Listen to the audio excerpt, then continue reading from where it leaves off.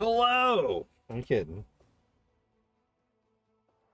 I was having issues with the tech problems. And I'm not done with them yet. But hello, how's everyone doing today? First off, why are you capturing my monitor and not just the game? I don't want you to be capturing my monitor right now. There we go. Okay, so you're not... Haha, you can't see what I'm doing anymore. Haha. Hello! Hello, Ricardo. Hello, Jello. How are you guys doing? How are you? How are you? Yeah, the music edit. Yeah, I'm still trying to figure out a way to correctly... Ah, goddamn claws! Jesus! Ugh. Ow. Ow. Fucking hell. Like right in the inner thigh.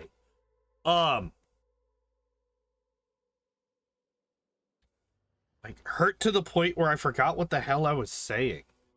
Oh, I need to do this because I forgot to do advertising. I'm gonna do that right quick. Saving Winterscale from himself. Exclamation point. Alright, so we have HTTPS, call it back, kick, dot. And then new chat font is very different, very Comic Sans. Yeah, I haven't really done a whole lot of customization on that. Clearly should have gone with Winnie's. Agreed, 100%. I'll fix that. I would like to embed.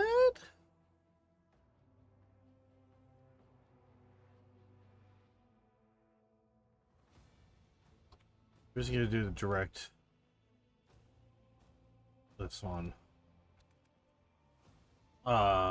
Please pull up the correct thing. Twitter. Why does Twitter hate me? There we go. Okay.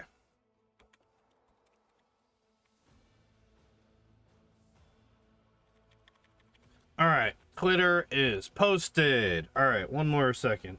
I apologize for the delay, but I forgot to do things.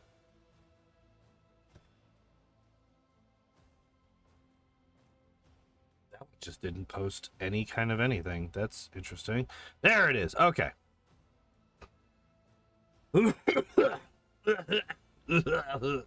Okay, so yes, to your, I don't even know how to change the timeline. Is this it?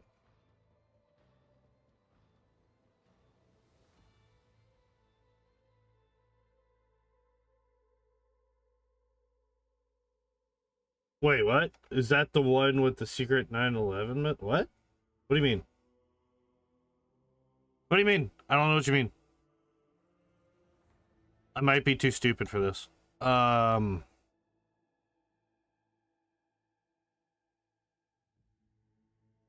fonts. I didn't know anything about that.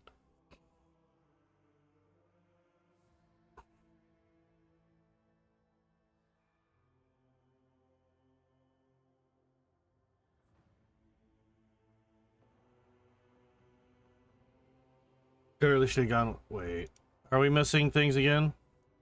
No, they should have gone with Windy. The only thing I know about Wingdings is that it has things. It's like basically impossible to tell anything about it. I've literally never used it, never looked at it, nothing like it. I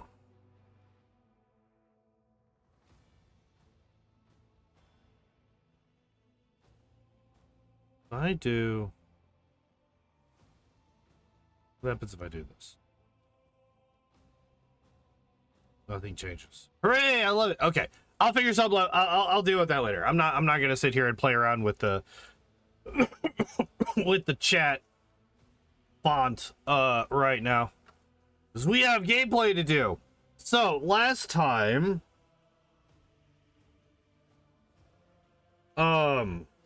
we did things, and then we got to the Lost Woods, and we got lost in the Lost Woods for a while, and now we have escaped the Lost Woods. But our we leveled up. I forgot we leveled up.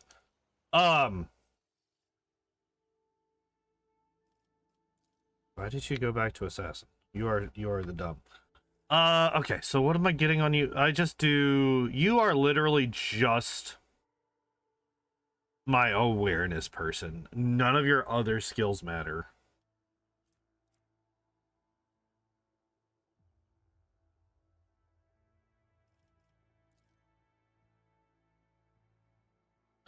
I guess I could start boosting persuasion because I keep getting persuasion checks that are only me.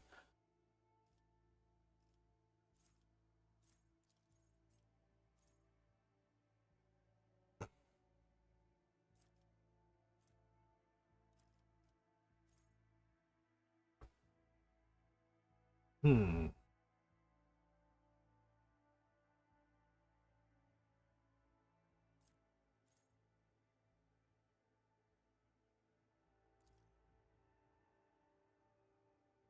Finally finished Tuesday's stream yesterday. For the Lorelei fight, I was thinking that maybe you do want to get growled a lot so that Aurora Beam deals more damage and you take less damage.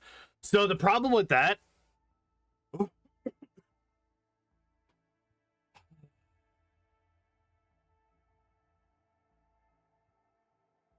Maybe. Oh, and it's doing that again. Okay, I need to figure... Okay, that's an issue. That's actually an issue that I don't want to just allow to keep happening, because I don't know why it is...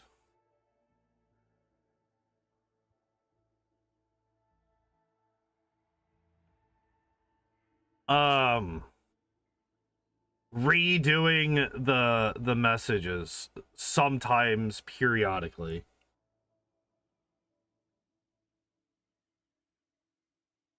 Still gonna fish for takedown crits anyway, so your attack doesn't matter that much. Yeah, but it's still not great. How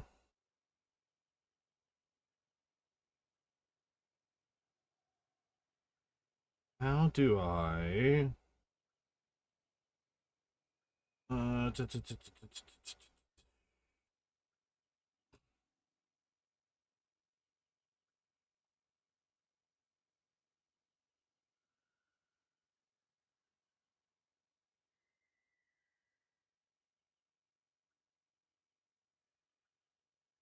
I might just set up a second reflection filter.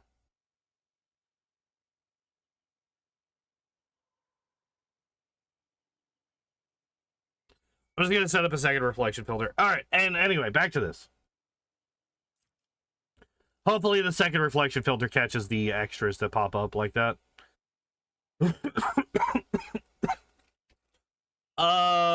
So doing an extra 16% damage is pretty good, right?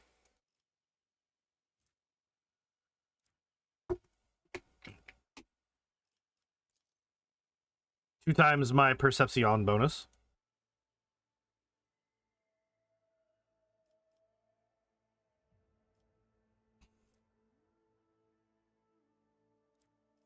Yeah. I think that's fine for him. You are athletics and carouse. That's right. You're also my carouse person. Ulfar's close, but not quite. And what do we want for you?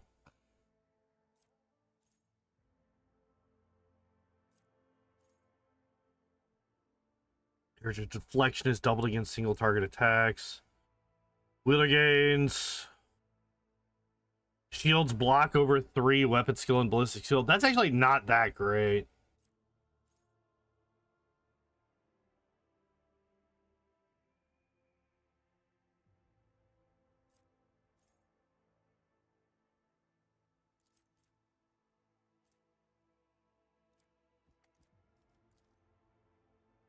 This is also not that great for him.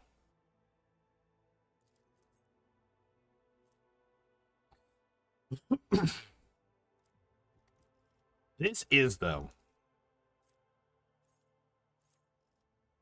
Was degraded defense? I think eventually I want... Well... These are exemplar talents. When do we get another... When's our exemplar talents? So the next one's here. And then we get one here. So I only get 2 more. I think I'm going to get rid of this one. I think we're going to get rid of this one for him. I think I can also get rid of lethal threat.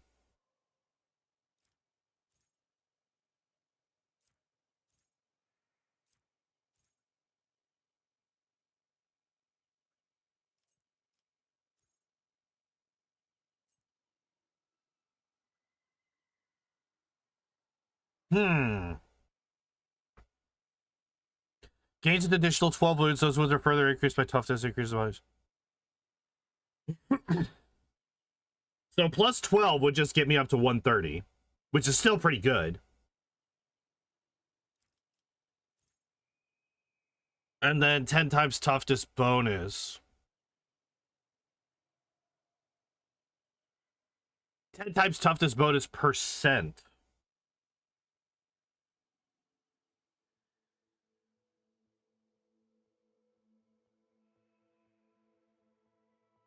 So is this equal? So does this mean that I get an extra 80% of 130? If I take this?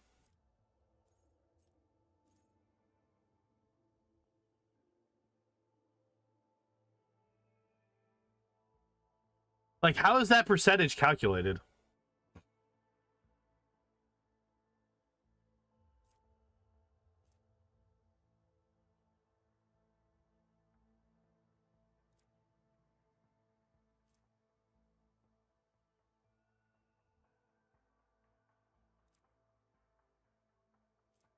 Wait, so but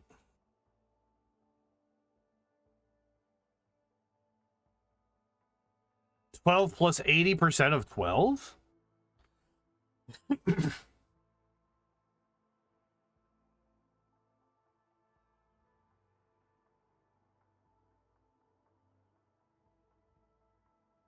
Oh, that's garbage then. All right, we can get rid of that too.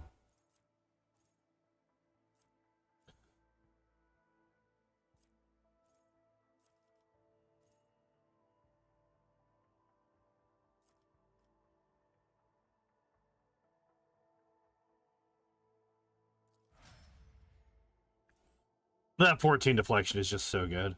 That's so crazy good. Oh my god. Okay, Jai, what are we doing with you? What did I take last time?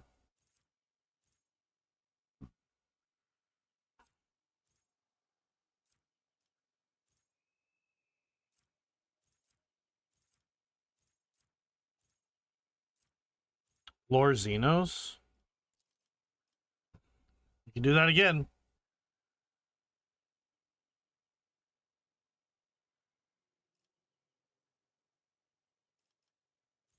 Oh, she only has 3. That's actually really good. Allies within 2 cells around the character deal 13% more and suffers 6% less damage as multiple characters have this talent. The effect does not stack.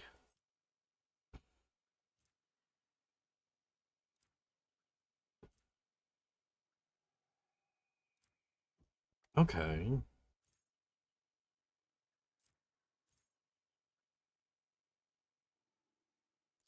Let's do Firebrand. Fuck it, right? Actually, yeah, that's actually really good. You are either Medicae or Demolition. We still have Demolition to pick up here, so we're gonna do that. Oh wait, I was doing Medicae first.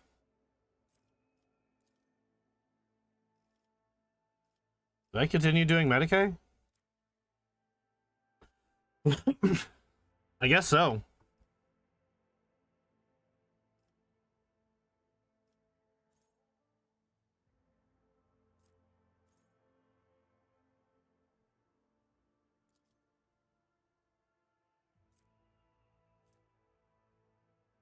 Strength.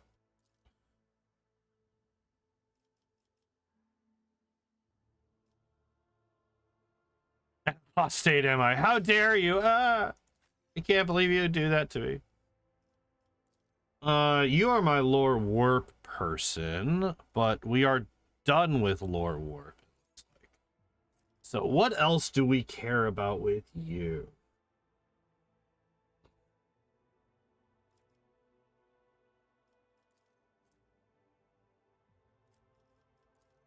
She could just be another awareness person.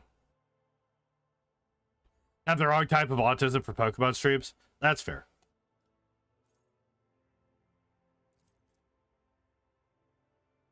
What the hell? Why is this on hers?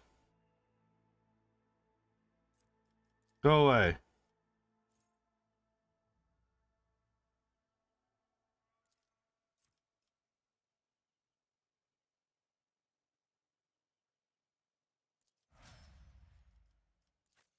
Yeah, I had to take a break. So I just sat there and tried to get Grok to calculate the exact odds of what I was trying to do for like 20 minutes, and then realized I also tried to get it to develop a strategy to beat Giovanni 3, and it just failed miserably. Wait, we have 110% armor on this, man. That's actually wild.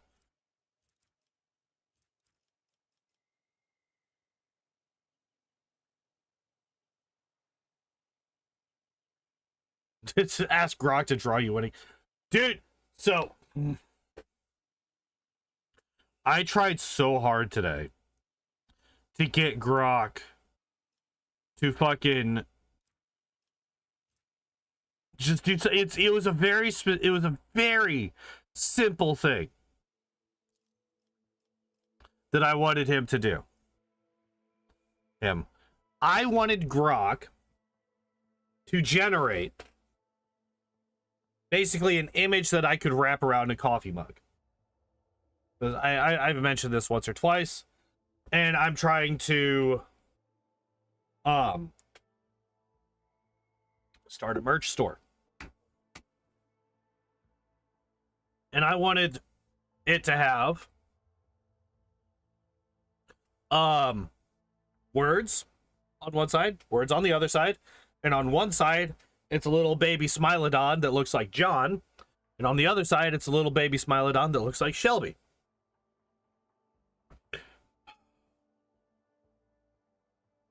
I capped out my image generation allotment for the day on Grok Imagine, just to try to get it to figure out how to remove Shelby's leg, right? Because, you know, Shelby's missing her front left leg.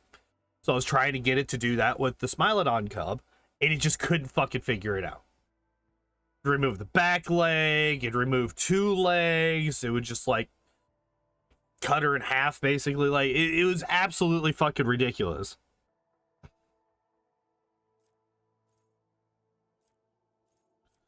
Yep,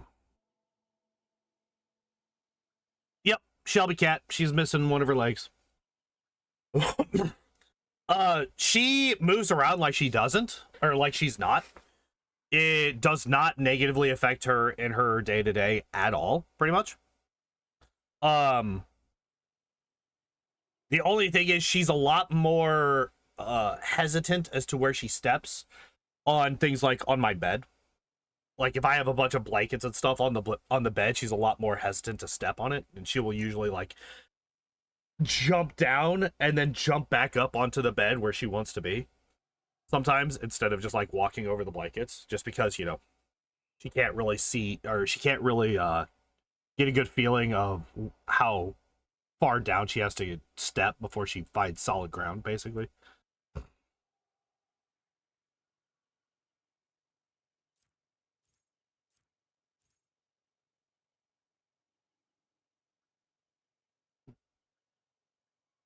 Ooh, wait.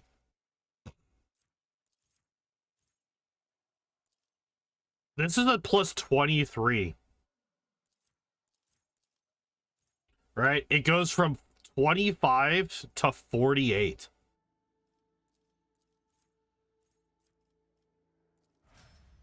No, I'm sorry. It was a plus 49. I apologize.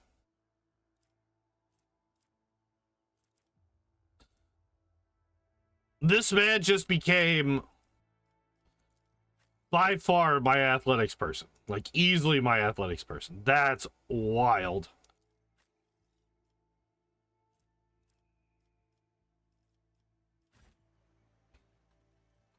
Well, anyway. Know your duty.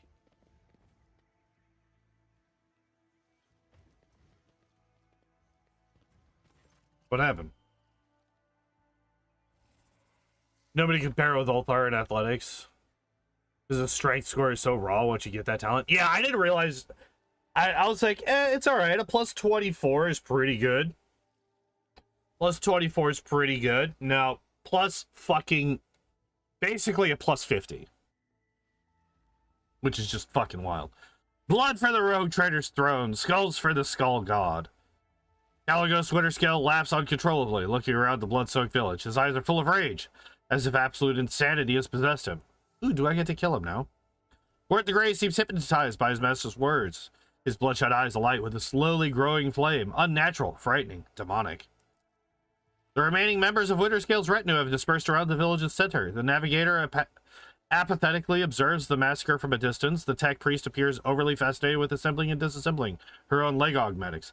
And the Slith mercenary is raising the village, wholly satisfied. Only Caligos' new psyker speaks with gods is nowhere to be seen.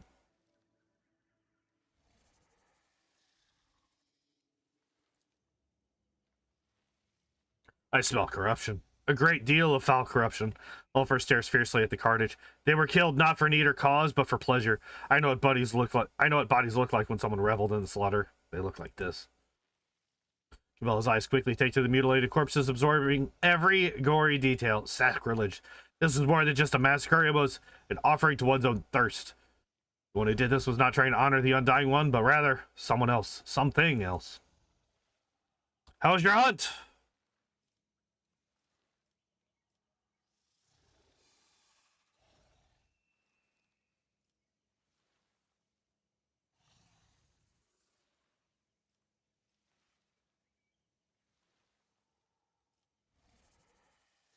For a while now, I've had my suspicions about the source of your remarkable strength. You have turned to the ruinous powers.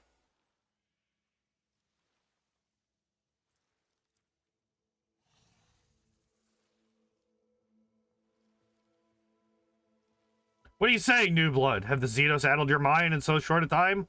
Did Theodora explain to you that in the Expanse, baseless accusations went out of style a good 100 years ago? I know that you killed your own seneschal. What nonsense are you spewing, New Blood? Drake died at the hands of the Xenos who attacked our camp at night.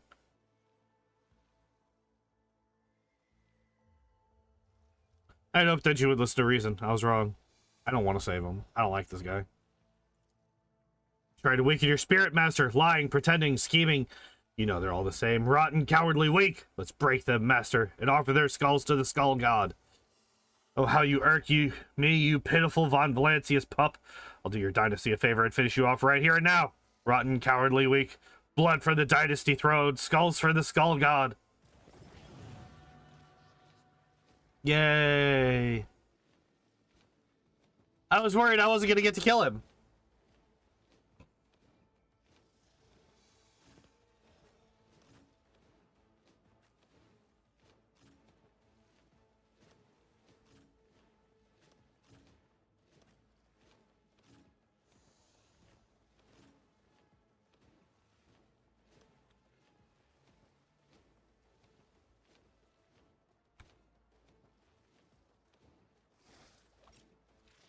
Yeah, this will work.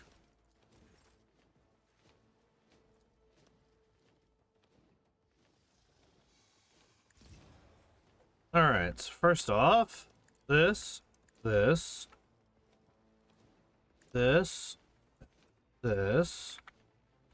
and then we do this, and this. Can I kill him if you redeem him? But Terry doesn't play that game. There's no forgiveness in him for the enemies of humanity. Exactly.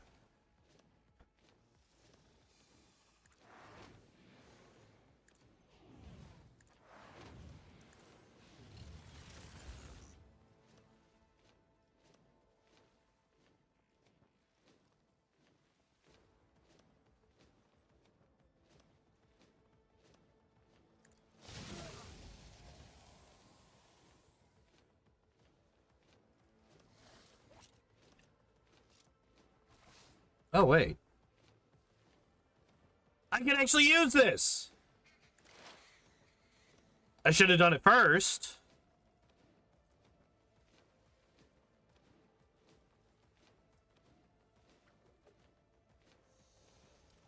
Because I just got 5 exploits, so I just got an extra 10% damage. But it is what it is.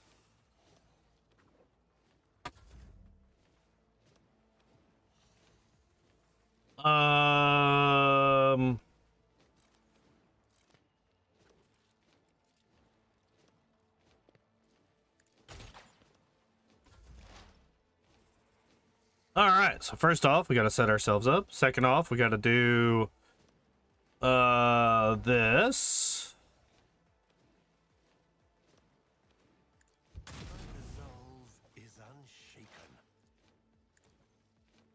If I do, what do these do again? Intimidation. Next non-area attack inflicts the intimidated effect. First target hit.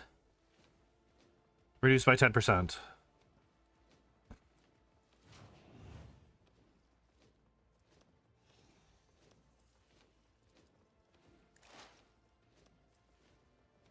All right.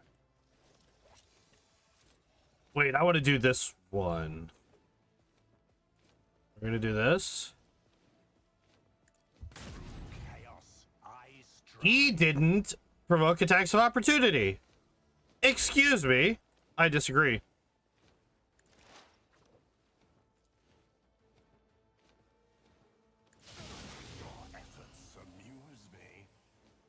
How much health? Oh, these guys have quite a bit of health, actually. Now that I'm looking at it. I probably should be focusing a bit more on this one, because... it's gonna be a bit rough here in a minute.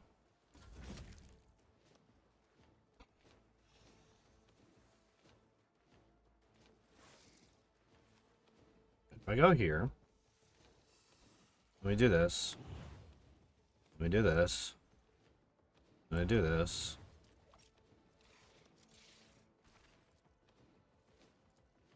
I did this.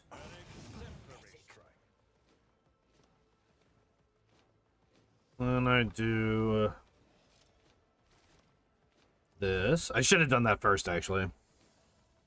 What's this do again? Oh, shit! I've been missing out on 22% damage and armor pen this whole fucking time.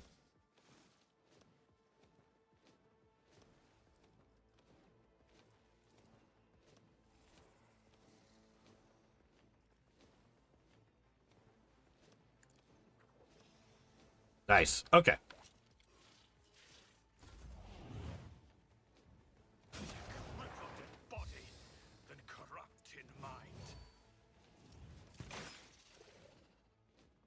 Okay. Interesting. Wait, why is he just able to hit every time?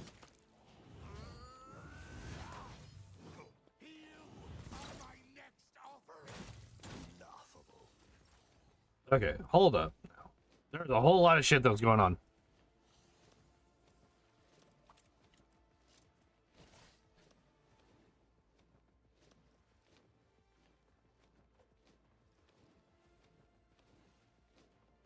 So what? Modifier base difficulty. Deflection is 3. What is going on now? So basically what's happening right now is so Winterscale just kind of vanished while the Xenos are like stealing suns and shit. And I was asked to check on him. I come in here and the people on his ship are like, hey, so he went down to this planet like a month ago and nobody's heard from him since. Could you help us out and go down and check on him? We come down here, we find him in the Lost Woods. He got lost in the woods for a month, and he's gone fucking crazy, and he slaughtered everybody here.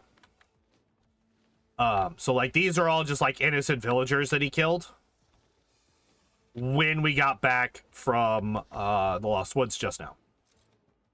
So yeah, not a great guy.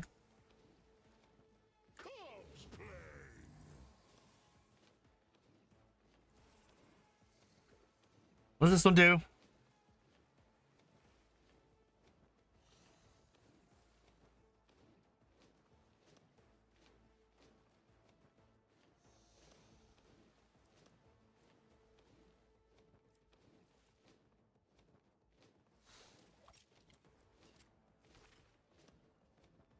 None can do this better than a warrior of the All-Father! No way I fucking missed.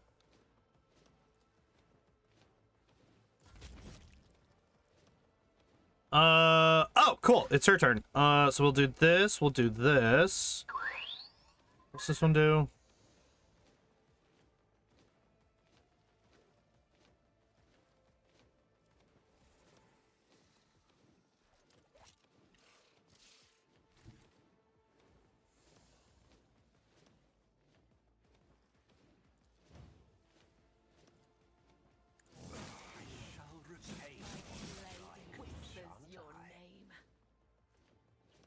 So he should have, like, yeah, I was about to say, he should have, like, no armor left. 21 deflection, though, is wild. That would be why she's doing, like, no damage to him. Yeah. Gotcha. Okay.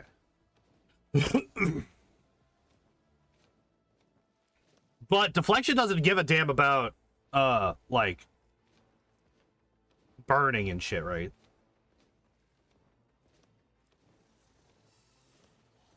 I can do this. Okay. Unfortunate, but... And then do that. He suffers an extra thing of all of those things. Deflection still reduces burning. Really? What about bleeding? I feel like it doesn't deflect bleeding, right?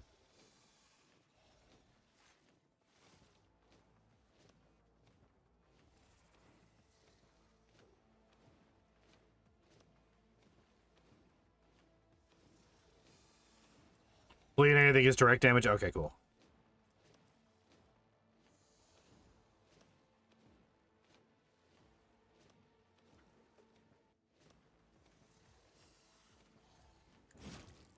Should have done that first, actually.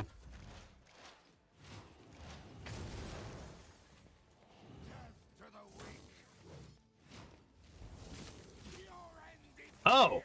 Alfar went down. That's terrifying. Okay, so first off, we're gonna heal.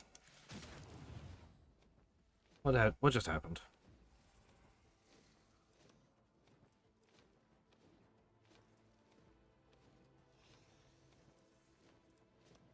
Okay, that's fine. How many will this hit? It'll hit. Okay. My resolve is unshaken. Die on me. What do you mean I just killed my own bird?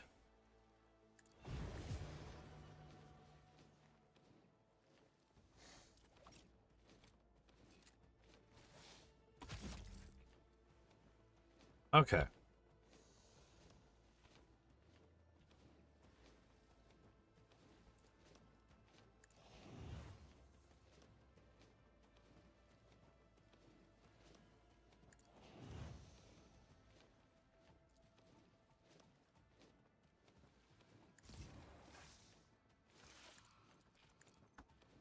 You've got a problem, I've got a prize. All that. MVP of the enemy team. I mean, like, but here's the thing, though. She's damn near killed Caligos. Yo, and Wharton takes an extra 69% damage. Very, very nice. Awesome. Love to see it.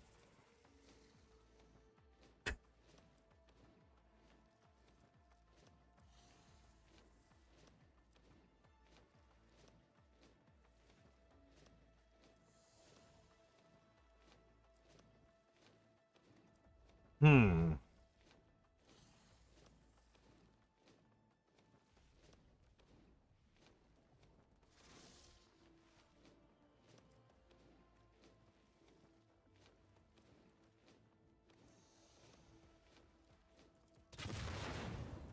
Nice.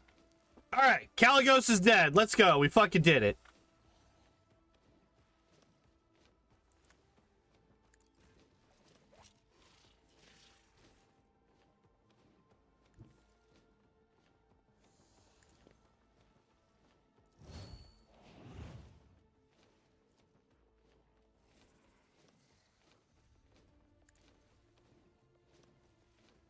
Really? It didn't hit these guys? That's unfortunate. What does it do again? Oh, it's a shield bash. I can just hit him.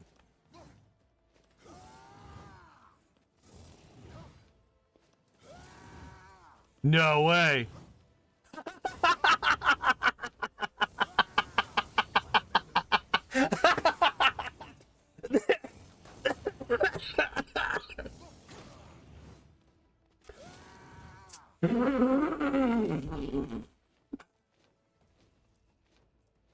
We got him into an infinite loop. They were in an infinite loop. Oh shit, that's funny.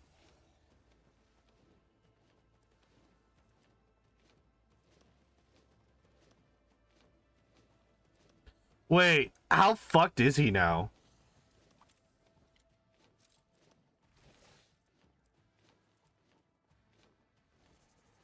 Oh no, he just got the one. Okay. That's so funny. That's so funny. It's just going back and forth for fucking ever.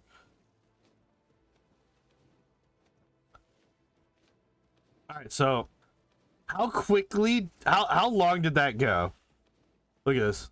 Okay.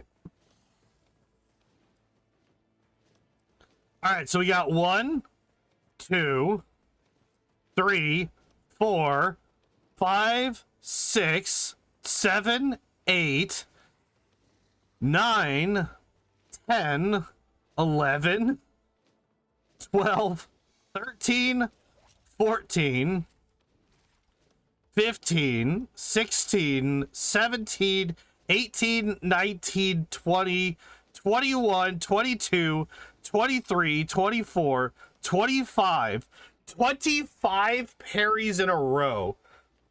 Parries or blocks. I don't get what happened there. So each of these guys has an ability where whenever they parry or block an attack, they will automatically counter.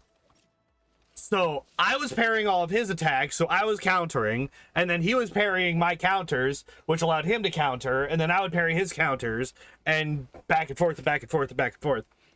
That was so funny.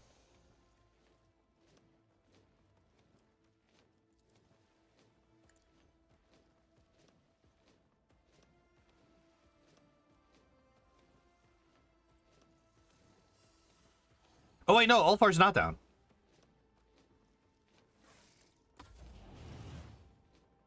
He's got 26%. He's got 26 health. Wait, what's happening here?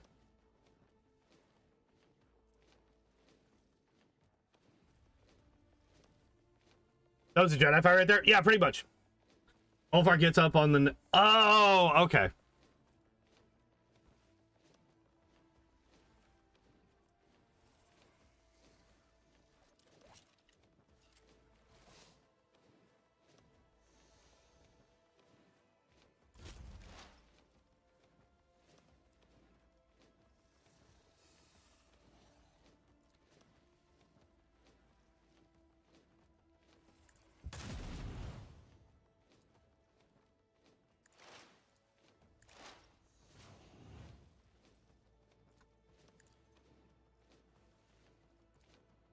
I almost did. I do this all the time. I will do my dismantling attack when I'm out of ammo.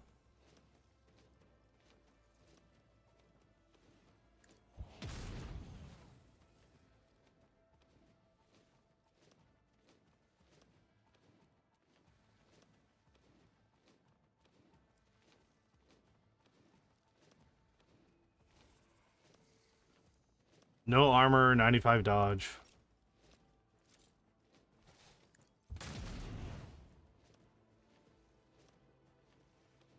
How much extra damage is he taking?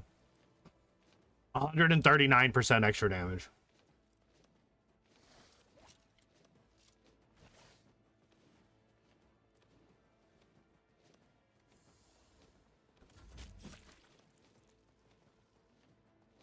All right, so we're gonna do this. We're gonna do this. I will do my duty.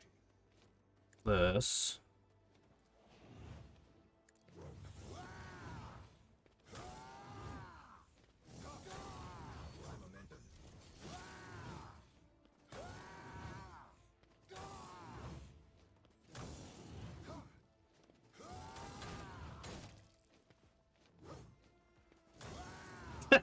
Here we go. Here we go.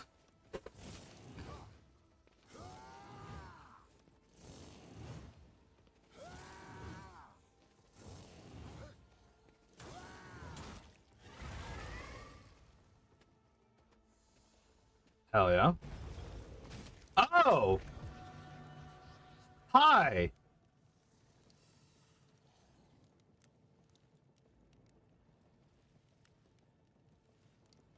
This was not something I was expecting.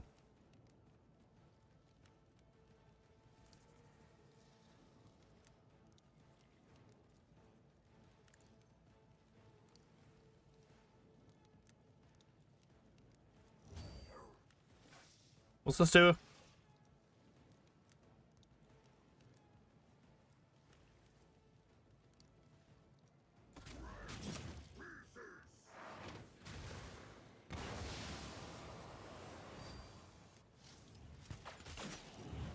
Oh, this motherfucker. Wait.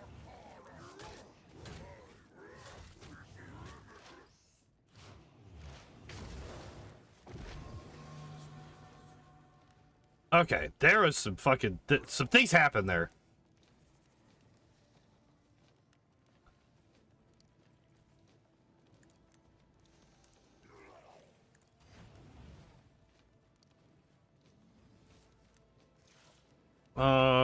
I'm gonna do this so that Mr. Cassini dies.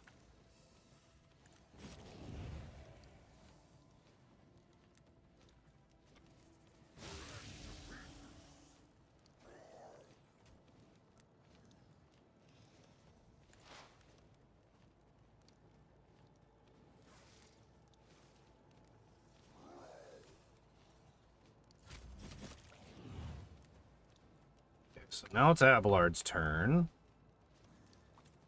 Oh, we're gonna do this. We're gonna do this. We're gonna do this. Do this. This.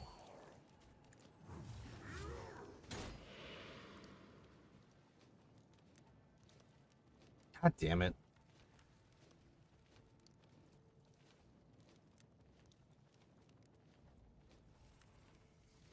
I keep forgetting to fucking swap. Victory is imminent.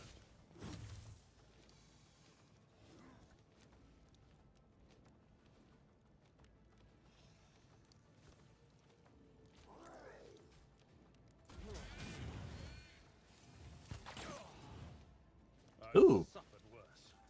He was actually able... What? Oh, that's bad. Another voice to join my choir. Wait, why was he just killing... Wait, he killed the fucking demon. Why did he kill the demon?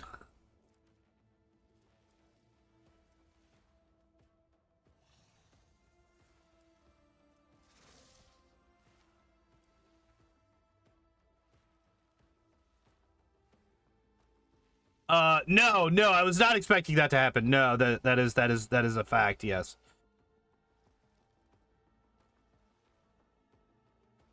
It was... No, he attacked him multiple times. Like, he shot him like 3 times. Yeah, see? And it didn't hit anybody else.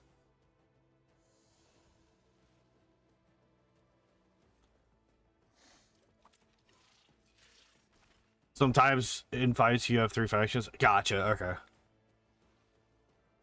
Okay, well, we're gonna do this.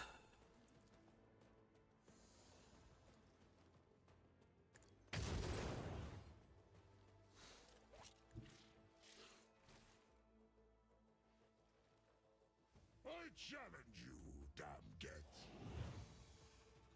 You motherfucker.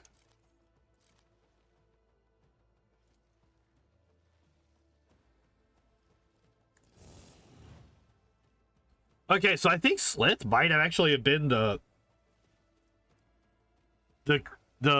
most dangerous person.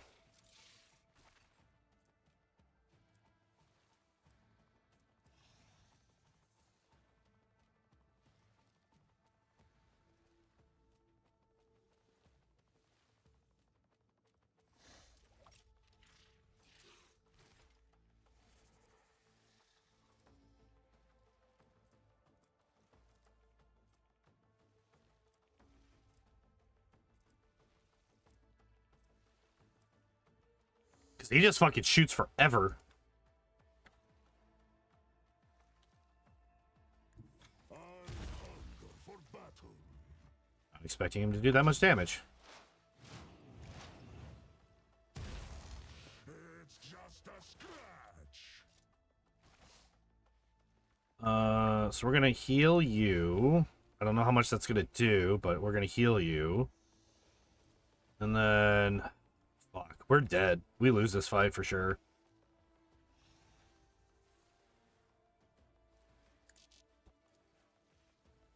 Do this.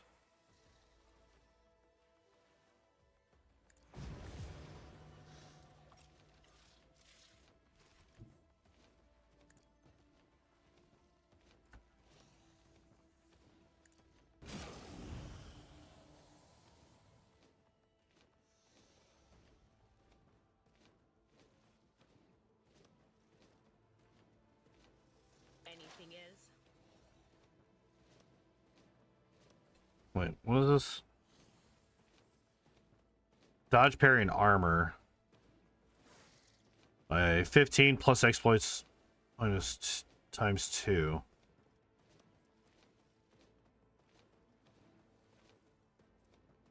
I have. I actually lost a fight last week. I actually lost a fight last week.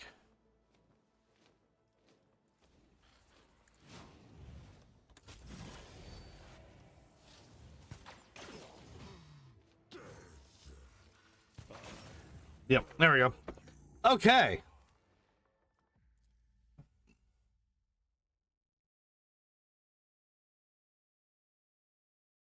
Yeah, I picked a fight with the fucking Harlequin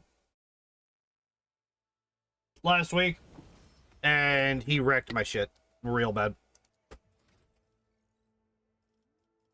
So I'm gonna make a save after I get these done. What was I gonna do? I was doing your persuasion and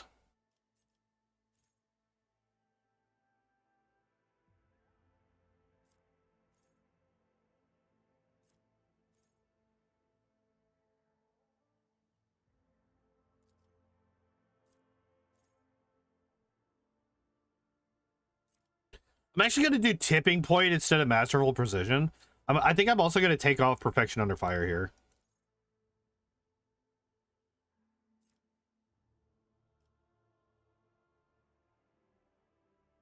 The redeem Caligos route is exposing that it's being manipulated by Wharton. I can see that. However, he's kind of a dick. What was I doing? Carouse. And I think I took invincibility on you. Oh wait, I was clearing out a bunch of his shit, right? So I was getting rid of this. Getting rid of this, getting rid of this, getting rid of this. I have 2 more and there's 3 here, so I can make that choice later. This was... She was Lord Xenos, right? Yeah. Lord Xenos and then Firebrand is what I took for her. Cabela was Medicae. And...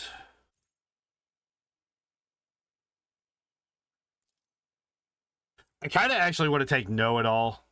I think I took Destroyer last time. But I think I want to do... Destroyer's really good, though. It just, like, absolutely fucking shreds armor with her.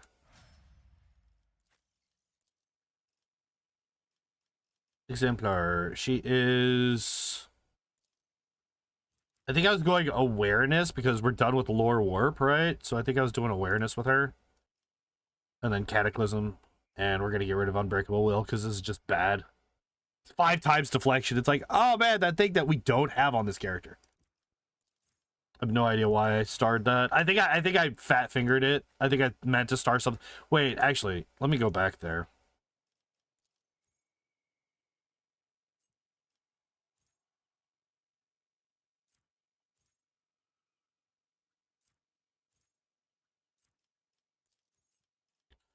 So it was... Oh, fuck. What was it called?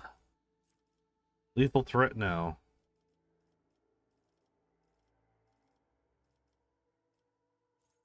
Unbreakable Will. Okay.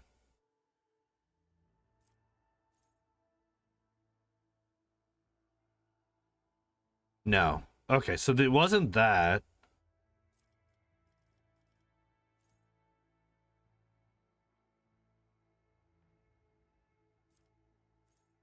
Wait, what?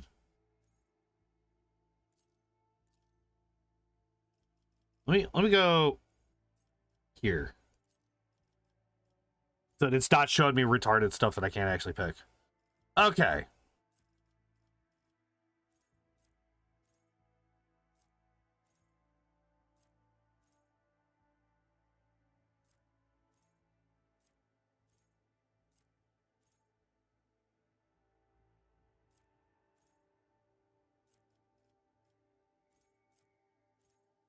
Steel Shell would actually be really good for Abelard. And then you was Carouse, right? Because I've already maxed out your athletics. And then we picked peak condition with him. I think all of that is still correct. I think the problem that I had was I think the issue was my I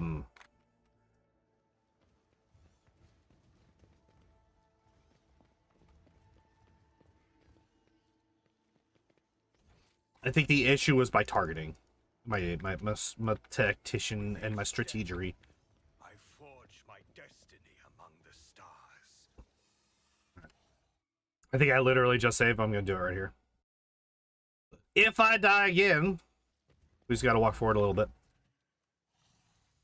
Stuff and things, and oh my god, he does all of these. Oh my god, he did a thing. As best secure as you're doing, is it not?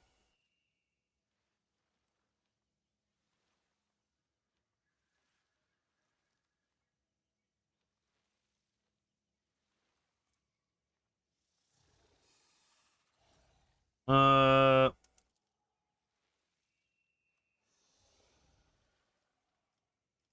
that you killed your own seneschal.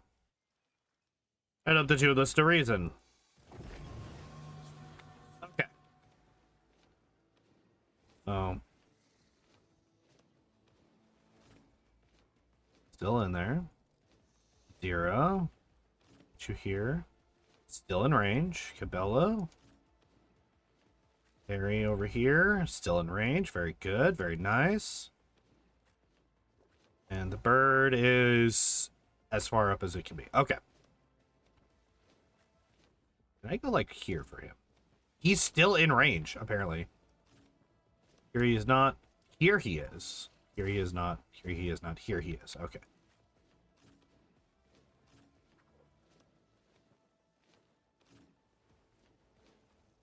Is he still? He is still in range. She would have to be here to be in range. Okay.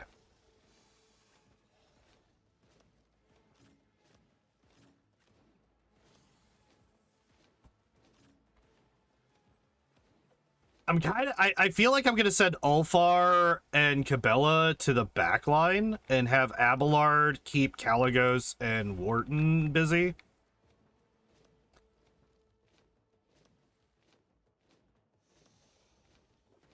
And then have, like, Terry and Adira focusing down Trevor first, I think. Because if I could get Slith, if I could get him trapped between Ulfar and Abelard, or Ulfar and Cabela, I should say, where every time he takes a shot, he's getting fucking smacked around. I think that's gonna go a lot better for us. So actually, no, because because we need these guys. Yeah, we're good. Yeah.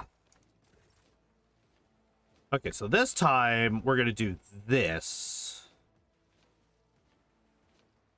I think.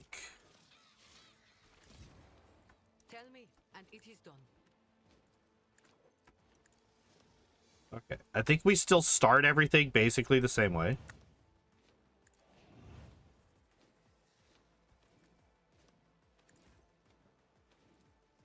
All right.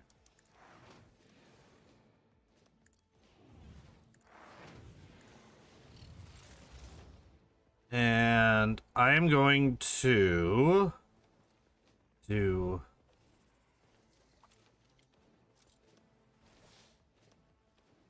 this. And then I will do this.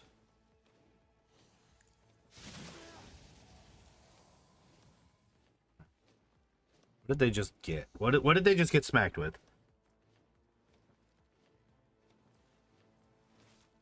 Okay.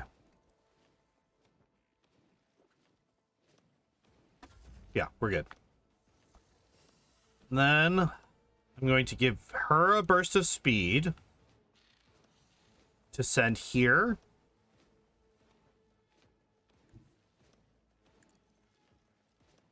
Oh, wait. Oh, she doesn't. Oh, even okay. So even though this doesn't have an AP cost, I still can't do it. That's unfortunate. I was going to jump her over here. Hopefully, no, she does not. Damn, that sucks a lot, actually. Okay, so Terry, we're going to do this. We're going to do 29%. Damn.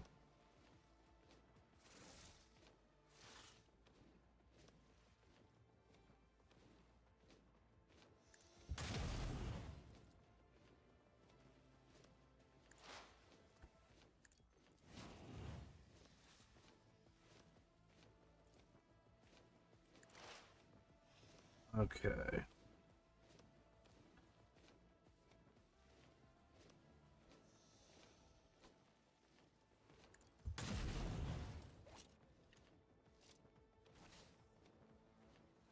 Wait, should I? Actually, that was a bad idea.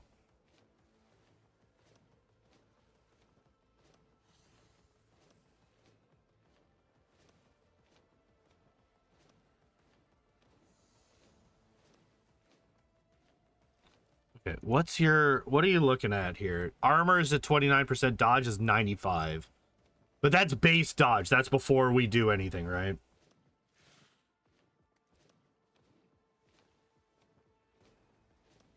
I could give Cabela... Okay, I could give Cabela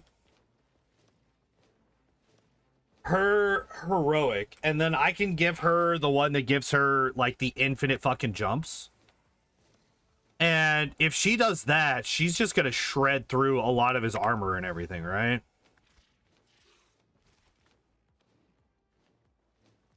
I think giving Idira hers in this fight is not really that big of a deal.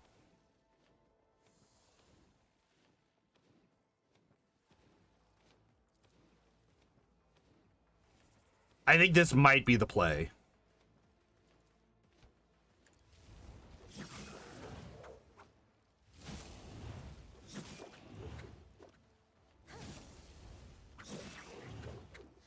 Because she might actually just kill him here. Let's go!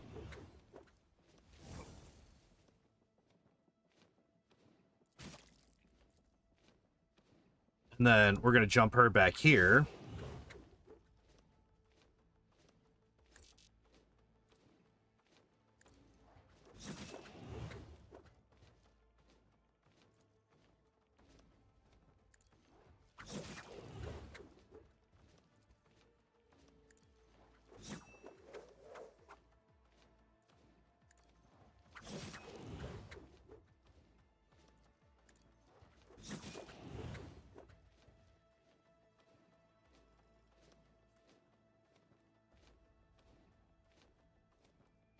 How many? 15? Okay.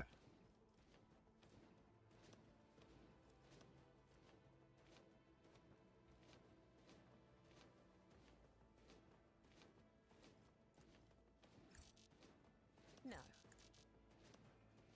What?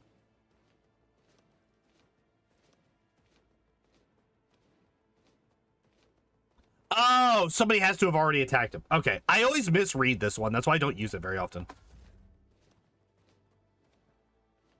Okay.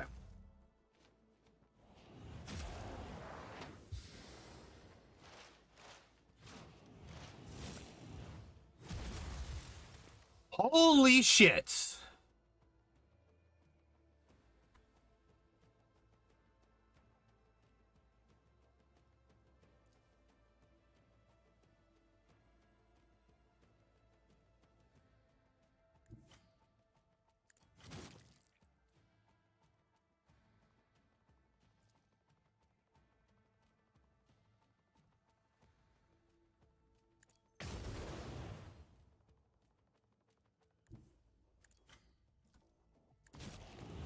Bloody throne.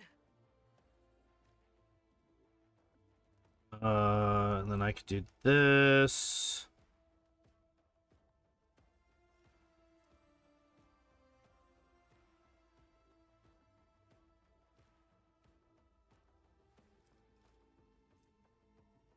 Oh shit. Whose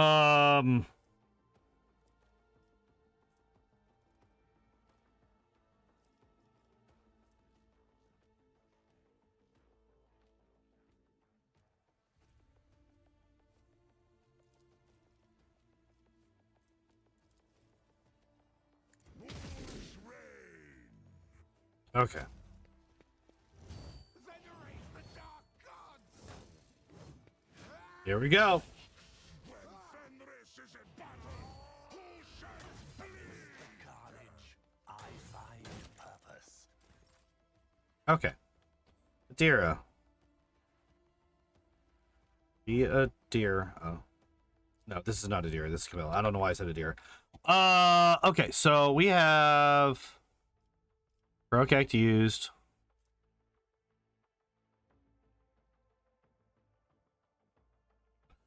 Plus agi bonus additional damage. That's actually really good for us.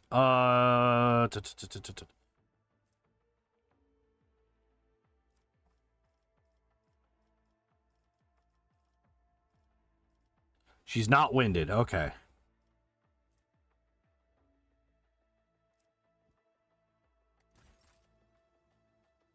She also doesn't have this. Which I'm actually kind of surprised.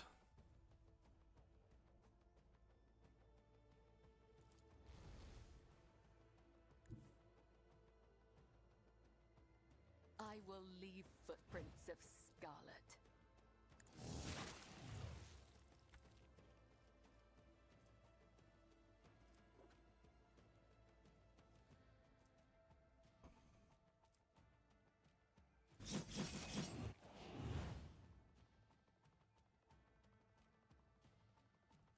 What's your dodge chance? 95? What is the actual dodge chance here? 40%.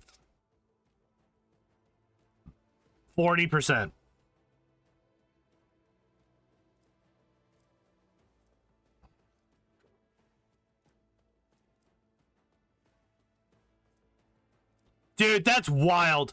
It's a 43% dodge 3 times in a row. Okay, game. All right, I see how you're playing this.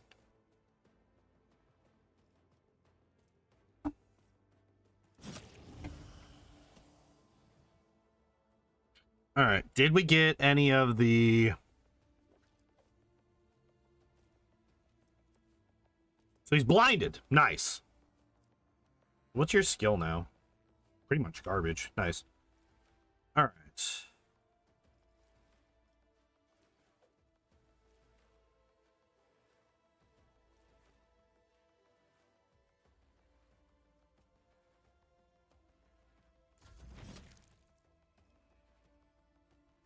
All right, so we're going to do this. We're going to do...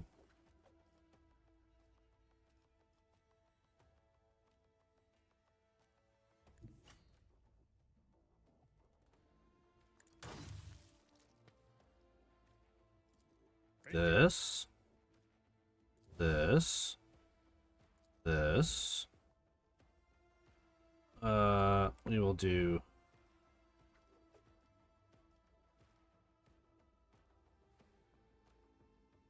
this.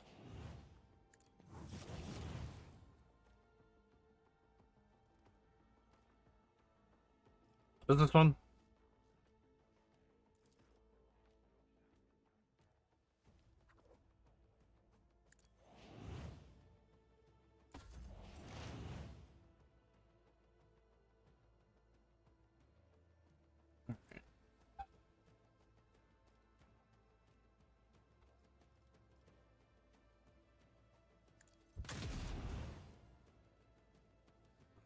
We want to do this, this, this, that.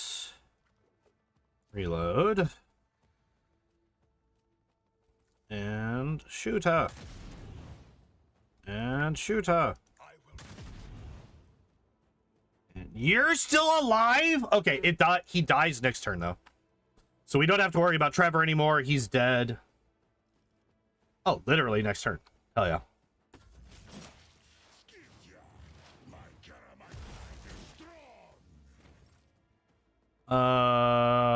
Okay, so you have 189 health left.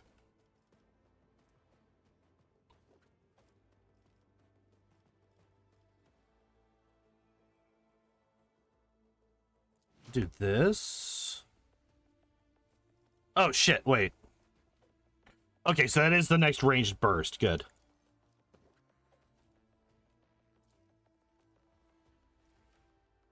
So shall it be.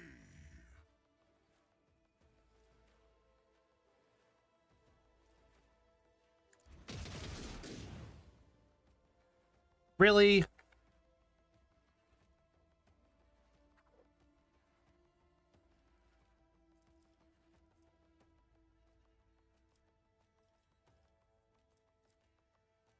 Well, we actually got to move Ulfar back a bit. Oh shit, that was stupid. Oh, here we go. Here we go. Oh shit. No, he actually got him down. Oh, this is bad.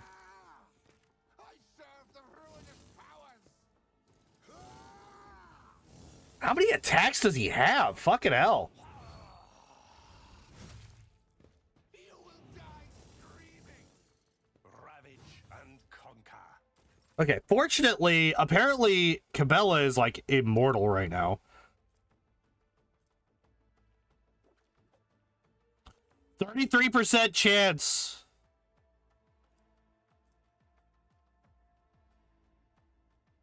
To dodge. And she's fucking landing it. That's wild. Alright, so we're gonna do this. We're gonna do this. We're gonna do this.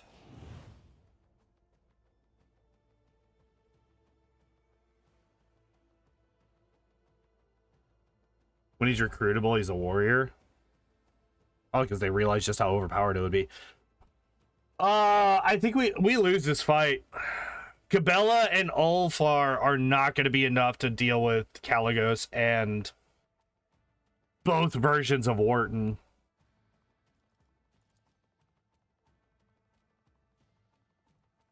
Let's do this.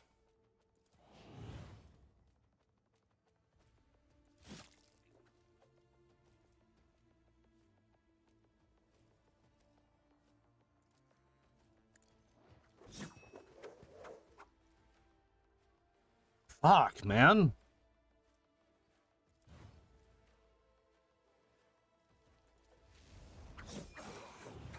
Pathetic. Says he's an axe berserker. That's true.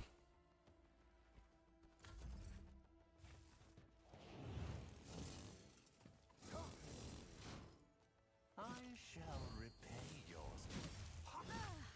Yep, there it is. I serve in death.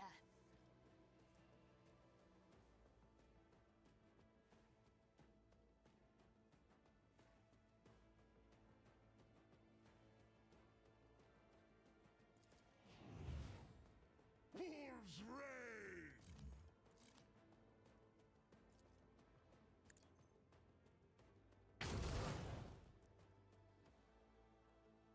reign. Um.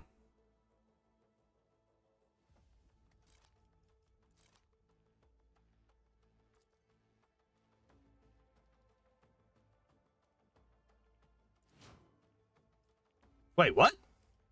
Hold up. These attacks are supposed to be...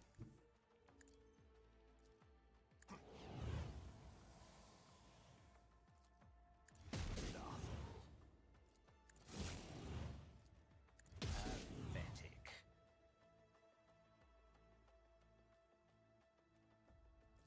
Nothing do this better than I shall repay your... the Blessed One won't fall.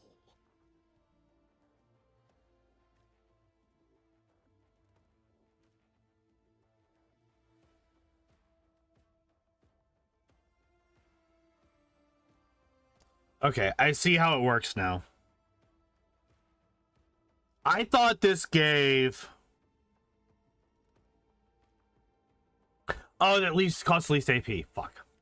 Death to non-believers. This is not the end. Really?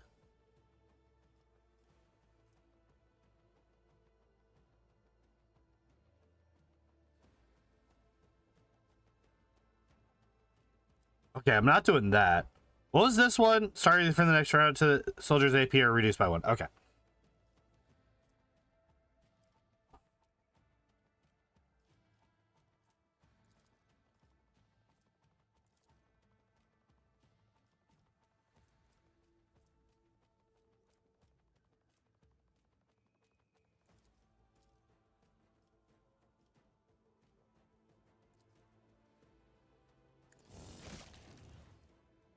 Okay.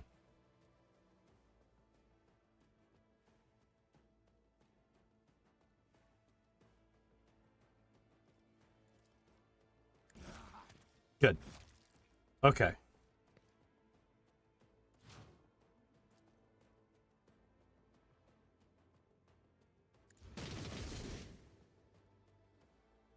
Ulfar's actually not doing too bad here. You are my next offering.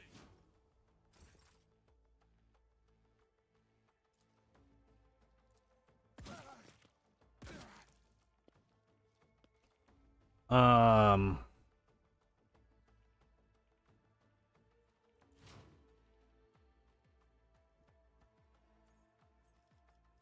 This is... Okay, so yeah, this is a minimum of 1. So we're gonna swap.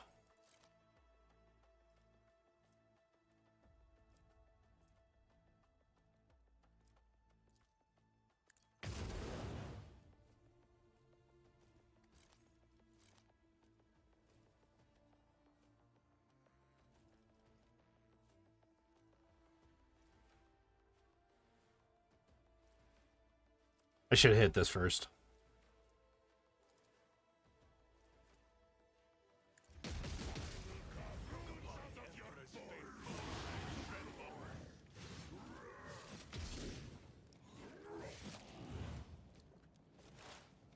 Okay. Oh, good. I'm glad that I have that. That's so cool. Why do I have no dodge or parry for this? What the fuck? Wait. Oh, shit! I have people again. Actions will speak louder than words. Hello, Philemon. So who's alive? Abelard went back down. Okay, so we killed Abelard again. That's unfortunate. Because I guess it's counted as like 74 armor. Okay. I want to do this. This. And I'm just trying to hit him right now. Okay, cool. Who do I give? I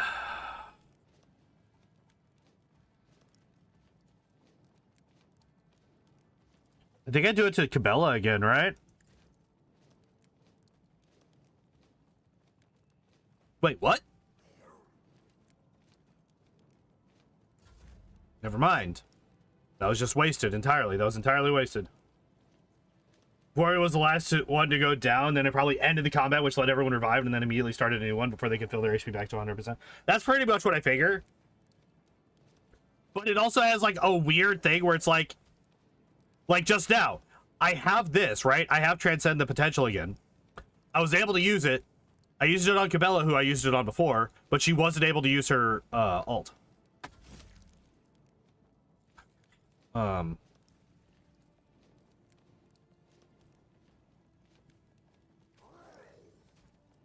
So we're gonna do this. We're gonna do this. I'm gonna do this. We're gonna do this. Nice.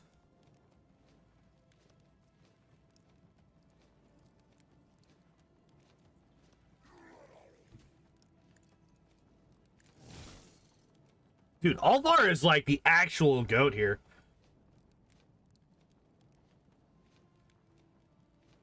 Happens is clearly not intended. Yeah. For sure.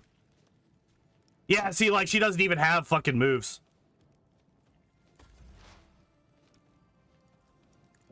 Die. Was that you? What? Or Wait, what? Are you immune to fire?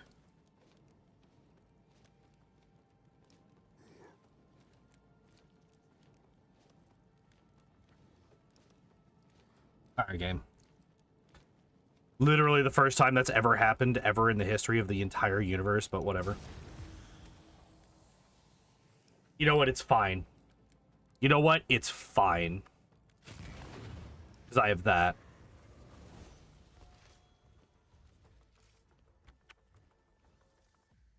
Ladies and gentlemen,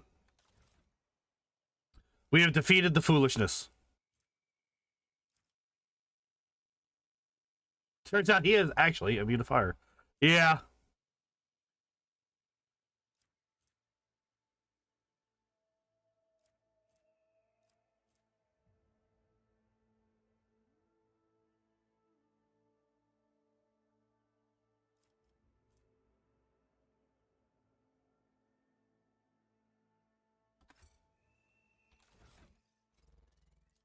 Okay, well then.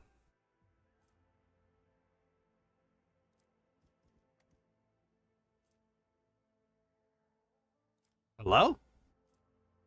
Oh. Oh, this is it's literally the exact same.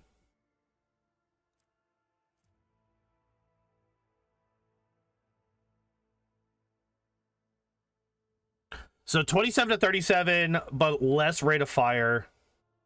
Less ammo because of the lower rate of fire. Higher range. Using the rapid fire ability increases this weapon's rate of fire by 17. I think that is actually better. We're going to swap this. Hooray! We got a new thing for him.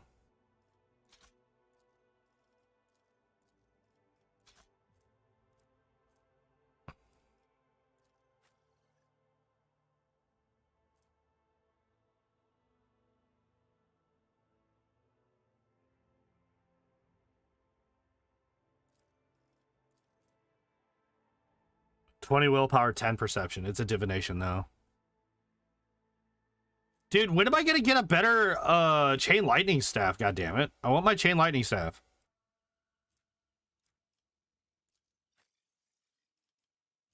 What is this? Harbinger of oh, wait. Let me check this on you. Right. Wait, what? Oh, you have to be a heretical follower for this? Okay, well, that's unfortunate as fuck. So that means that nobody can use this. We're just gonna add that to cargo.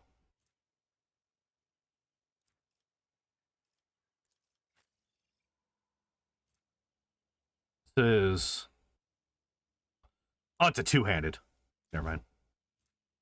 Bleeder Splinter Pistol. What do we got here?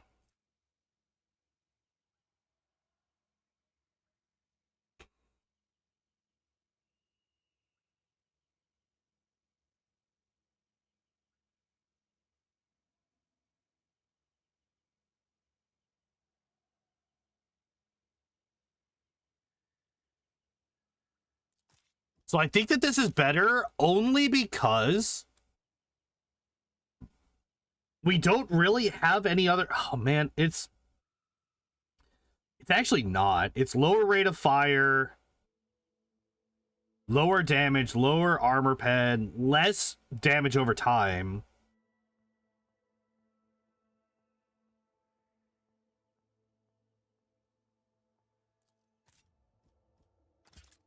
I was thinking maybe it would be better because it's a bleeding effect instead of a toxin effect. All right, what do we got? Elite Chainsword. Wait, this is literally just an Elite Chainsword.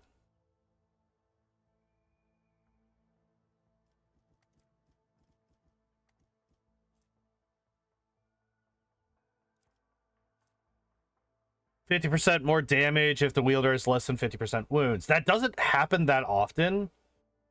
And apparently when he goes down, like when he starts taking damage, he just dies.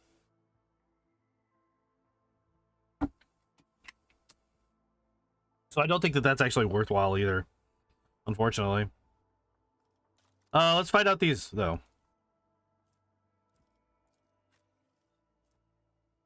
Forms of melee attack. The base damage is increased by 2 for each target affected by it. Could be good. Plus 10% armor and immunity to all... Oh, the immunity to crits is, like, huge, though. Like, insanely strong. Plus 5 bonus to weapon skill. It also grants any equipped melee weapons plus 5% armor den or penetration and 2 damage.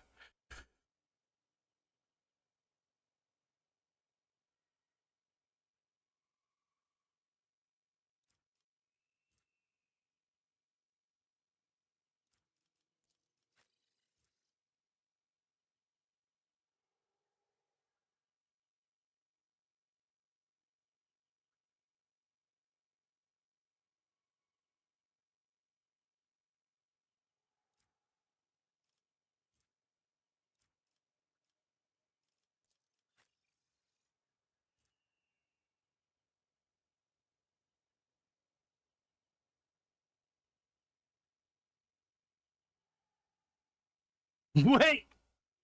Wait, do we just double knuckle guard him? Because I don't really use stalwart defense that often. Right? That's the yeah. I actually almost never use it. So I'm gonna double knuckle guard. Fuck it, why not, right?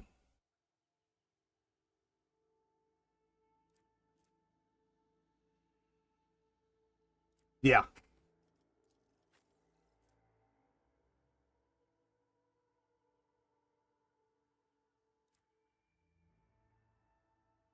Nice. All right. Well, now that we immediately leveled up again. Yo. Plus 1 AP. Hell yeah. Operative attacks target affected by an exploit from a distance 7 cells or farther. That attack deals 15%. So I think this decreases, right? 15 minus perception bonus. Yeah. Operative's perception bonus is 10 or higher. Gain plus 1 AP and ignore enemy's deflection. Man, I need some way to get another 20 fucking perception. Wait. How much does she give? Wait, we level up twice?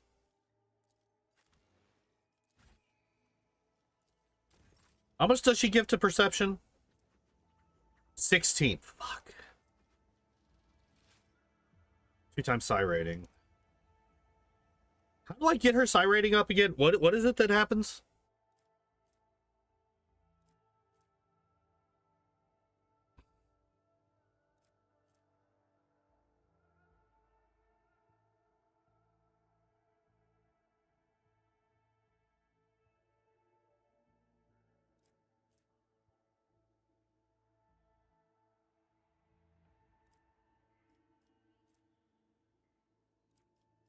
Should have been the gloves, but you might have swapped them out. Maybe.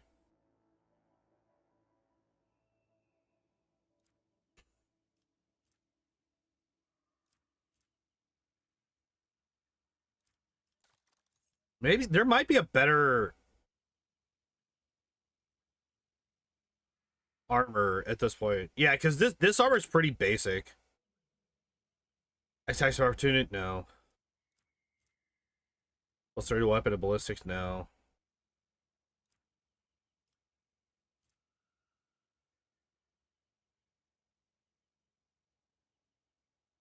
Any incoming damage from weapon attacks grants the wearer 10% armor for the next round. 10% armor, the wearer's strength, no.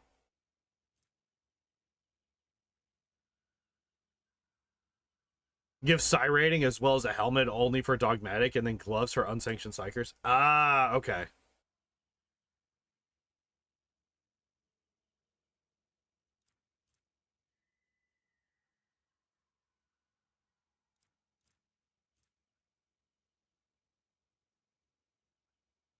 Plus 10% dodge if the wearer is not in cover. Plus 20% dodge against enemies with perception lower than that of the wearer. Perception isn't terrible, but I feel like in unfair, which we are in unfair now, we gotta remember that. I feel like in unfair, we're going to not be doing too well with that, right? The wearer suffers a trauma in combat. If they have more than 0 wounds, they immediately regain 7. Weapon skill is more than 55, which it is not. That's just, let's just add that. Here, let's always add that to cargo, actually. Also, just type psi in the search box at the bottom. Oh, fuck! There is a search box.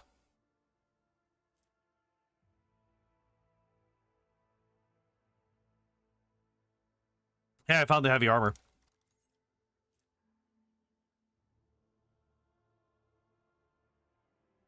On their first non-extra turn in combat, the wearer gains a number of additional attacks equal to their psi rating. This could be really good.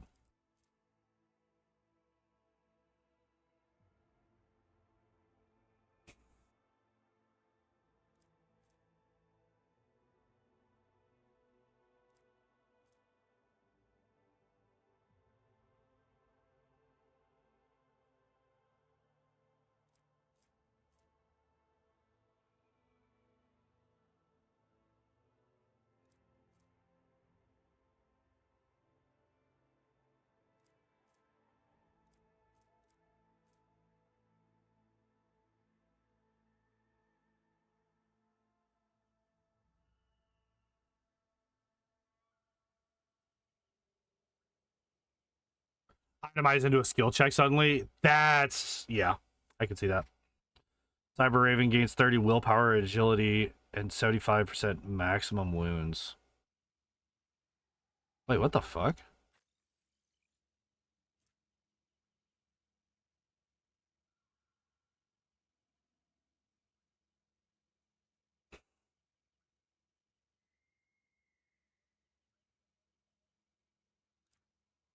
Interesting. Add to cargo.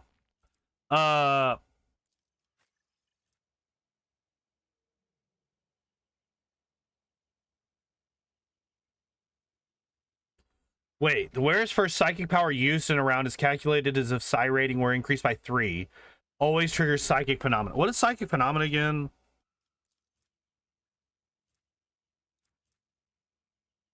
More disconcerting than dangerous, including in treating it to psychic sanctions. Chances that sanctioned psychers will cause psychic phenomena are halved, while unsanctioned psychers instead have increased chances and +1 to their psi rating.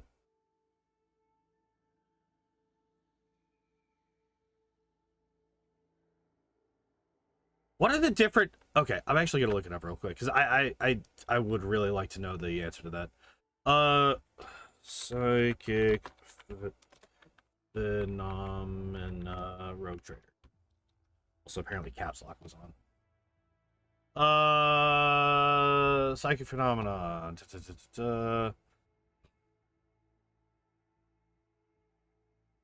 Wait, this is just like basic Warhammer. This is not rogue trader.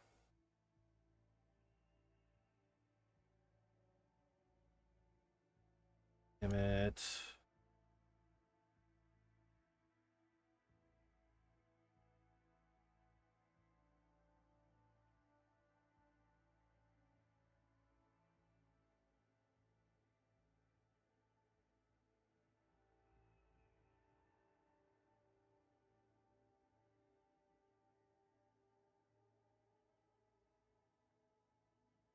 This to occur anytime a psyker uses a psychic ability. When these occur, they will reduce the momentum of your party, making it more difficult to trigger heroic actions, launching you closer to desperate measures. Psychic phenomena can come in many different forms, but their overall effect is always the same. They can be avoided by not using psychic abilities when veiled degradation is high, or through certain talents like stabilizing factor. Motherfucker, tell me what they do. Like, I know basically what they do. But like, I would like to know what the different effects, like, because I know that like one of them knocks your characters over, one of them, you know, blah blah blah blah blah. Like they usually do a slight amount of damage.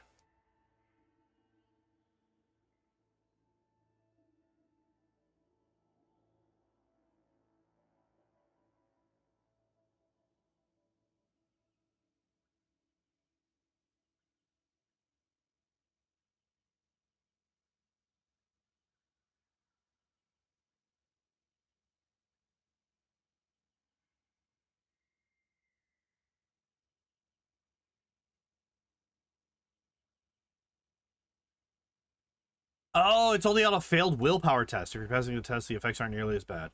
Only major powers can trigger perils. Sometimes RNG. There is not a visible list of phenomena anywhere in the game. Don't know if the wiki's ever compiled one either. Nope, not even a little bit. Thank you, Kitten, for damn near knocking something over with your tail. I need you to figure your life out, kitty cat. Yeah, it looks like there isn't a. There's like not a thing.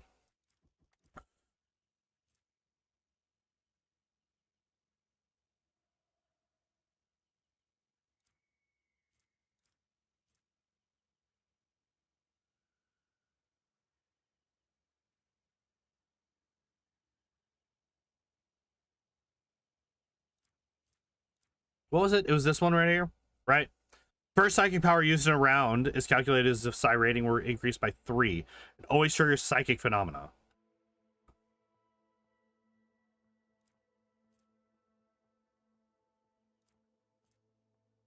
Okay, if I wait, which one's the one that gives the +5 to? Okay, so if I switch this and this, right?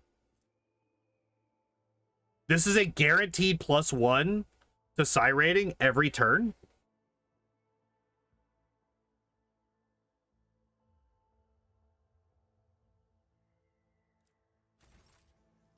And if I look at this now, 16, 4 plus 2 times psi rating. So the first thing would be 4 plus 18.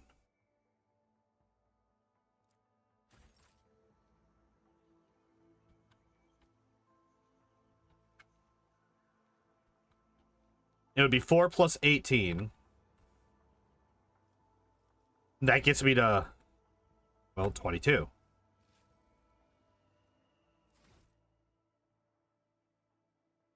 Right, yeah, right now it's 4 plus 6, or 4 plus 12, which is the 16. Yeah. Scale up as she gains psi rating without the need to recast it. Oh, really? Wait, it's retroactive? That's actually crazy good. I didn't know that.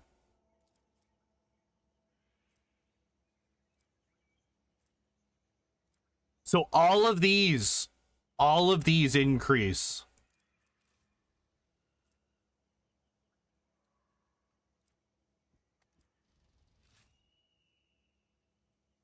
Buff skills on. I mean, we could try it on the next fight, right? 4 times psych, 10 plus 4 times psych rating is crazy. Okay, so that actually, okay, so let's go back here, all right?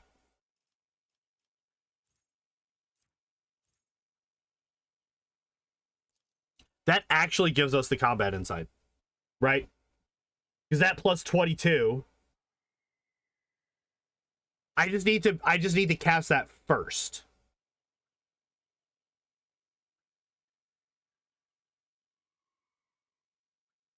I just need to cast that first. I cast that first. That gets his perception over 100. Perception bonus is now 10 or higher. That I now have what +1 AP, and I ignore my enemy's deflection. The ignoring the deflection is the biggest part, I think. What was I getting with him? Persuasion, that's right.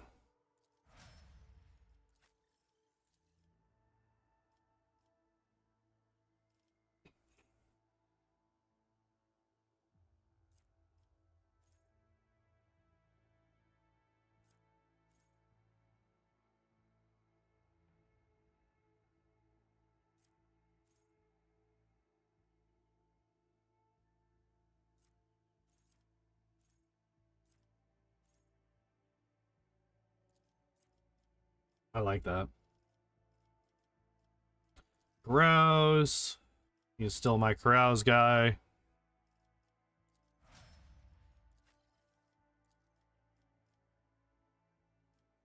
Really? Okay, so we need to figure something out here.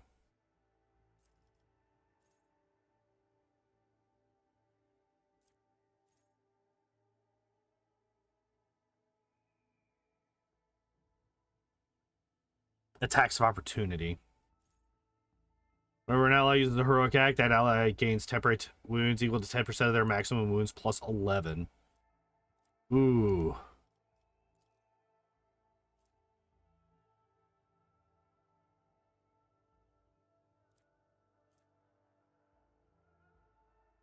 Hmm. Another level up? Yeah. One fight in and we got another level up.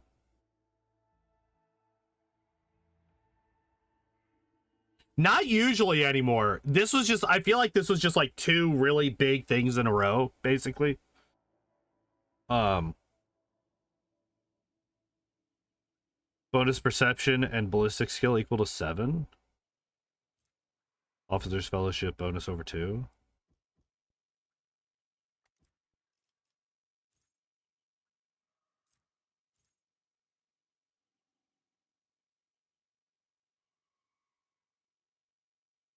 Oh, it's whenever the officer uses an ability on an ally.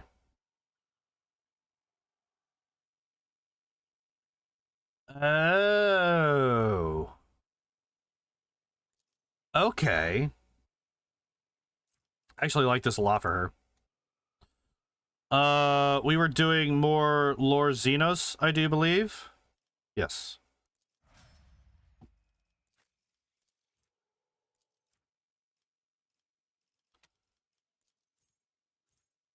It's healed for the first time in a round. They're healed for an additional toughness bonus wounds and gain 10 toughness till the end of combat stacks. Yeah, we're gonna do that.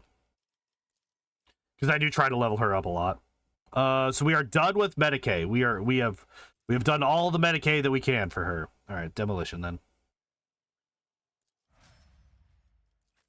Idara. All right, what are we getting?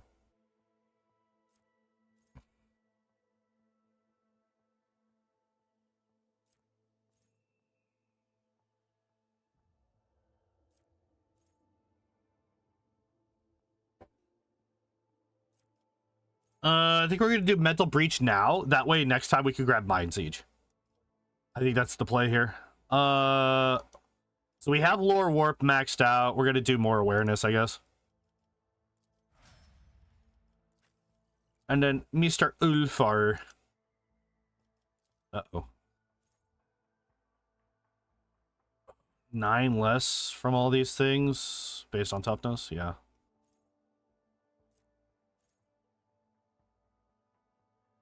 10% chance to crit with axes, hammers, and las weapons, which is... No, I can't give him the fucking axe.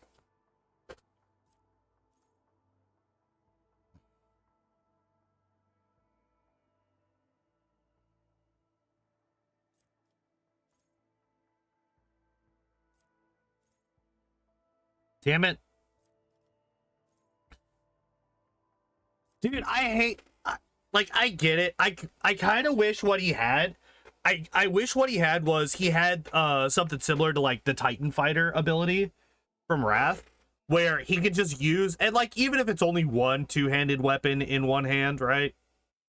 I wish that I could just have him wield a two-handed weapon in one hand. Since he's such a big dude and the list of weapons that he has available is so small, I wish it just allowed him to use two-handed weapons for one hand. It would actually open up the use of two-handed weapons a lot. Because a lot of the other characters that are built around melee are built around one-handed weapons. Like you have Abelard, who's a one-handed weapon person, because he's a sword and board character usually. Pascal could use a two-handed weapon in one hand. Yeah. But it's one specific kind of weapon, right? It's that like one axe thing. I can't remember what the hell they're called.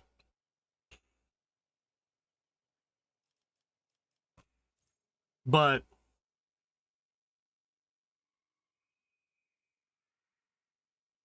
the soldier's second attack action in a turn deals 19% more damage. 2 times agi bonus.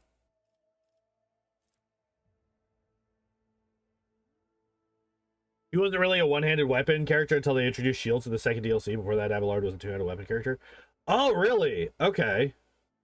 Also, they didn't have shields at first? That's interesting. I did not know that. I love the fact that they're like, use cover for the Space Marine.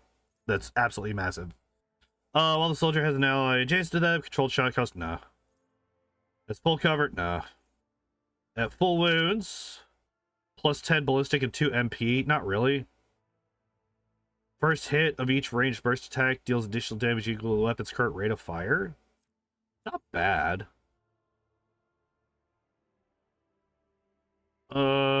Shields are added in DLC 2 with RBDs and all that stuff. Oh, interesting. I did not know that.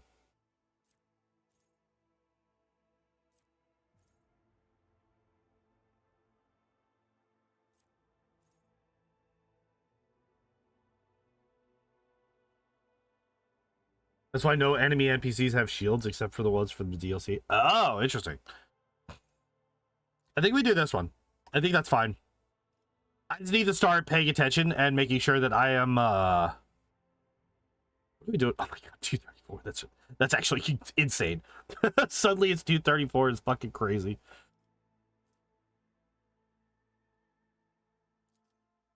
This has been a weird game without shields. I agree.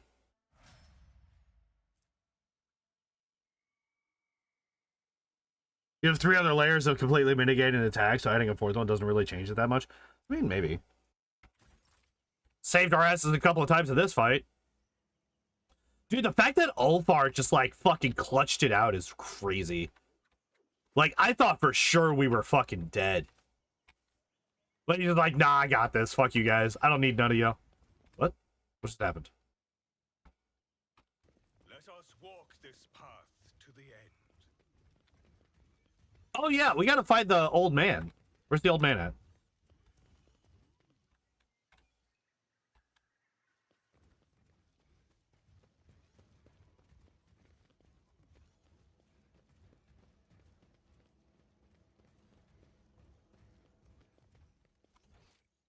Wait.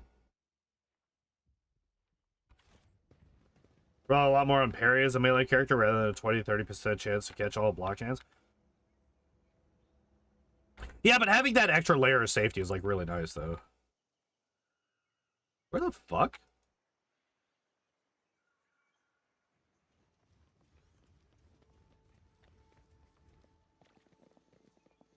It, like, explicitly said that the old man wasn't with them. And that he was nowhere to be seen. Not that he was, like dead with the rest of the villagers, but that he was nowhere to be seen.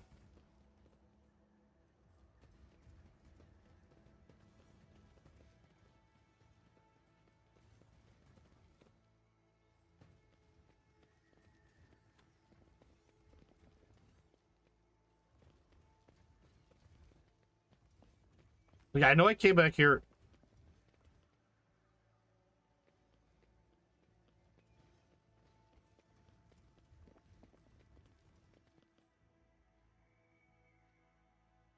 What the fuck? There's just glowing fucking, there's just glowing, floating fucking blood splatter.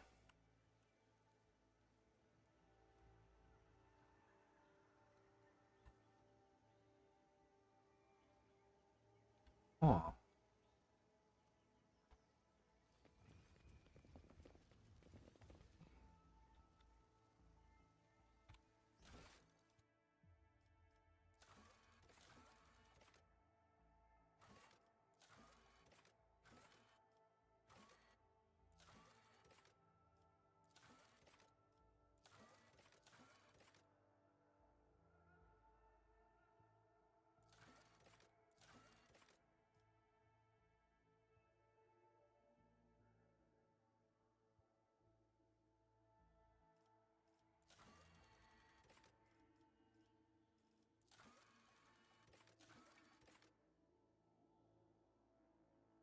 Well, I guess we leave.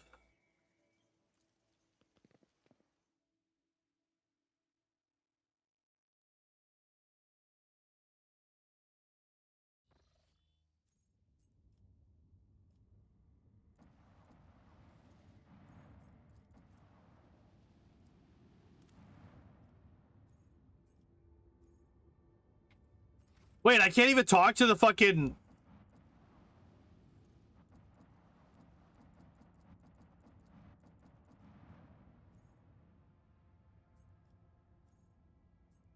I can't even talk to them?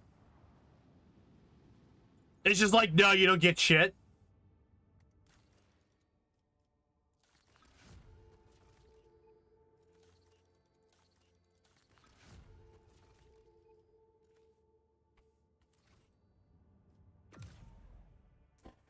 Nothing. Not a damn thing. All right, sure, why not?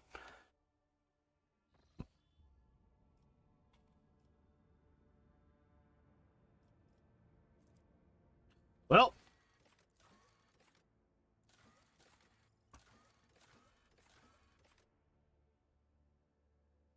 several ancient Muro 79. That's right. That's where we were actually trying to get to.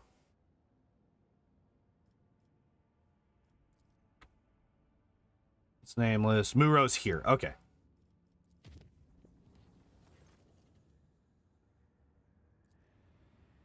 Well, like, I figured there'd be some kind of conversation there.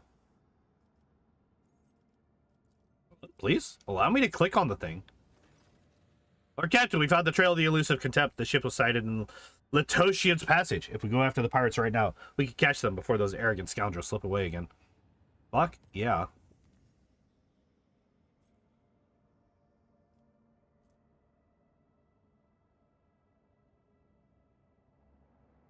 Wait.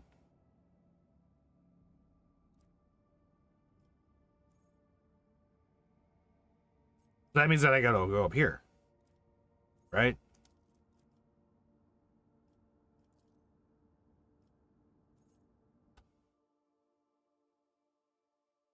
Or is it actually in here? Hello, please? There we go.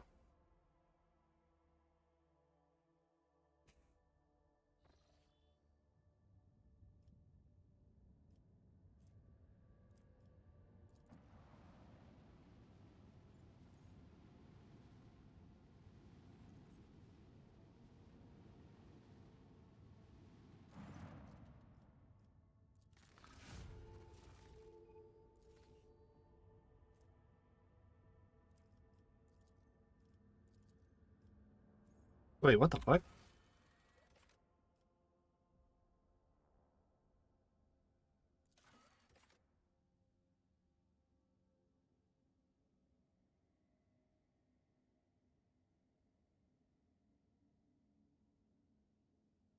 Oh, this is just, it's this. It's the void station. Got it. Okay.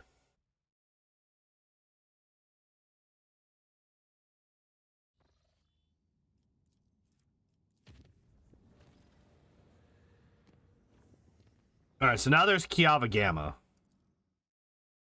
Kiava Gamma and what's it called? Both have shit that I got to deal with. Pirates. Wait, before we do that. Okay, we're good.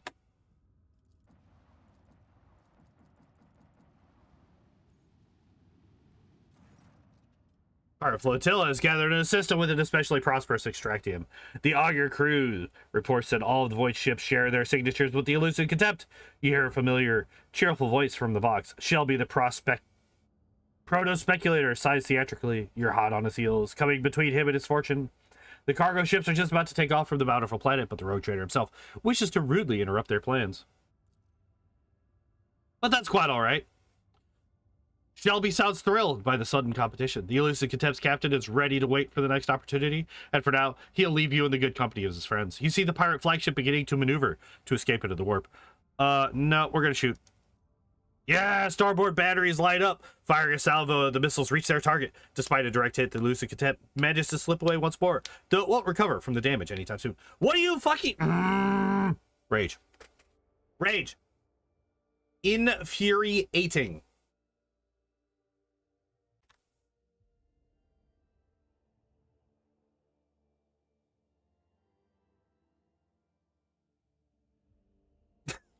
Okay, this guy's just retarded. All right, so what do we got? We got Claymore class. So what do we? 1, 2. What do we got? 3, 4. Oh, just the 4. Okay. Easy sneezy.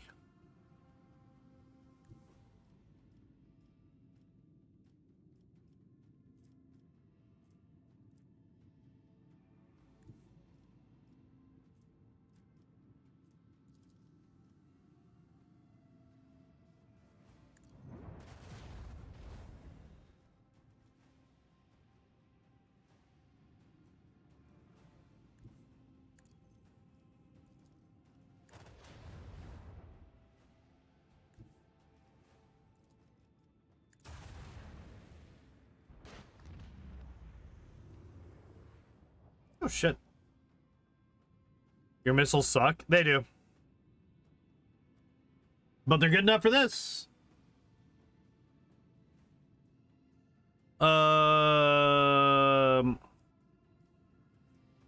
Wait, what happened to my... Wait, why do I not have...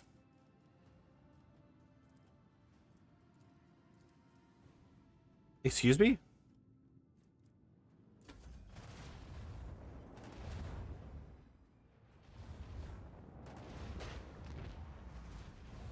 Wait, did they just blow up one of my ships?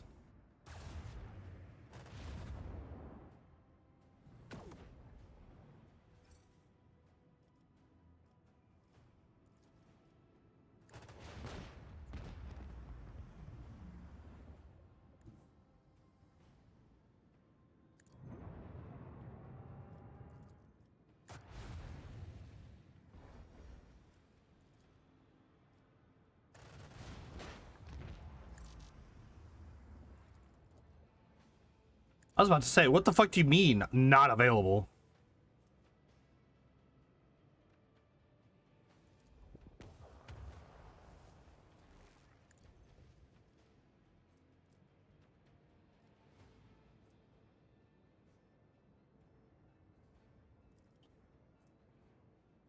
Um,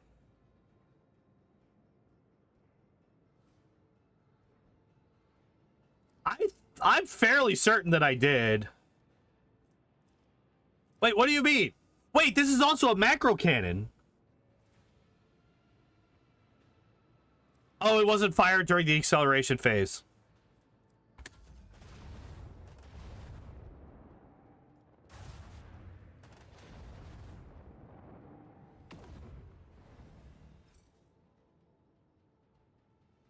We're just gonna do this.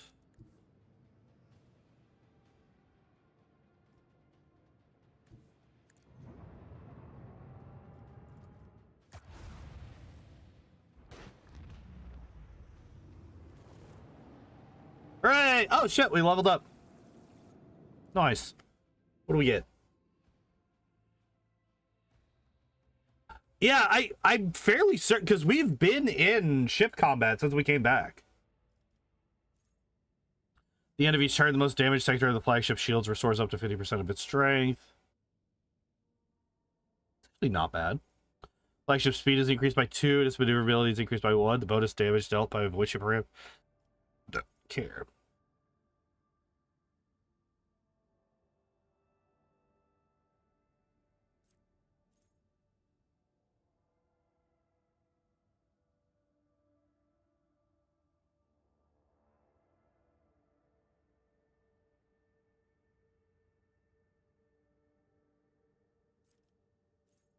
I actually really like this one. And maneuverability is really good too. Like, it's really, really strong. All right, cool. So first off, let's heal up. Second off, upgrade that there hull. Oh, really? Posts. What the fuck? All right. So persuasion would be, I mean, Jai is the best one for that, right? I mean, Jai is going to be one of the best ones for all of these, right?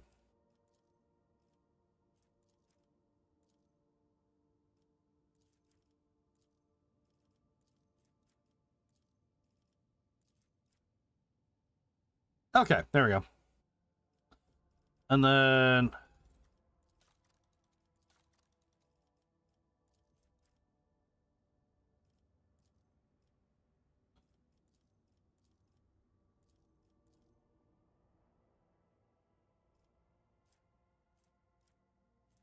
Why are you here?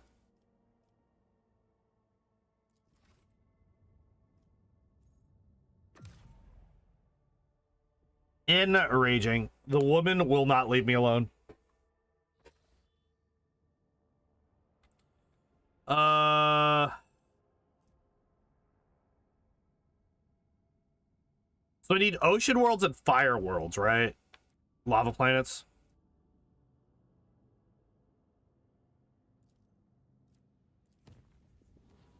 Like this one. Give her to the Inquisition. She's not in my party anymore. That's the thing. That's like the crazy thing. Lava world. I don't know if this counts as like one of the fire worlds that we need to check, but you know. Okay, it is not. Okay.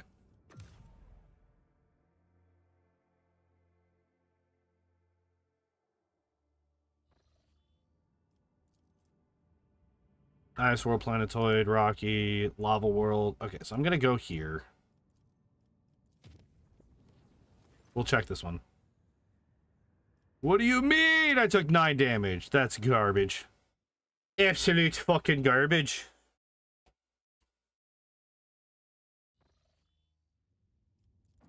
I just want to double check this.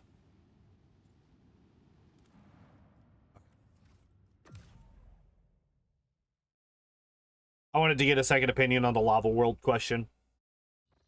I know that we're supposed to be checking out fire worlds, but I couldn't remember about if it was lava worlds as well. Here, let me... So we got ocean worlds that we need to check as well.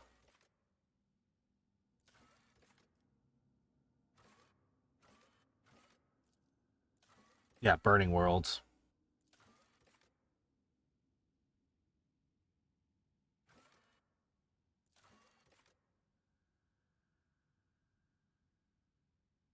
Oh, wait, that's right here.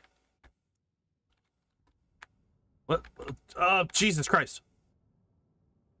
Wait, where's Mondays? Oh, fuck, I went past it.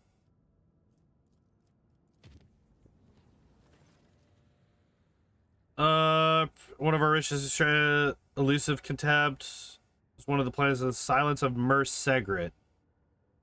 Okay.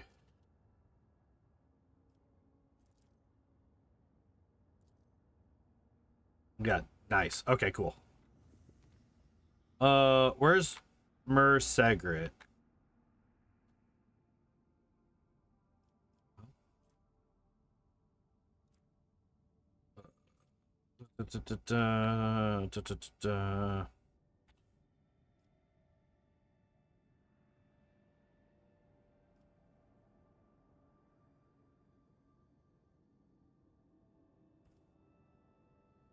Here it is.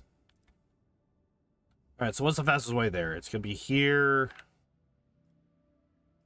here, and here. Okay.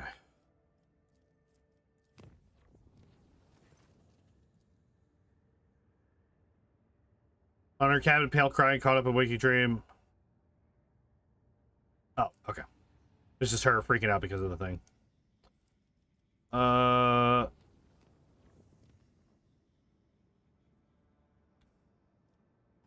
Just save. We could just go straight there from here.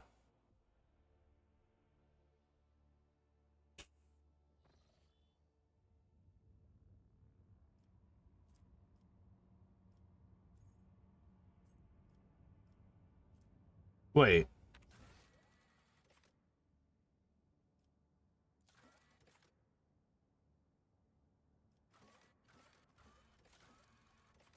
Mordecai crawlers the wait, what was it? It was this one? Unsuccessful attempt to restore an abandoned colony in the moon is Nullius. The colony ship won't.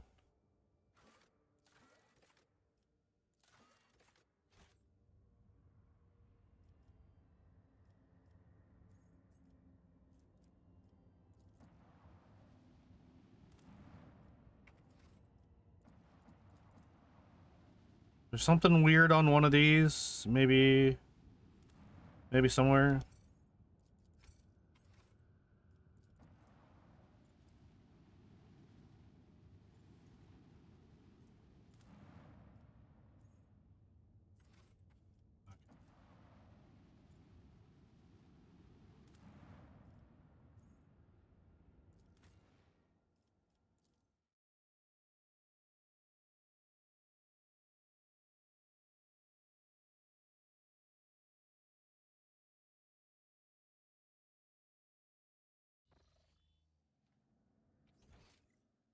I have not been here. Hold up. This is new.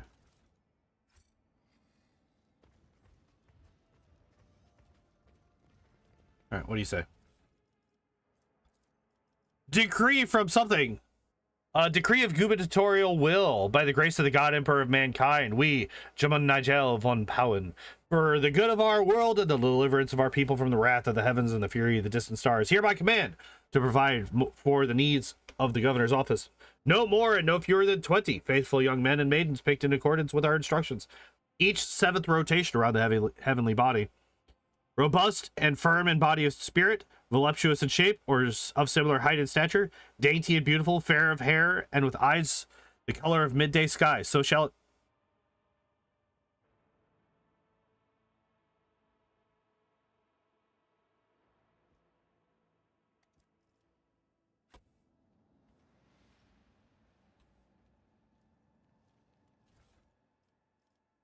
Why are we looking?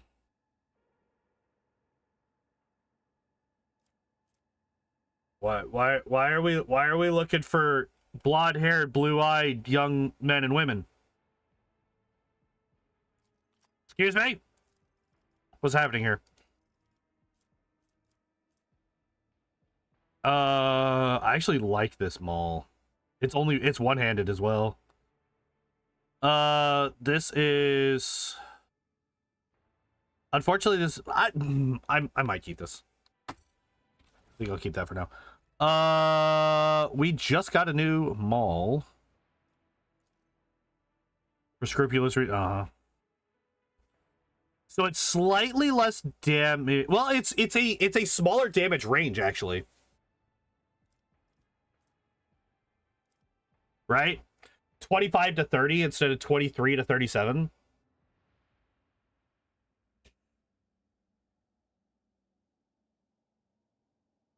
So the Torturer is an average of 30 damage. Just straight up. Whereas the Bone Breaker is like 27, 28. But the Bone Breaker...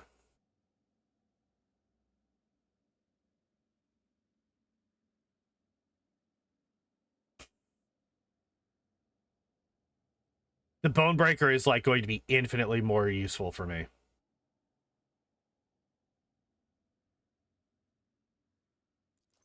I think the Bone Breaker is just so much better for me. The fall prone and gain a random trauma is just so fucking good. Even though it is slightly less damage. A job for me. The desiccated manuscripts date back a dozen centuries. This palace is probably one of the oldest outposts of the Imperium. Is it though? Is it now? The divine watches over us. What do we got? Whenever the wearer parries an attack, they immediately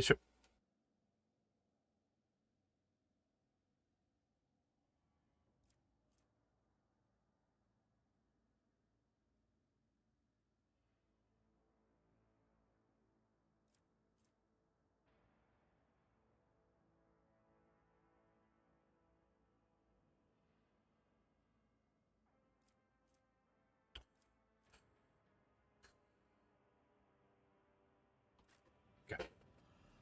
I will look at those soonish. My pleasure.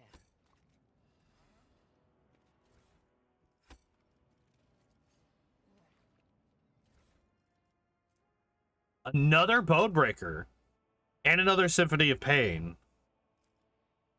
It's literally the exact same. Let the faith guide my path to glory.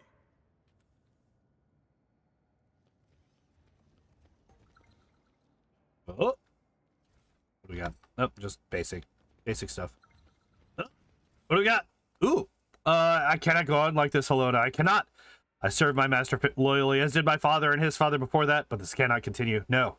No, I am tired. To bury the corpses of murderers and traitors to the Imperium is a noble thing to do, but now I must conceal the deaths of these innocent young men and women. They are almost children.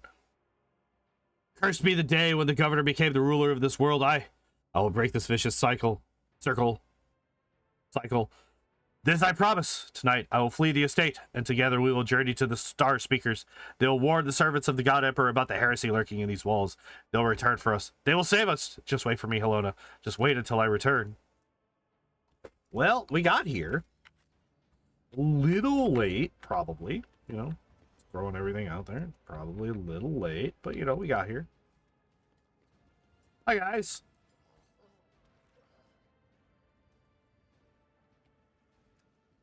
Combat servitors.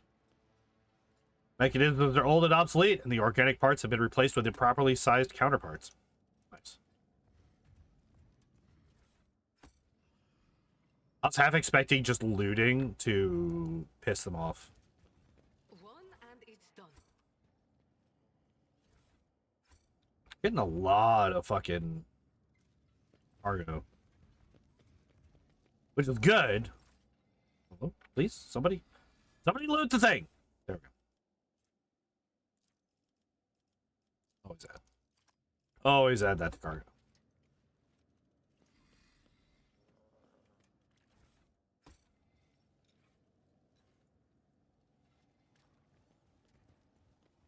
Wait, there's still humans left?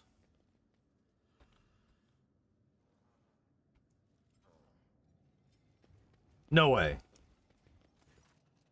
A lushly dressed, vaguely human-like carcass, yep, there it is, sits reclined in a massive Calaxian oak armchair. Calloused brownish-blue patches cover the dead flesh, overlapping one another like snake scales. On one of the hands, claws of exposed bone, supports a grotesquely bloated face. Awareness test succeeded. The creature's chest remains motionless as its eyes stay tightly closed, and yet the muscles on the distorted face twitch ever so brisk. It is not dead. It is dead, but in the wrong way. It's not.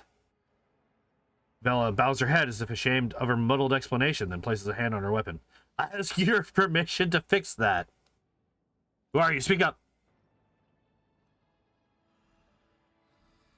The creature's eyelids flutter open, searing you with the unnatural glow of its yellow pupils. The disfigured lips twist, stretching the smile wider and wider, until the thin skin bursts with a sharp snap, revealing row after row of pointed teeth. I'm not even going to try that. A twisted guttural voice bursts from the creature's throat, and it roars with laughter. Welcome to my feast. The creature idly jiggles its chins in an effort to remember human speech, its jowls melding into its shoulders and faintly glowing rib cage.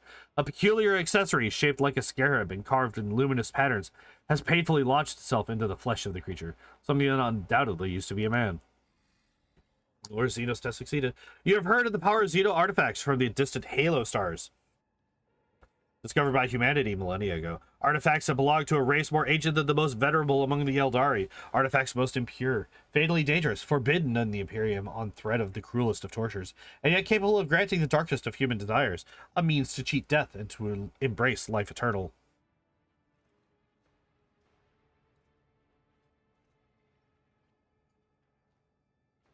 Ancient alien species dealing with halos. You might call them forerunners. Be gone, monster. I'll finally taste the savory flesh again.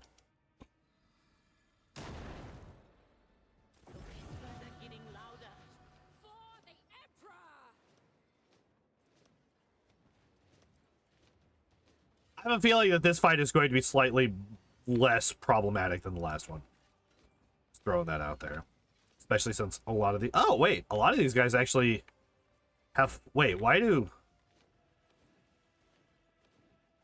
They nerfed all the combat servitors. That's funny.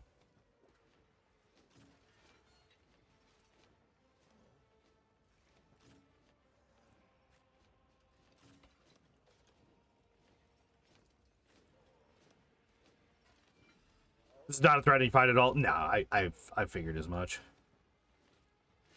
Put you here, that's fine. Oh, Cabela, you could be up here.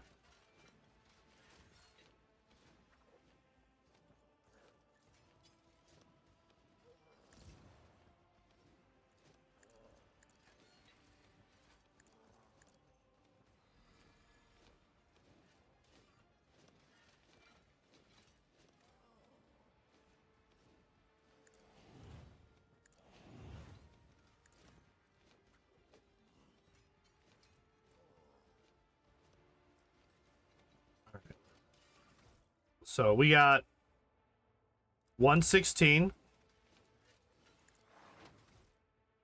132. Okay. Oh shit, I used it on her. I'm fucking stupid.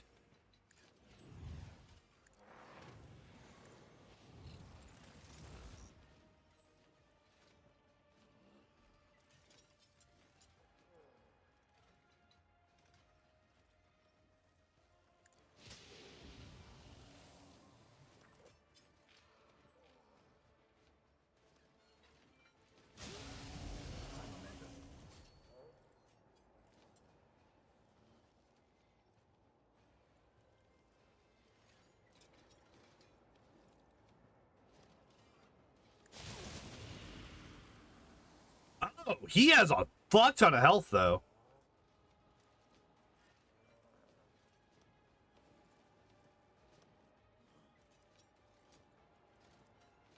Interesting.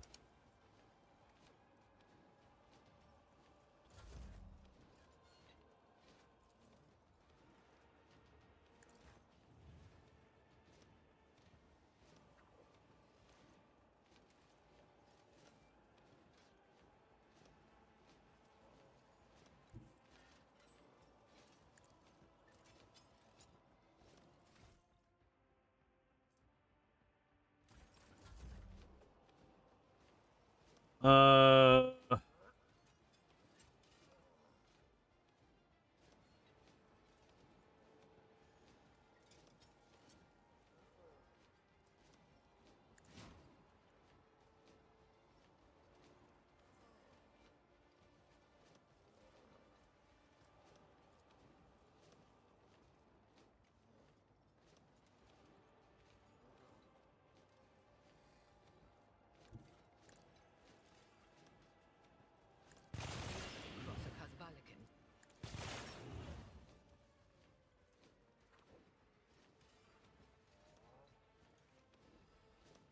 oh.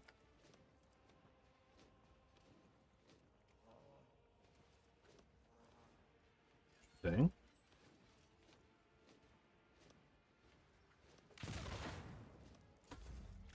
Does like no damage.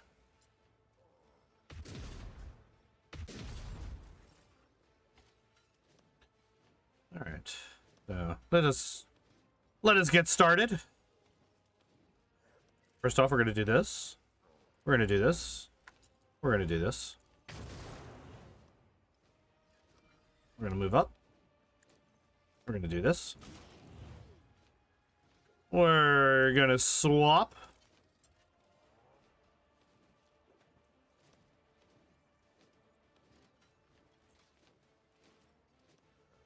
It's a two-hander!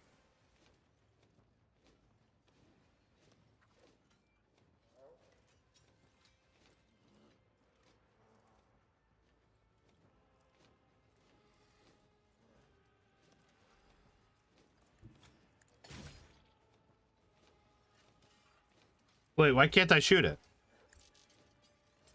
Give this task to someone lesser. Excuse me? I don't like that. That's weird.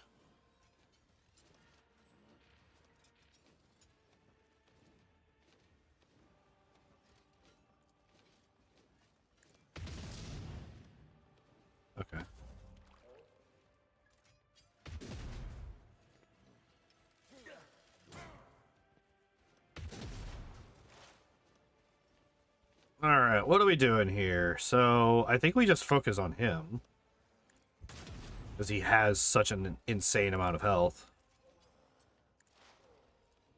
The Emperor commands. What's your armor? 85%? Damn. Okay.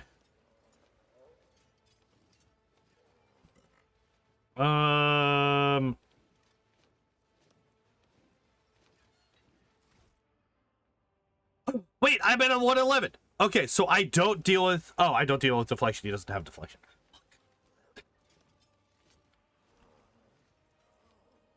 These guys do, though.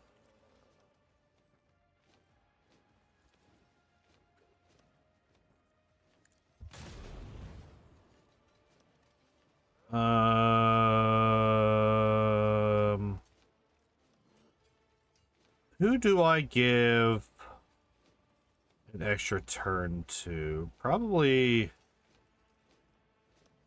Abelard? Because Nadira already got her chain lightning off.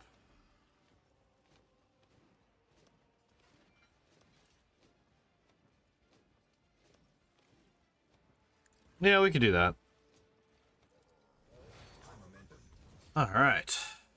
Oh, nice. And I just already have another one.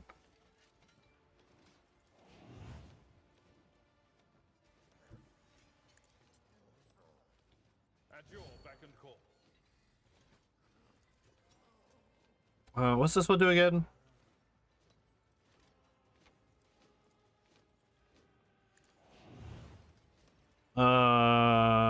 We could do...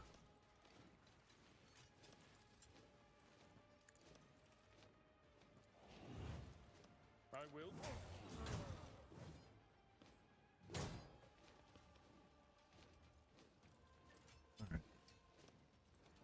And then...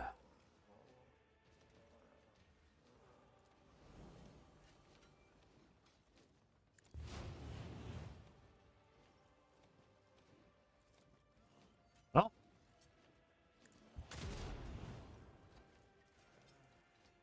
Nice. All the way down to 40. Get that back. And there we go. Now for Cabela, we want to do this. We want to do this. Do...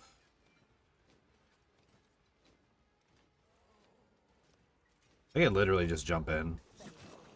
There we go. And then it's this one, right? No, that's the ally one. I always forget what some of... Like, all of her abilities, for whatever reason, my brain just refuses to keep track of what they actually do.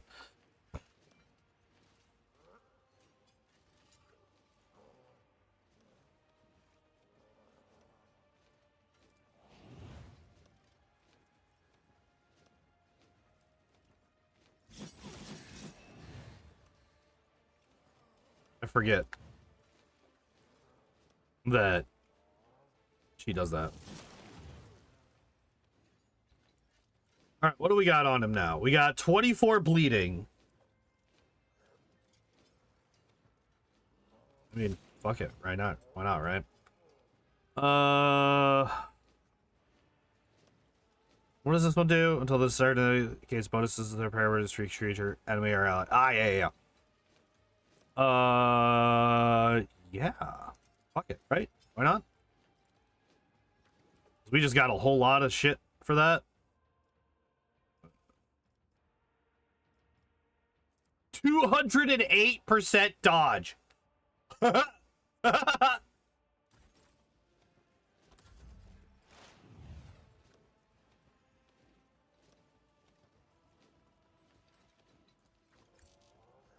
what?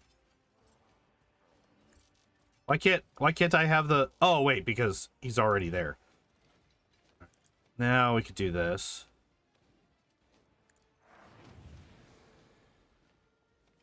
And now I can do this. Excuse me? I'm about to do 670 to 1100 damage? Why? Why am I doing so much damage? Okay, got a 13 psi rating. Holy fuck.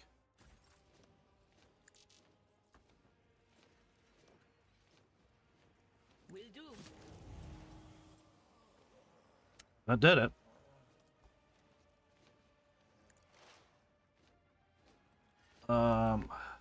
Do I don't know. You? Fuck it, right?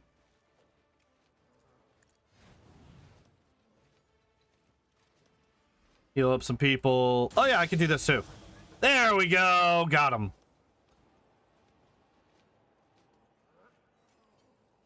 All right. Abelard.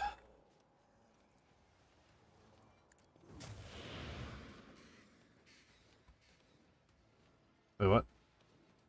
Okay, I was like, I heard the calling of the raven. I was like, there's no way I just fucking killed the bird. Some fucking how.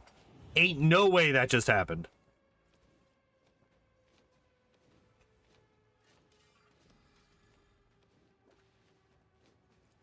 It will be done.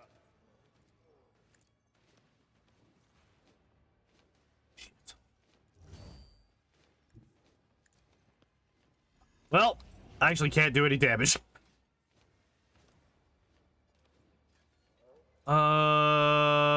I can't give him another turn though. Wait, what does this do again?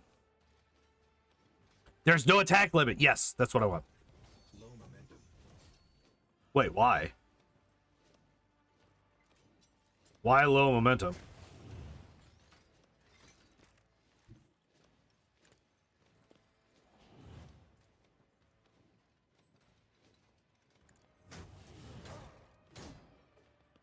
How's work been? It's been good. I have not been able to get out to take the driving test yet because I have to go to a different location to do that. That's not something that I can just do in store.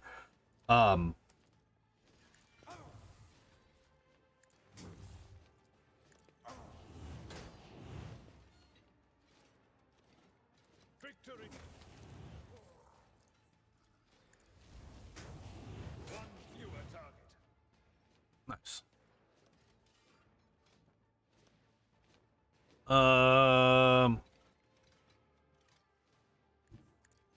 Indeed. And stuff and things.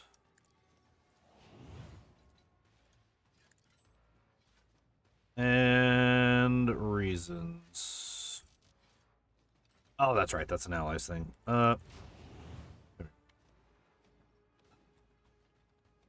Who is left? It's just these two. Got it. Okay. I could literally go here and just shoot him, right?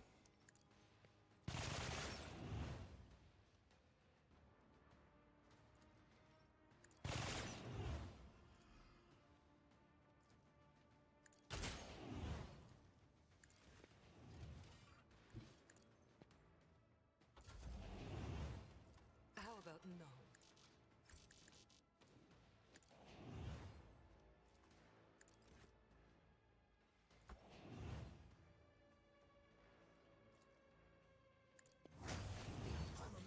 There we go. All right, cool. So yeah, overall it's good. It's been a little bit tiring, but that's primarily because it's just been there's been days where I'm just so late getting back from work. 25 strength, toughness, agility, and perception. Uses agility instead of intelligence, toughness instead of willpower, strength instead of fellowship. Immunity to injuries and traumas. Regenerates 2 wounds per turn. One of the warrior kills an enemy. Any damage they deal is increased by 1% until the end of combat. While their intelligence, willpower, and fellowship are reduced by 1, no less than 1 until the end of combat.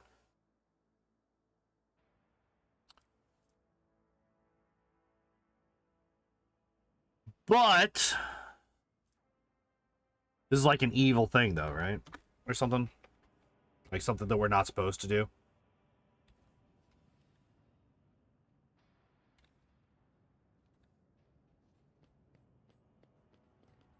With each step, I forge my destiny among the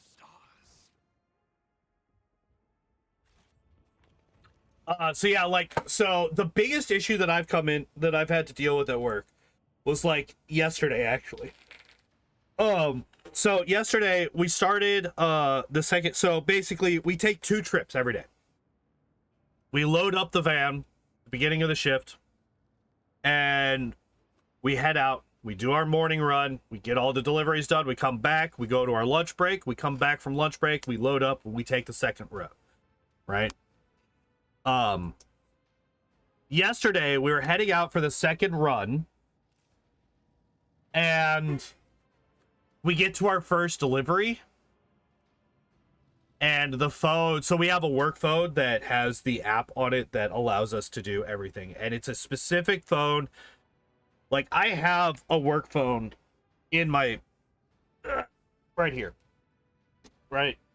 I have Walmart issued work phone right here. But there are specific phones, there's only 3 of them, that are set up for in-home delivery specifically. This phone is just like a general phone. It doesn't have the actually, does it? I don't think it does. Wait, let's find out. Let's learn. Work. No, it does not. Wait, no. Wait, what? Why are you like this? Claims, my Walmart company portal, authenticator. No. No, so this phone, despite the fact that it is specifically for Walmart work use, does not have the in-home delivery app, which is its own specific thing.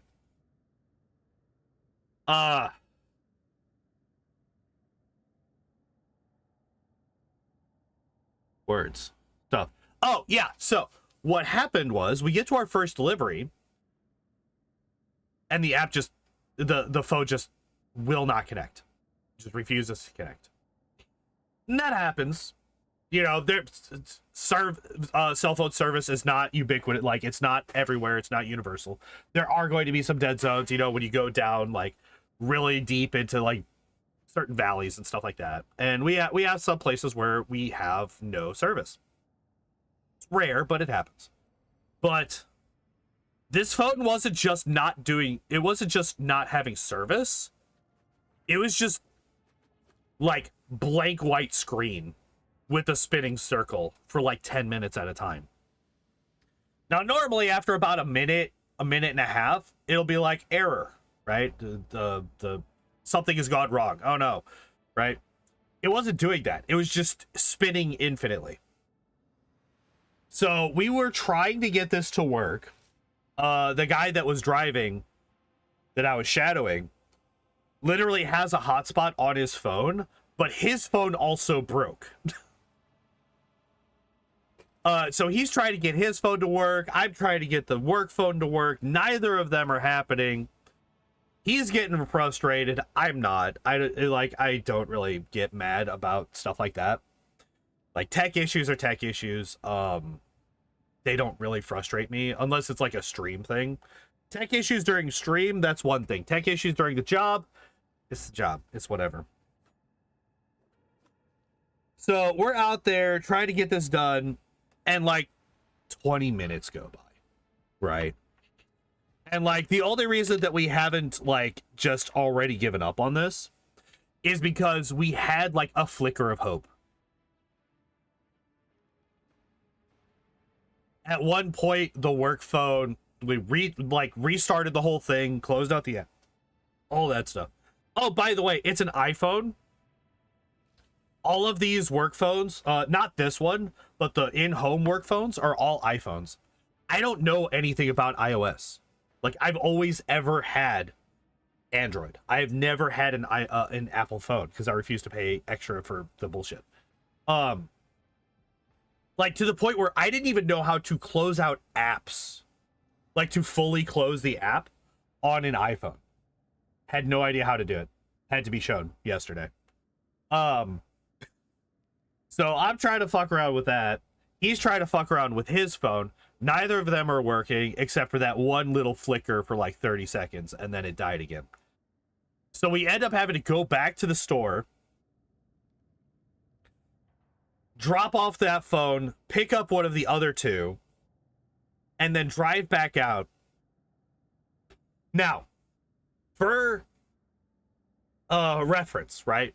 To give you guys a frame of reference, we left the store originally at, it was probably somewhere between 2:30 and 2:45.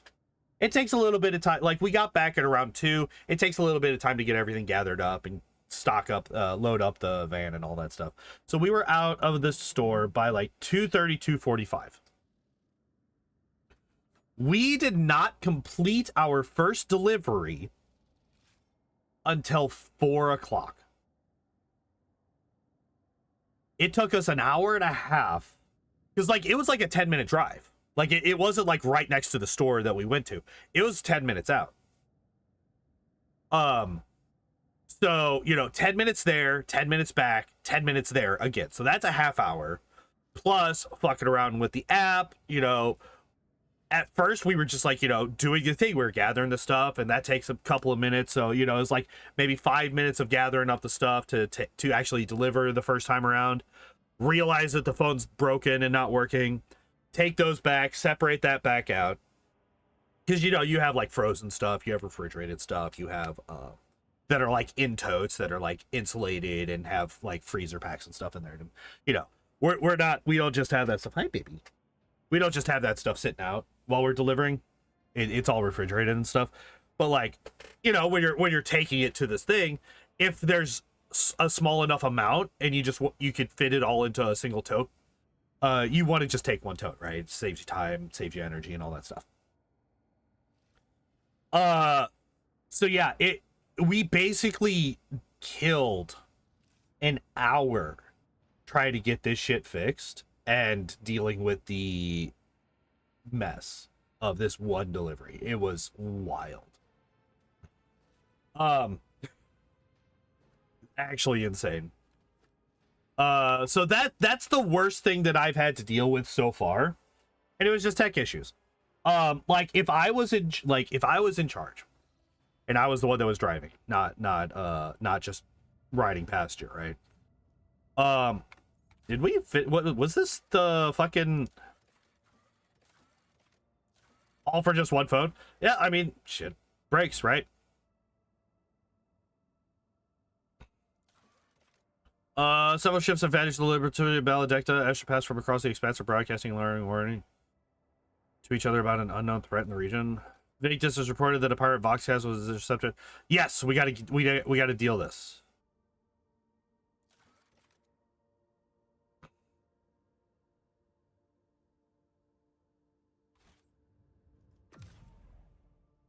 I would have because I don't have the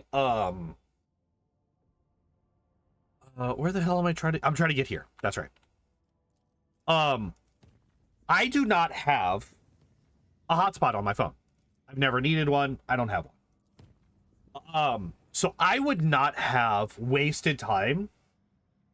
It wouldn't have been wasted time if it had worked, right? It was only wasted time because his phone also just happened to break at the exact same time.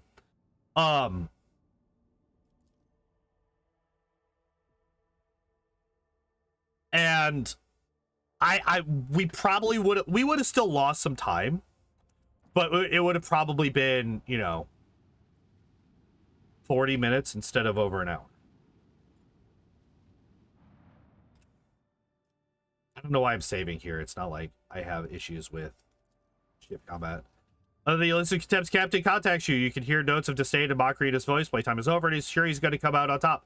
After the rogue trader's death, the Von Valanci's protectorate will become his playground, where he'll claim plenty of booty before someone dares hunt him again. The bridge officers report the illicit contempt is protected. Yes! It's finally time to kill this asshole. Hell yeah. But yeah, most of the rest of it, and like, that's why I didn't stream last night, is because I didn't, by the time I got home and got something to eat, it was like 8 o'clock, and I was exhausted. Because there's like, there's a lot of up and down to get into the vans. So there's like a lot of that I'm just not used to.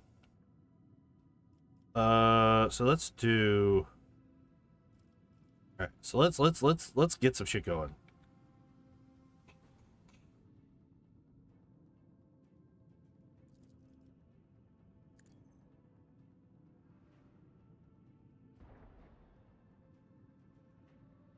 All right, anyway,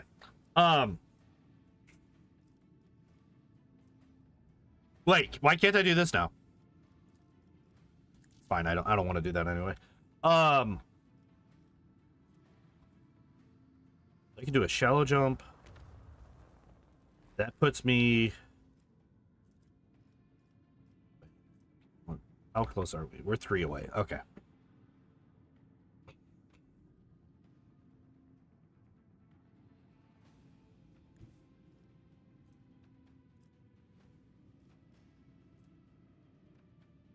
We have a destination to reach. What do you mean? Okay, well, whatever. I hate this. What do you mean? It doesn't fucking land.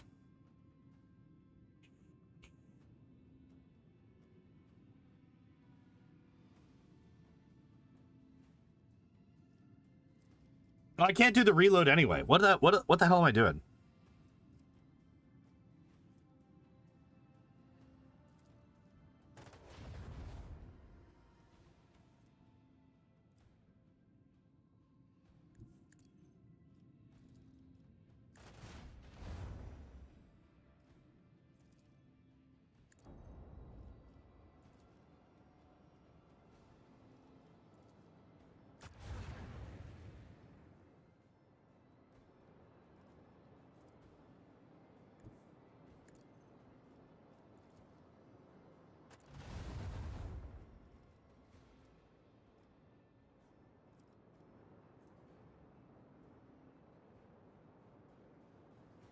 One round for every 10 points of the warp channel is lower warp skill.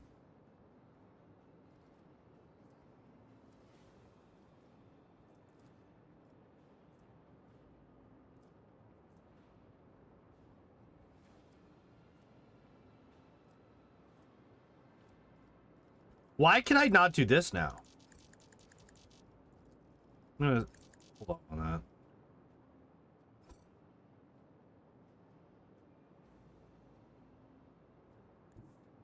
Set course with all haste.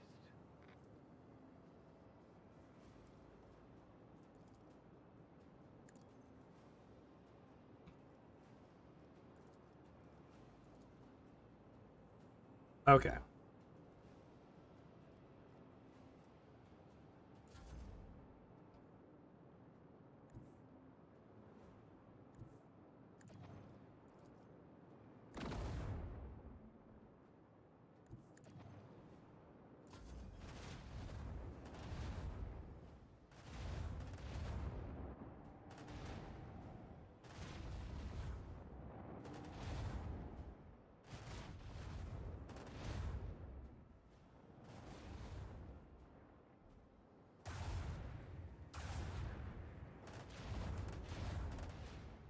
Oh, shit.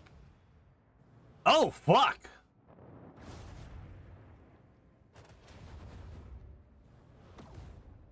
Okay, maybe I shouldn't have gone straight in.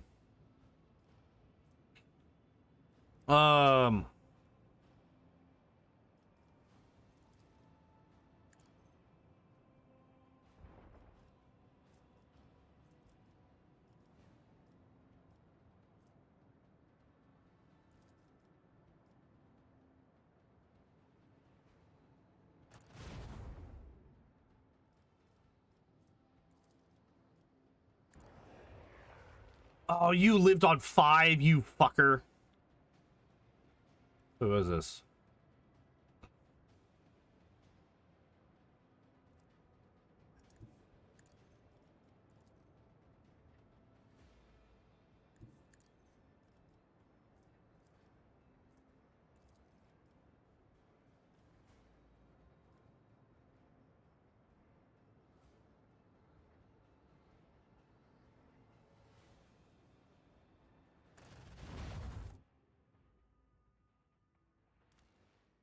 What? Oh, does it do damage to me when I shoot out of there? I did not. Maybe I should have read the entire thing.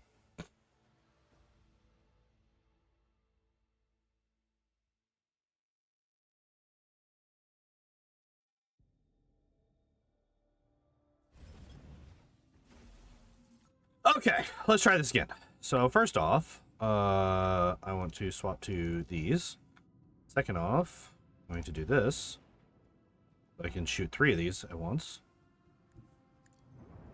Turn it off. I'm just gonna wipe this thing out.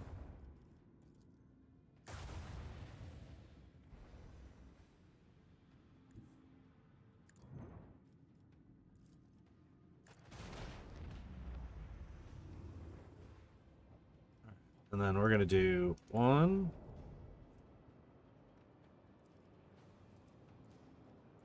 What?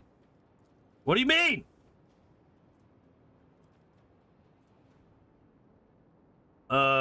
Okay.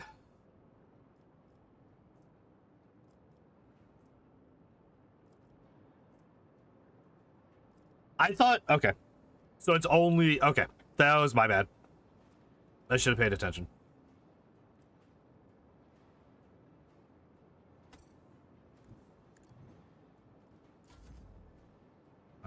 We're gonna do this. Okay, so what does this actually say? Increases the damage, whatever vessel is that allows makes it attack. Okay, it suffers damage. Gotcha. No way. I'm one fucking square away from hitting him.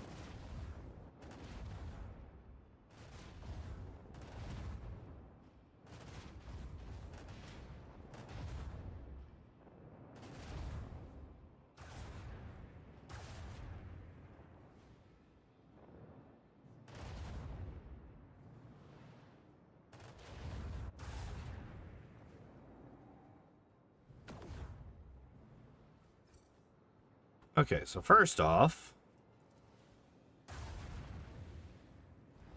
second off, third off, nice. Fourth off. Do I still have? I do still have.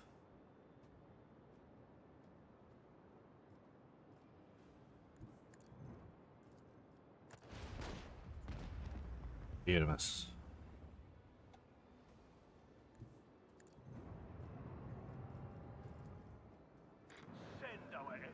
What do you mean I can't use the fucking triple rage?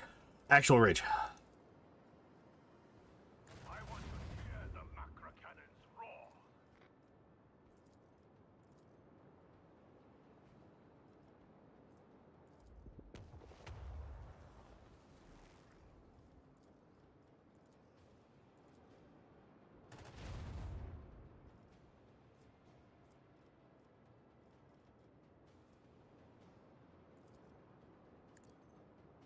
All right. No way I can't hit it. No way I can't hit it.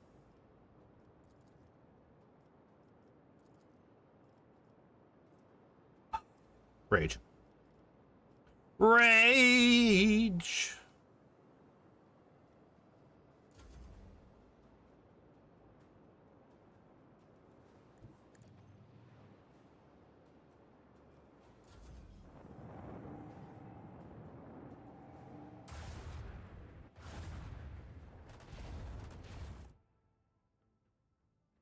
That's cheating.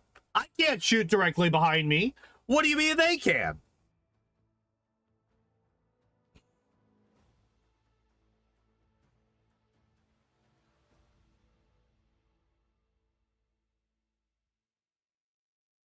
Hmm.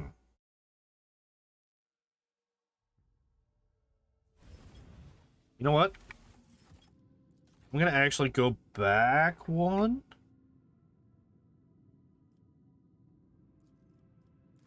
I'm actually gonna go back one.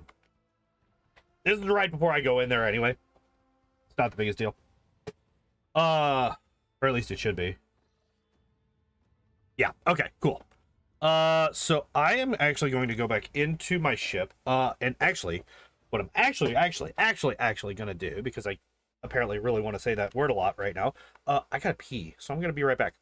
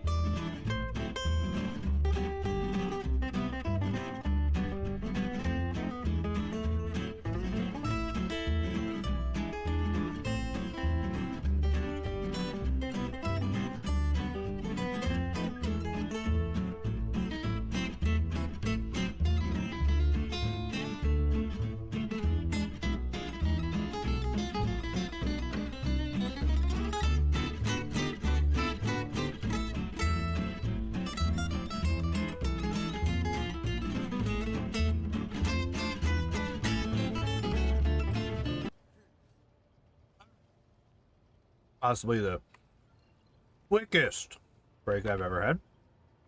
Where is what's his face? Dan Rock.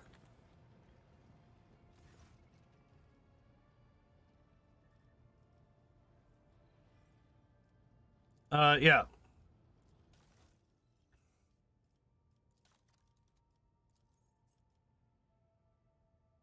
Fuck.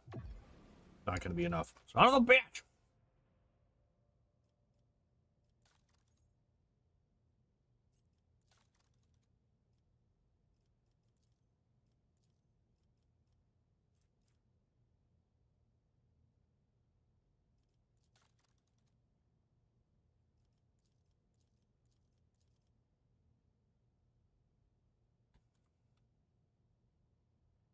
Hmm? Oh.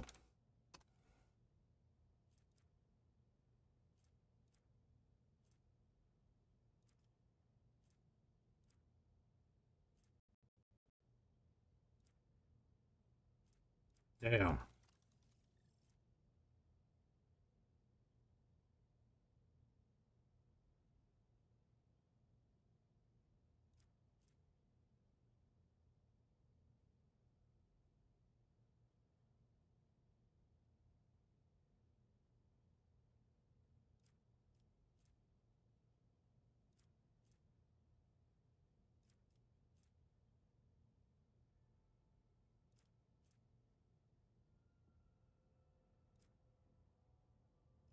Jesus.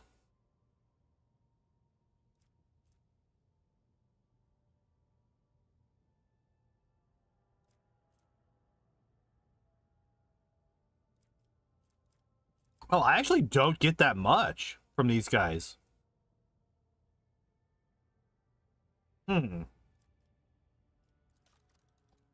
That's not great. Yeah, there's not really that much that's like really good. Huh. Because yeah, like this is not good. I just haven't seen any good fucking weapons from this shit.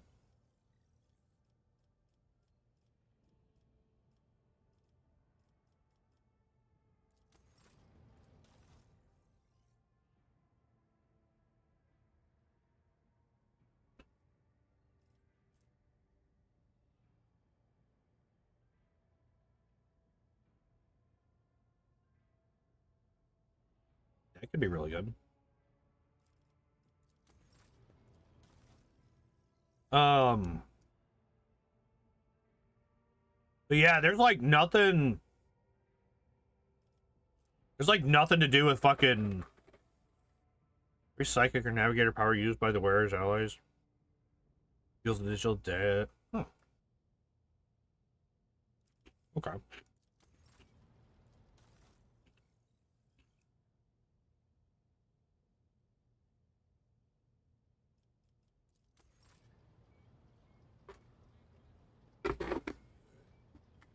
Yeah, I feel like I've explored pretty much everything that I can outside of, you know, the stuff that I haven't hit the quests for yet.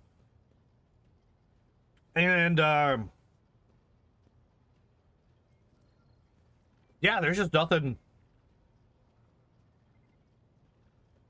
I just haven't really found anything to increase my fucking ship that much.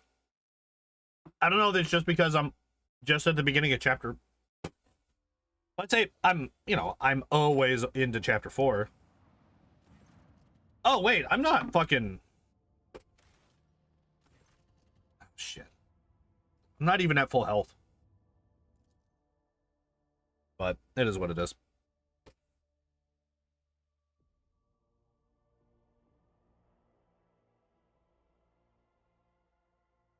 I was not expecting them to be able to shoot directly behind them.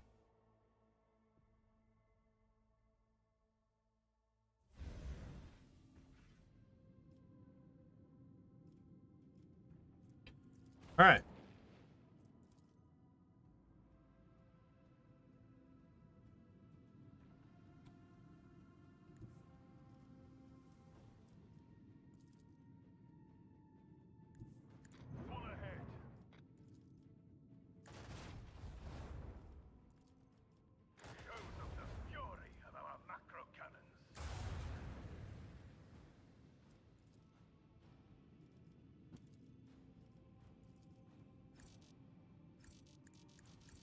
Excuse me? Rain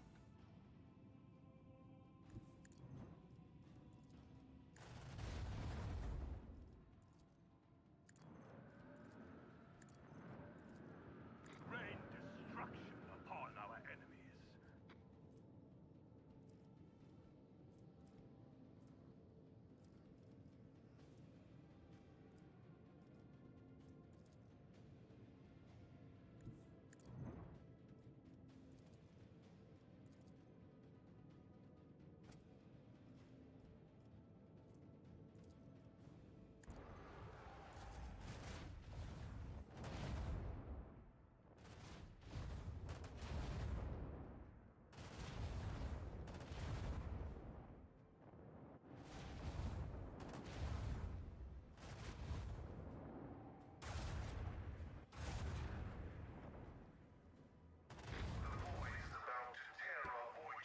Fucking literally just wipes me out in one fucking turn. That is crazy.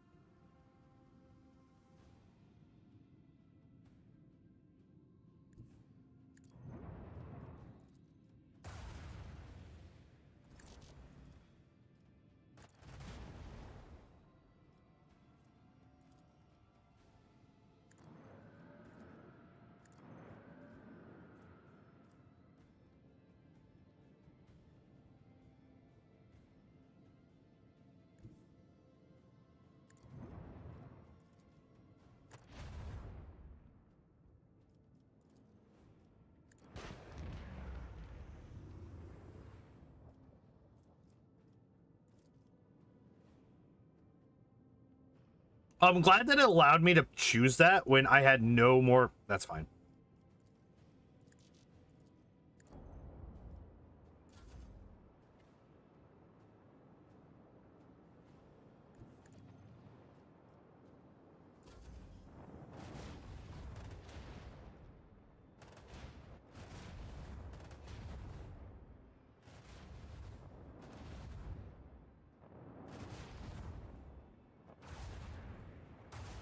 Okay, good.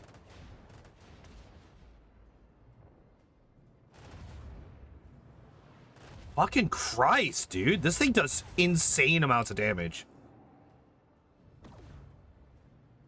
Pew. I would hear the macro cannons roar.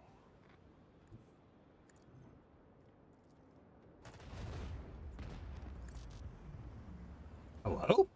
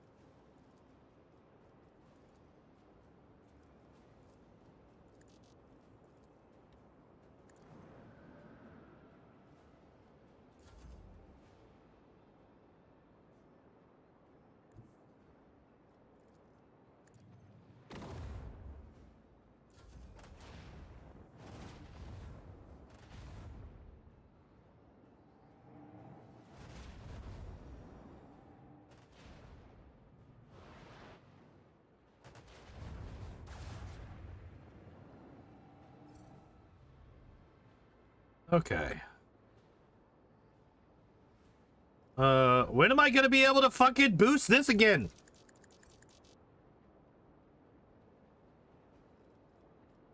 Also, when am I gonna be able to do this again?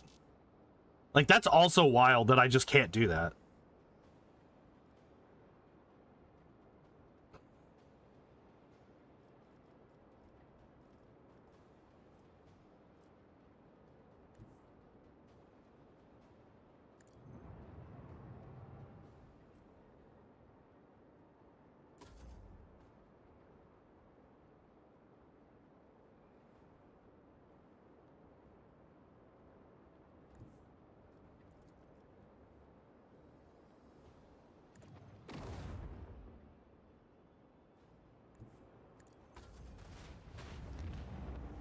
Well, that's one of my ships gone.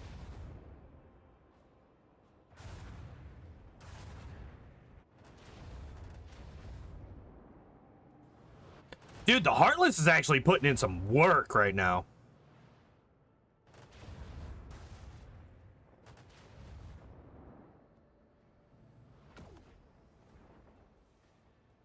Really wish it would fucking hit this, though.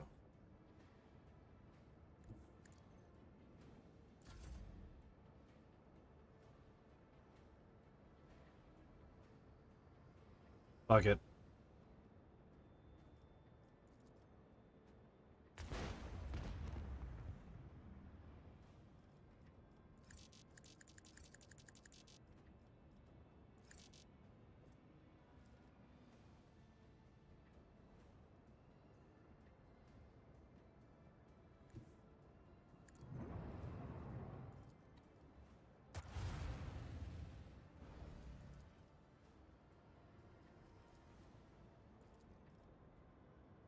Go! I didn't mean to do that. No way that thing survived. No, die.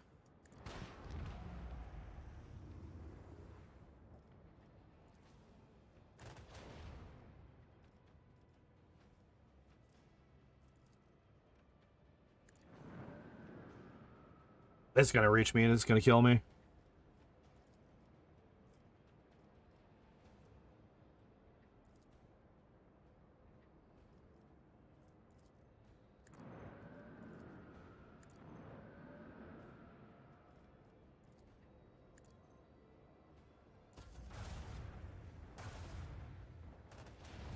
Never mind. It's going after the Heartless. Let's go.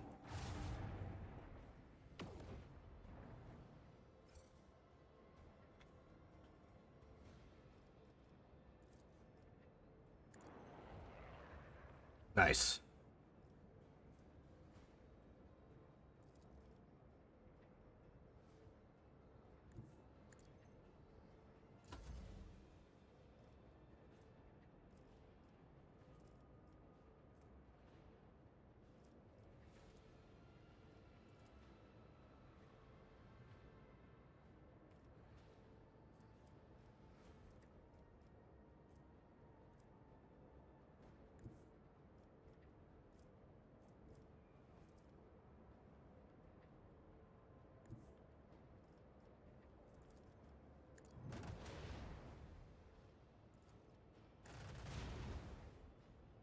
What do you mean you're still alive?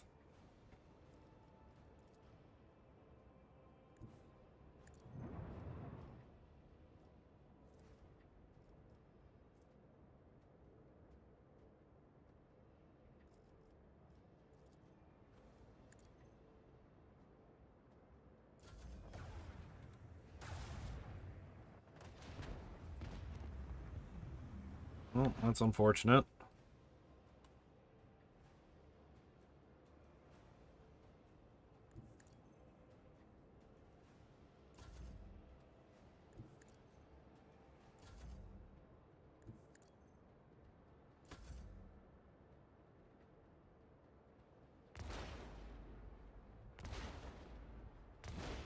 Yes!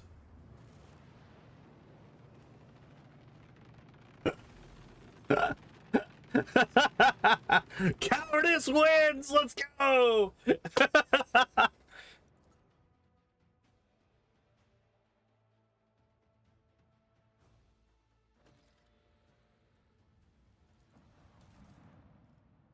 There's no way that's all I get from that.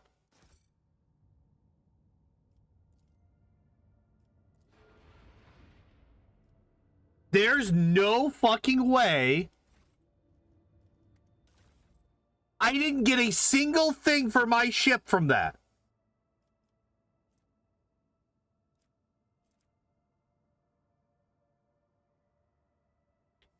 Like, yeah, I got a lot of XP. I didn't get a single upgrade for my ship. You better have something for me, motherfucker.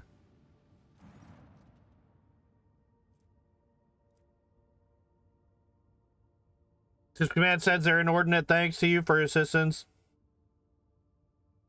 Reports that a shuttle has been dispatched to deliver something to our ship. It seems the captain has decided to personally thank you for saving his hide. As soon as the transfer takes place, the ship will depart the system. I imagine they're worried about the integrity of their hull-ridden bucket and want to get as far away from this perilous system as they can. Get a new shotgun. Okay, sure, fuck it, why not? Sometimes you gotta win by running. Yep, definitely did that time. Considering I was at 6 health. From the jump. From fucking turn 2. 6 goddamn health. Do I have any contracts? No. Any quit? No.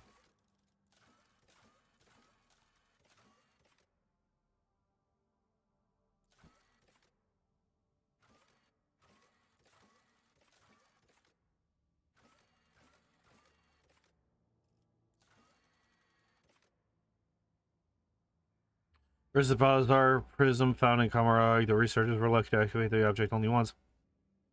Unfurling in an array of petals, the prism reproduced the holographic image and coordinates of an ice planet in Landgren's belt. Overshutting, snapping shot once more. When the hell did that happen?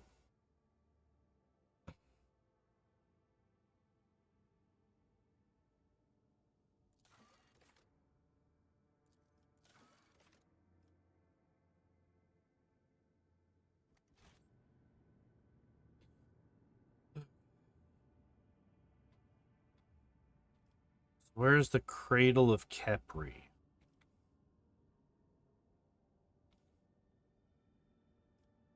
There you go.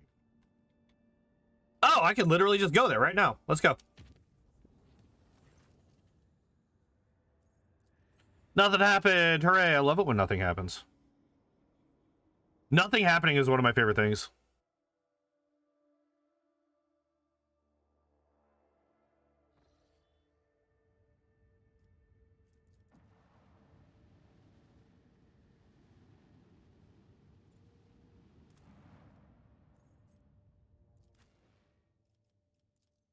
I don't know if it's this one or a different one.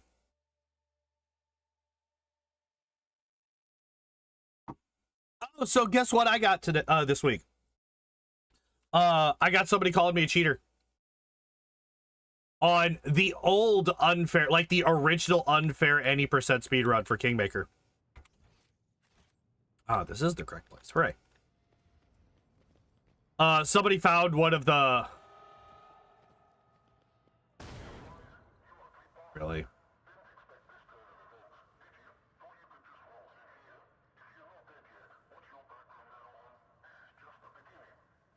Really? Oh, wait.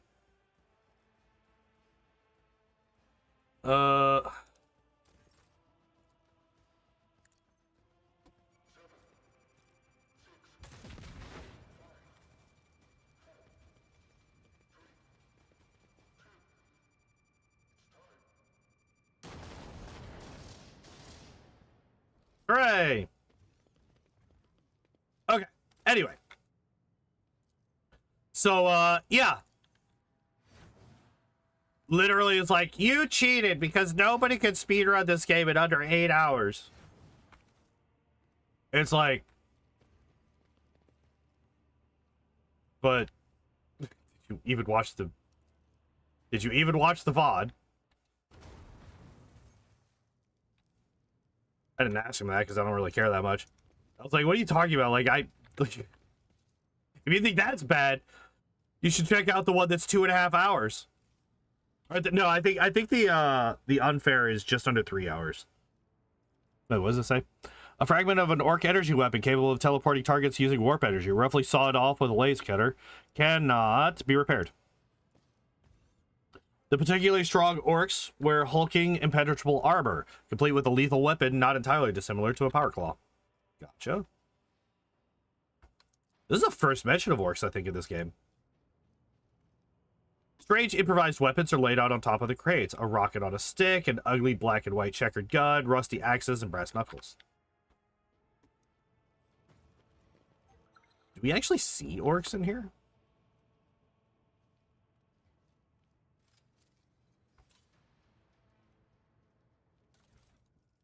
So, you know, I replied to him and I'm like, dude, I didn't cheat. I only used what was available in the game, as you do in a speedrun. And then, you know, let's see. Let me just go to this thread, right? Let me just go to this thread. Are the only places where orcs are currently mentioned in the game? Gotcha. All right, so by the way, I posted this video. I posted this on Reddit 4 years ago. 4 years ago, and this guy shows up a week ago and calls me a cheater. So he goes, then you cheated because that game can't be beaten in 8 hours on any difficulty. You used mods on PC and cheated, making your run meaningless. Play on console and it will take a minimum of 300 hours, especially because of rerolls on decisions and other factors, not to mention the horrendous RNG of the game on any difficulty. To which I replied, no mods, only the game and what is possible within it. If you think that this is impossible, my current record is just under 3 hours RTA, real-time attack. Just under 2.5 with load times removed. And the 80% run is under 1.5 hours real-time attack. And why would I play on console, which is objectively worse for speedrunning a game like this? You cheated because you can only do on PC, which enables cheating. Consoles don't unless hacked. From reloads to all the other awful aspects of the game, you'd have to cheat to speedrun. Like, alright, bye, dude. Like, oh, okay, you just don't know what you're talking about. Understood.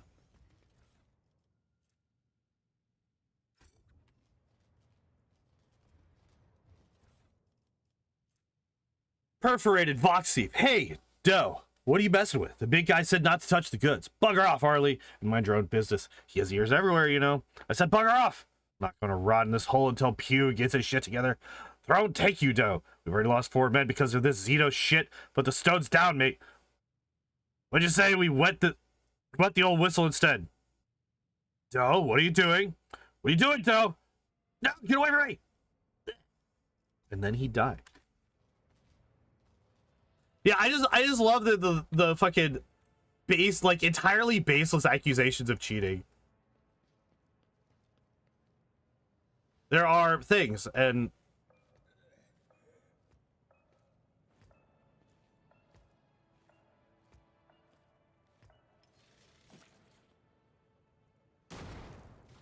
absolutely not going to be able to beat the game in 1.5 hours without sequence breaking. If you actually have to progress through the plot, it'd probably be like 10 hours. No. There were, so the original speedrunner didn't really do any sequence breaks. Nothing too serious, I don't think. And his run was 3 hours. And it was like 3 hours and 20 minutes or something like that. I can't remember exactly.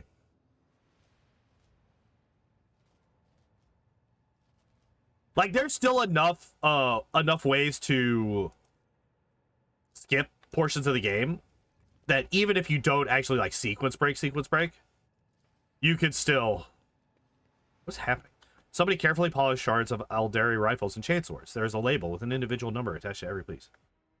Nothing too serious and none. I don't want to say that there's no sequence breaks because I haven't watched it in fucking years at this point, right? Like, basically, since we, a tremendous amount of the game that is optional. Yeah, like, if you, like,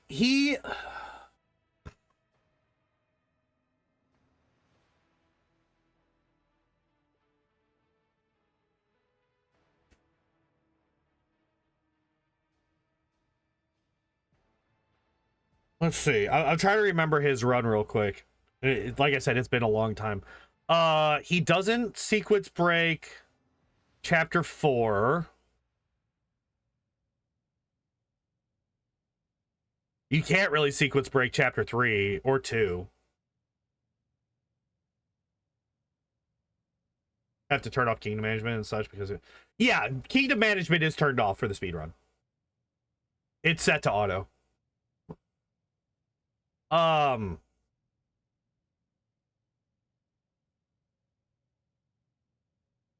Yeah, chapter 5, he actually goes through the different, he actually goes through the different areas in chapter 5. which isn't even necessary. Like that's actually a easy time save on his run. Is to just sit in the capital and wait until your people find it. He goes through all the things in chapter 6. Yeah, he legitimately doesn't. He does not sequence break. Like, unless you count, like, dimension dooring past a barrier that you can walk around, sequence breaking. He actually doesn't sequence break it. It's like a 3.5 hour run.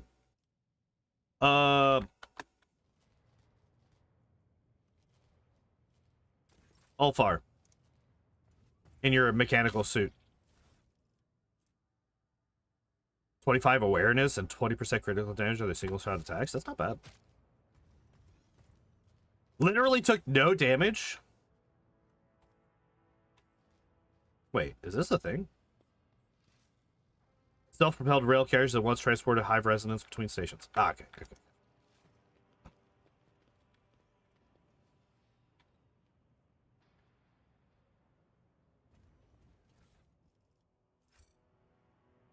Doing a speedrun of Wrath and did see any blatant speed sequence breaking.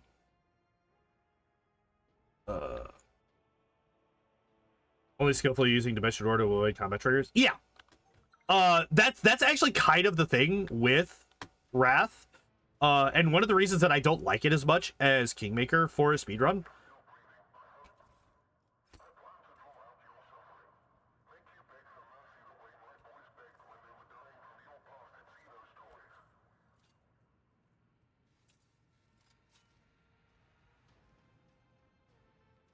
Wait. What did we just find? Okay, so we found this. How did I get past this? A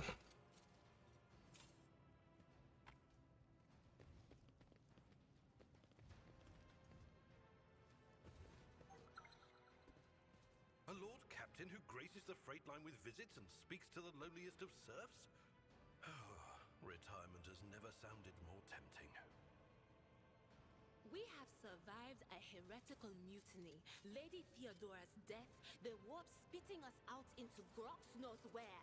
And what shocks you is the Lord Captain going down to the lower decks? Seriously?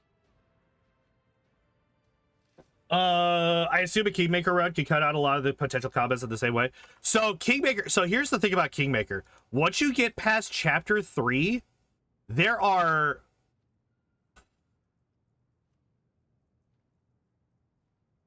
3 fights left in the entire game. According to the labels, the containers which with insulated uniforms and snowshoes were to be delivered to an Astra Militarum quartermaster on a frozen world, Xanarag 2. So once you get past the owlbear fight in the capital, the big owlbear, not the one in the surgery scene.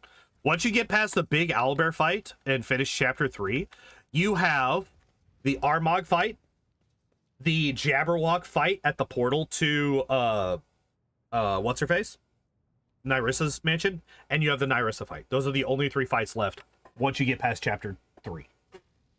There's no fights in chapter 4. The Armagh fight in chapter 5. We skipped chapter 6 entirely. That's the biggest sequence break, by the way.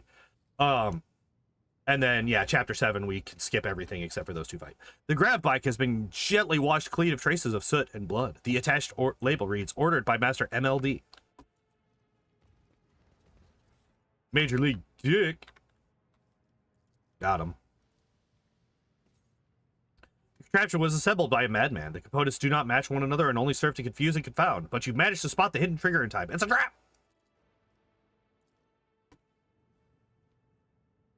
Monofilament grenade. Hello! Hey, we got a grenade. Hooray! We did it.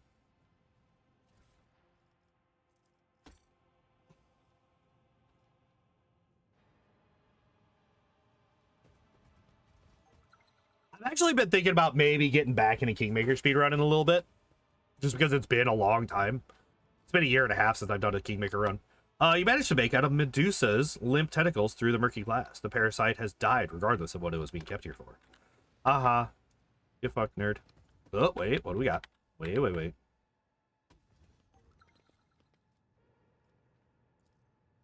Athletics.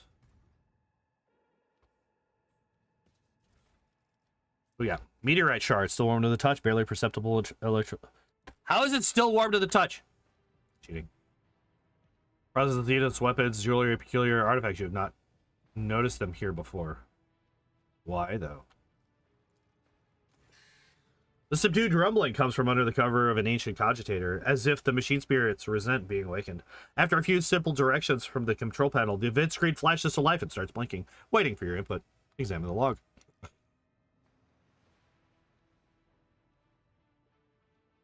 The mechanism lazily grinds its gears, but grants you access to the requested information. Records tag, Big Pew. Day 21, third month of the cycle. That's what we call good fortune.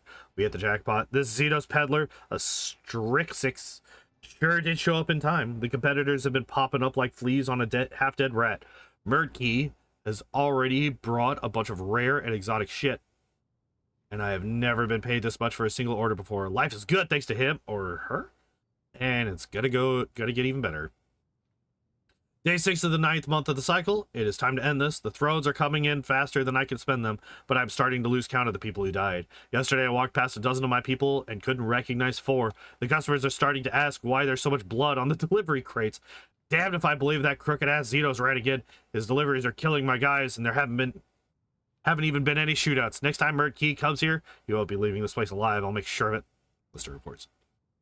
Received 6 crates of tech upgrades, 4 blocks of Tau firearms, 8 units of miscellaneous Drakari devices. I think this is the first mention of the Tau. Sold 7 units of Eldari devices, 5 orc weapon crates, 3 units of Tau artifacts awaiting delivery. Received blah blah blah blah blah. Whole lot of stuff. Doe's doing stuff. My own people are stealing from me now. What did the scoundrel Murky do? Locks recorded. There's a whole lot of stuff here, and I don't really feel like reading it. I'm not gonna lie. Enter a different command. Disconnect power supply to the tracks. Hooray, we did it. Oh, is that how you're supposed to get down there to get the fucking helmet without hurting yourself?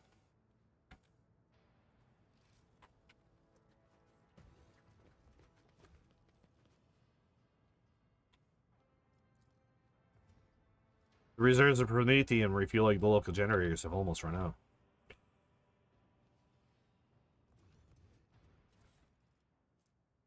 Live. Why are you screaming? That thing, it's just lashed onto Lufa's face and she went mad. Throne be damned. Cut it off. Cut it. Hey, what's wrong?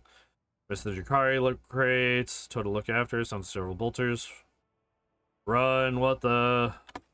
Ah.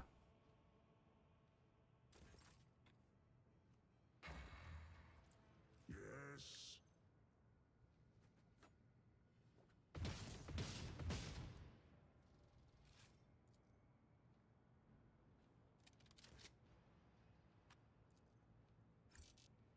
What do you mean? I won't suffer. What do you mean? Why not? They're literally highlighted in red.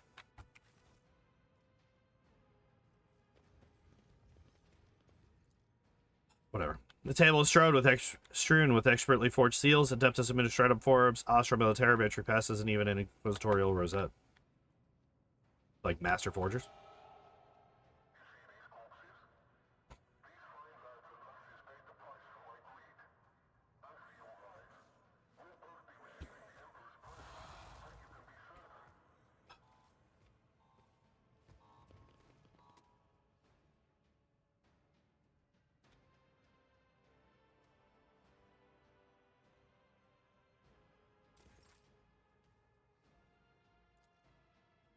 And so shall it be done. Leashed.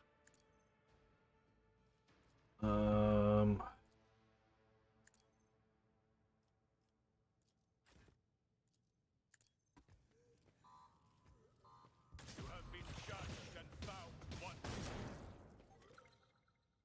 Well, that wasn't that big of a deal. Would you look at that? All right, Adira, hear yourself.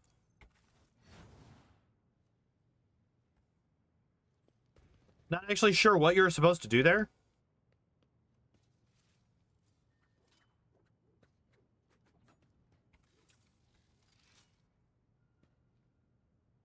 Oh, you're supposed to shoot this. I didn't even see this. Ready as always.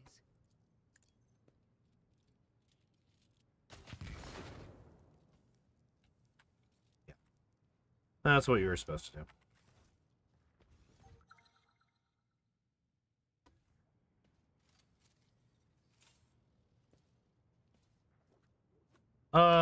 When the spirit is weighed, there are only two outcomes for the mortal flesh: reward or opponent. Wait, what?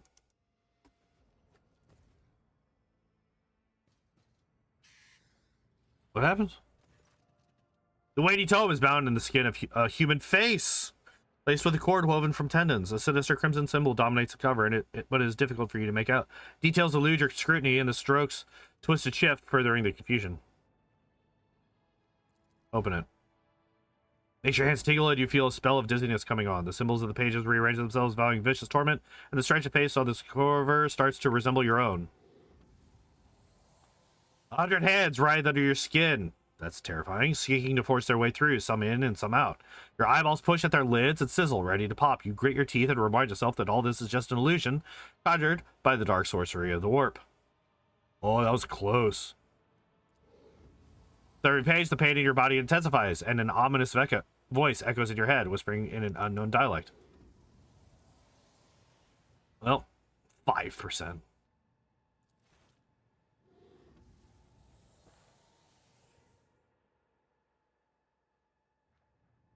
Probably should have known better than to do that.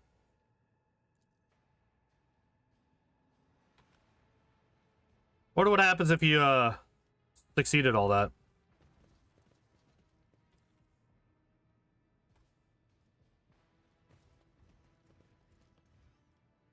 Scrolls with broken seals of the Ordo Xenos describe the process of studying Eldari test subjects. Hello. Gold Xeno idol. Sure, why not? I found a frog!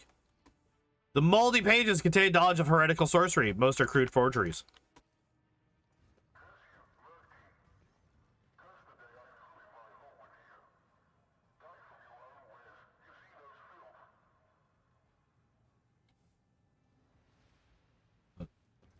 What's supposed to happen in here?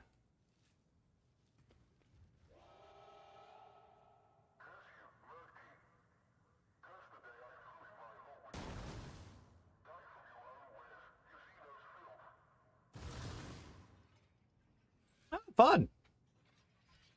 You Alright. dare cross the Casbalican. A poor decision. Necron.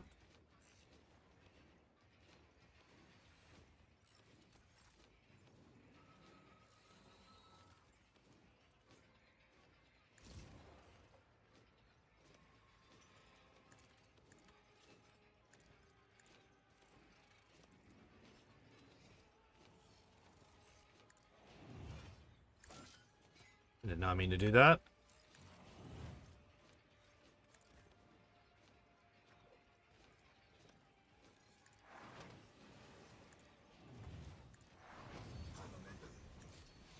Really?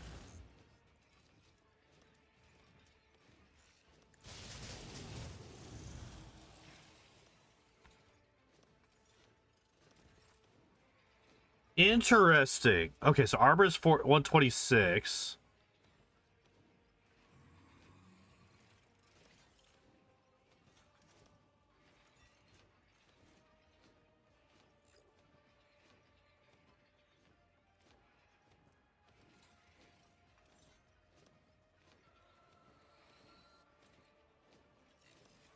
Creatures reanimated with 50% of the... Oh, okay. If the creature has no other allies with base wounds more than 0, this creature and its allies die. Got it. Okay.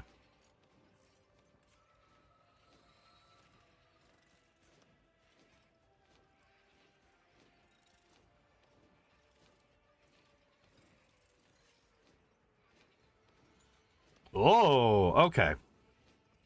Mortal gains stacks of energy integration equal to the number of Necron warrior allies left alive. Wait, what?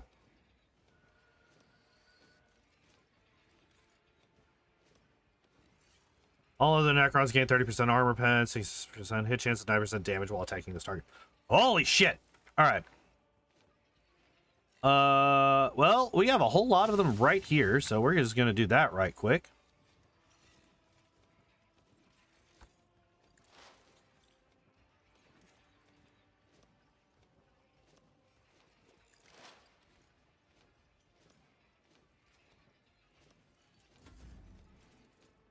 All right.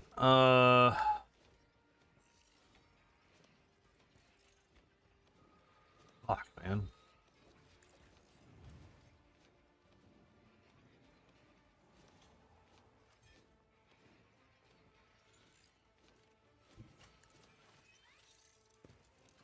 Okay, that's fine.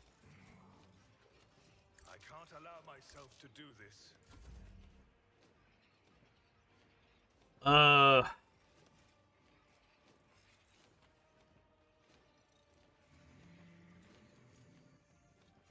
Which one do we have? Oh, I have the wrong fucking setup.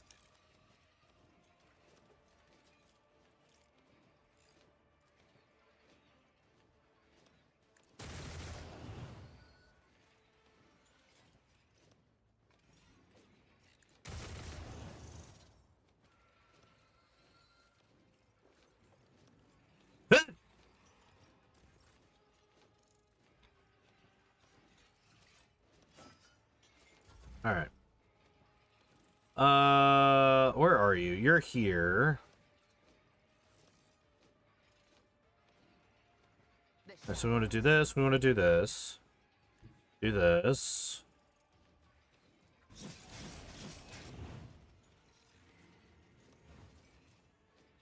Trust me.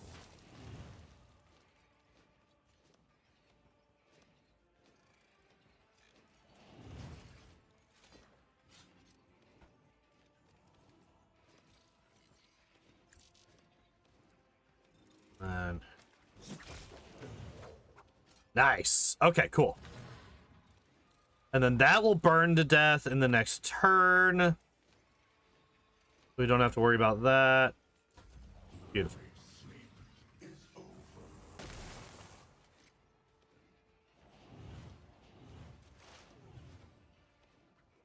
Okay.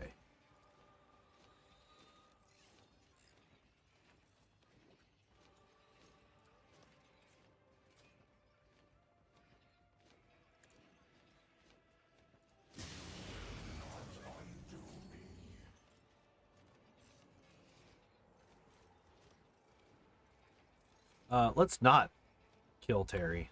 Seems like a good idea.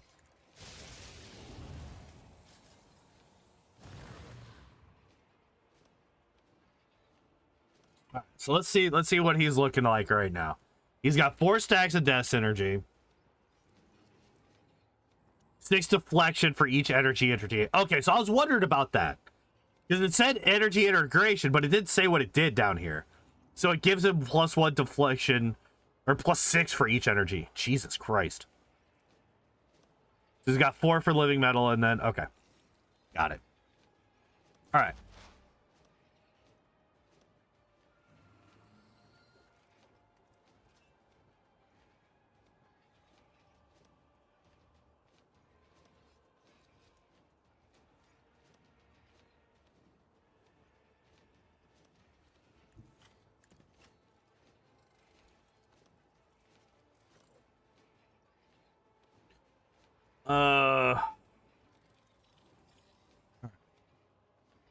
I'm gonna do this so that I can start chipping down his armor. Fury rain down Oh, nice.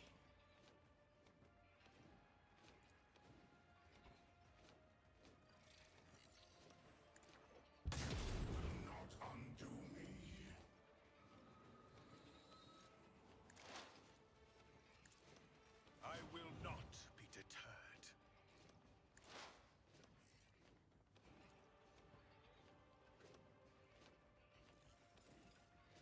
Rejoice. Significant. We got. Nice. It's poised to strike. This one. That's right. Ooh, this -11 is nice. Perception and yeah. Oh yeah, and because I have like the massive bonuses to everything. Yeah. Oh yeah, and I ignore his fucking deflection on Terry, right?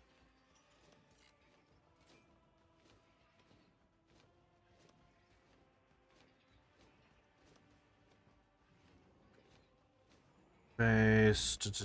Yeah, there's no deflection here. Nice. Nice. All right. Who do I give an extra turn to?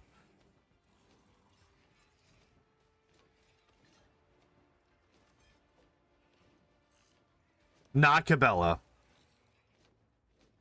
Probably Abelard. No matter the cost.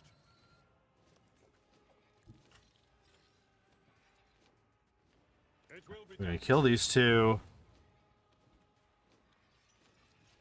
Come up here. my place is at the fore. This. Alright, I have 2 left. I think I do this, and then hit.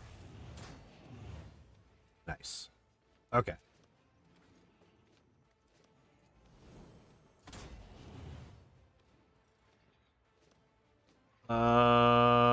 Yeah. Alright, cool. We're gonna have you come up here.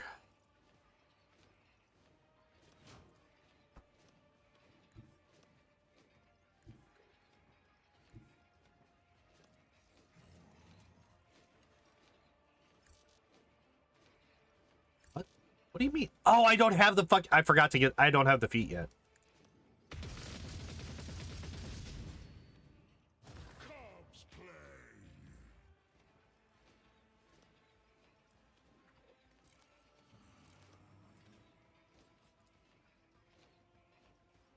Six percent.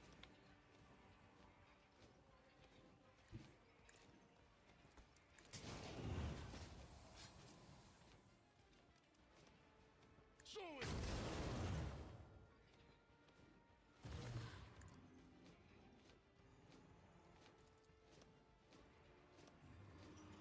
Wait, does this mean that I get? Oh my god.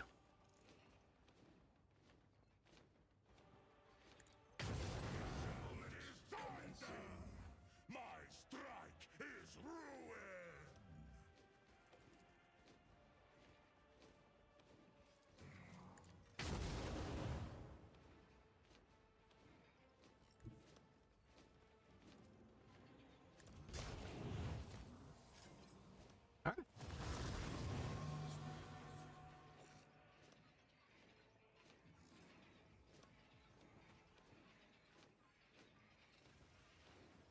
Squeeze me. Squeeze me? What the fuck?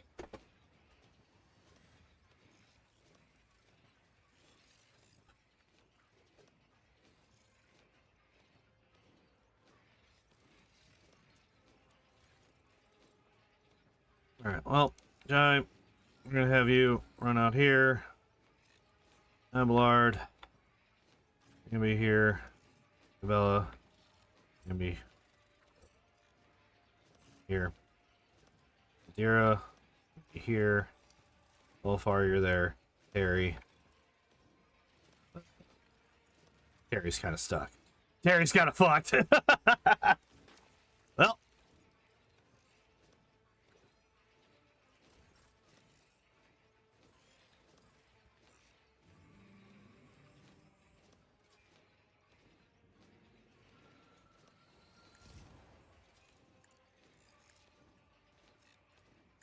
Am I getting paid for this?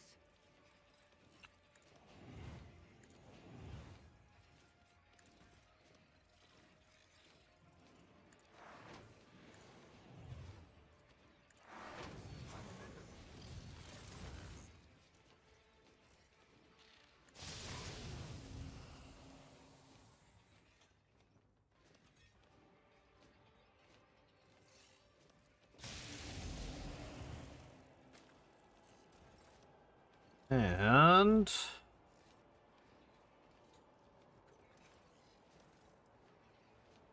yeah, I guess we do this one.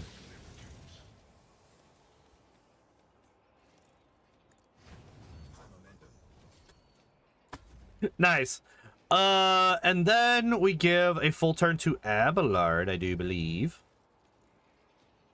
Wait, do we? Alright, what's your deal? Semblance of evasion, plus 30% dodge and parry. Hooray. Immunity of deathless, semblance of evasion, disrupting shots. Does target to lose 2 action and 4 movement. Jesus.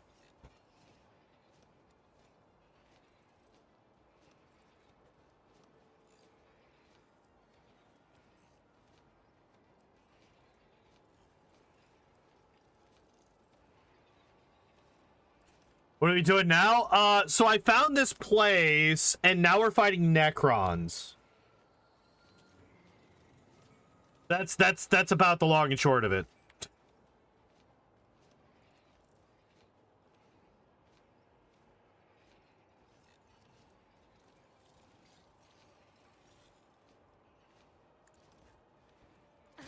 Aim for the heart next time.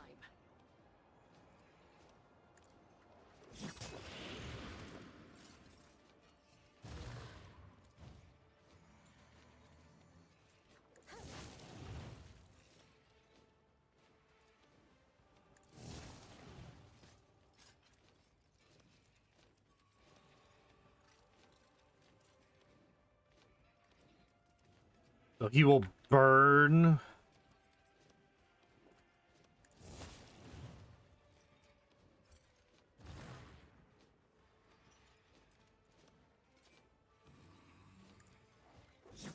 Wait, what the fuck? Why do I have...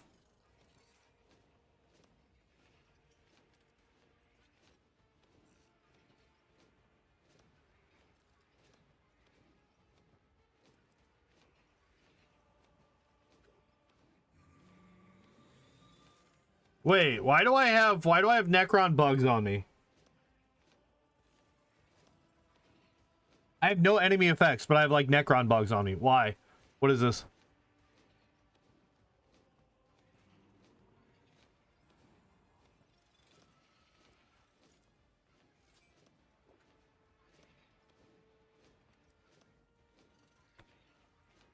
Are they different from demons? They're like undead robotmen.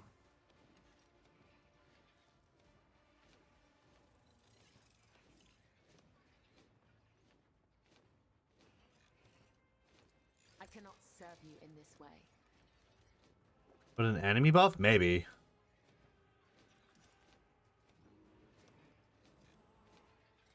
Damn, if I had known that I just couldn't move, I would have just come over here to fight the scarab here. Wait, okay, so wait, what do you do?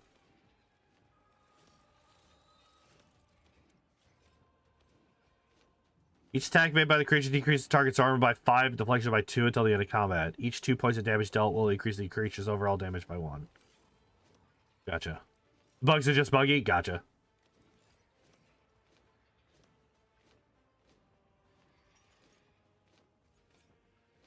Tend to just bug out if you kill too many. Ah, okay.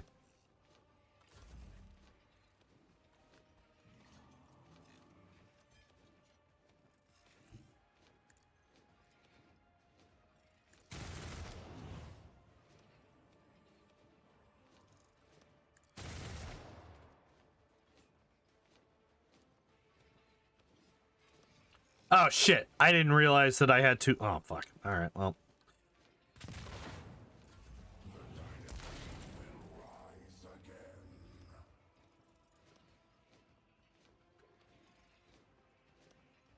As the tenets demand.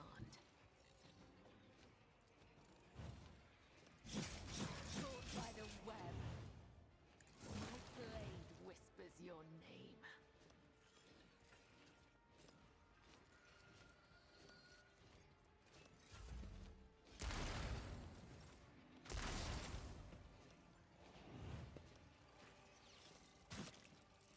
Oh, my God.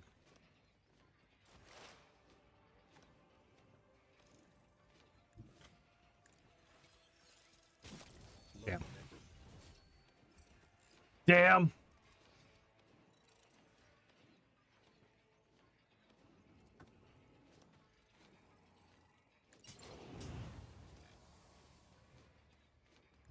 The fame-hungry come. Alright, so we do this. Do this. Hit you with this. Up to this.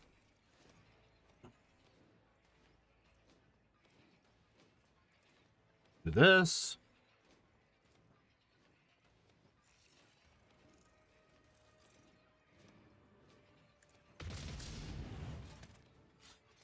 And do that. All right.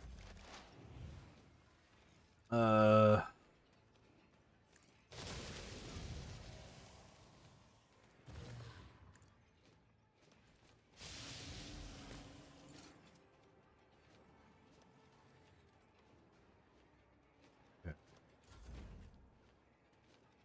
Emillard. Victory is imminent.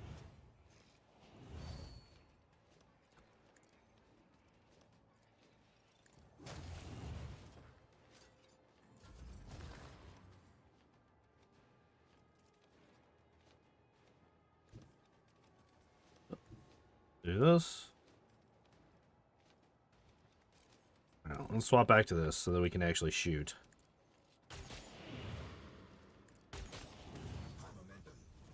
All right. Not a third time, right?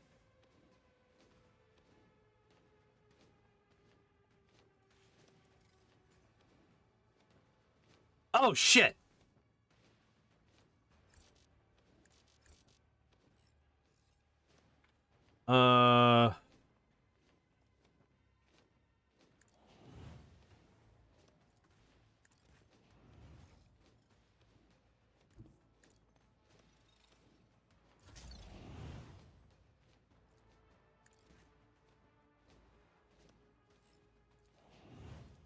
It will be reduced to dust. There we go.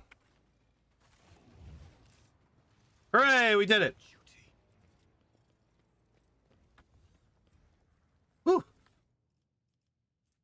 Big Pew lost what little remained of his mind since Murky brought in the latest Xenotech haul. I understand that in our business, every man looks after himself, but Murky doesn't even blink an eye when his booby traps mangle our fellows. We spent 3 days mopping up blood, and he just kept dragging more rubbish into his cabin, nursing that vile chunk of stellar metal and glaring at everyone like a wild beast. Road, be my witness. I'll personally cut the strict 6 down with a chainsword. If it brings us another dangerous artifact, we're honest, cold traders, not heretics. What's the difference?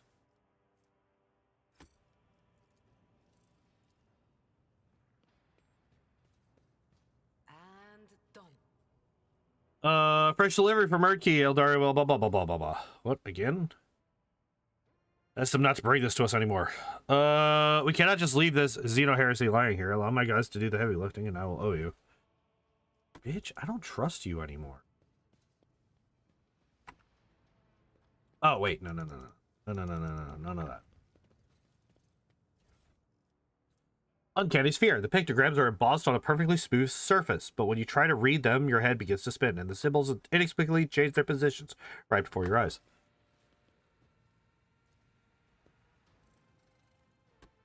Are you serious? Unstable and may summon another wave of Xenos at any moment. Hooray! Hello, please? Move. Thank you. Implants resembling the limbs of an enormous insect are stacked inside of an airtight container. A note taped to the lid says, Ramgul, Rackbull, Escrut. Pushes on some not very bright customer.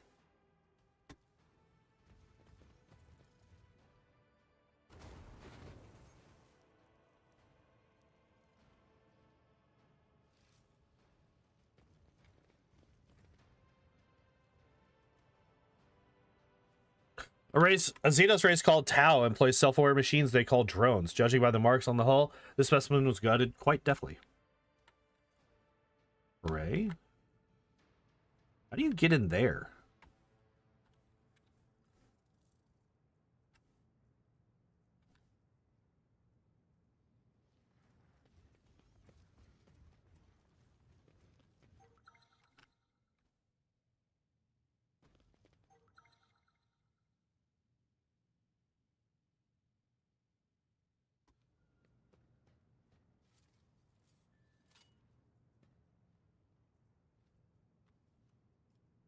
whisper and be heard.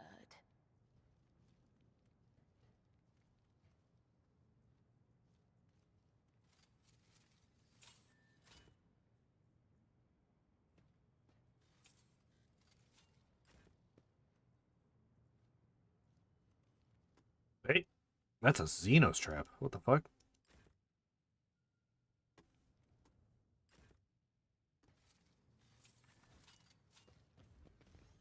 All right. Well, now that we have 8,000 yep, that's what I thought. I am amazed that I didn't fucking accidentally step on one of these. That's wild.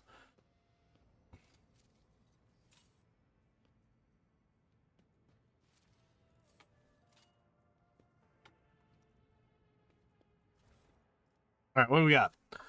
Corpus Scari Oath, two-handed, ranged weapon, light. Enemies that are hit by this weapon suffer an irradiated effect that lasts for 3 turns, decreasing all healing received by 50%. Also prevents using reanimation protocol for 3 turns. Whenever the wielder hits the target with an arc rifle, they also hit each creature at a 2-cell radius around the main target. Shots from an arc rifle cannot overpenetrate. Oh, it's a... Oh, shit. And then hits a target that isn't covered. Well, it doesn't matter. Doesn't matter.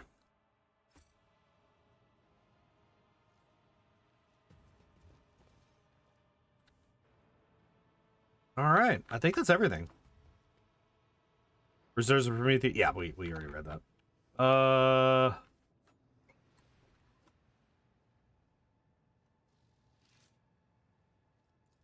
What's here? What is this? Containers are stuffed to the brim with dry rations and corpse starch. Such quantity of provisions could feed a small detachment for months.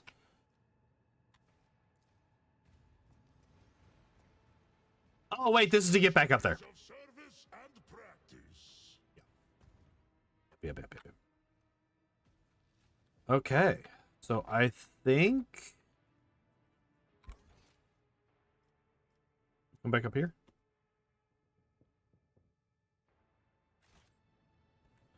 Because I haven't actually gone up here yet. Oh, there's literally nothing up here. Jesus.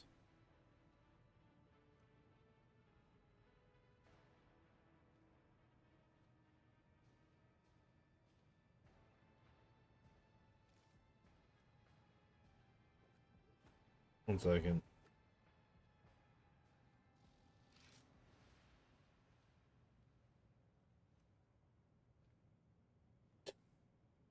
Yep. Take your... Oh, yeah, we already read that. Okay, so it looks like we're done here. We got a ball. We got a meteorite shard. We got something else, too. I don't remember what else we got. Oh, yeah, the frog.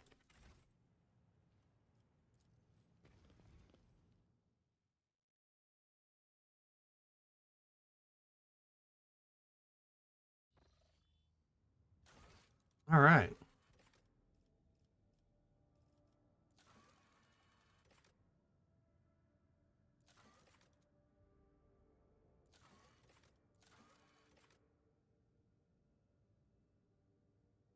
That's right, Landgren's Belt. That's right. That's what we want to go to next. I think.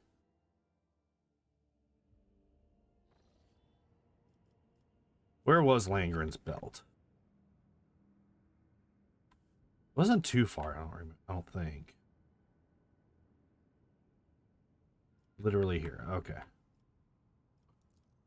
Well, back to here. Back to here. Nice. Had a couple people get their faces eaten by plants, but, you know, we made it out of the warp without too much damage.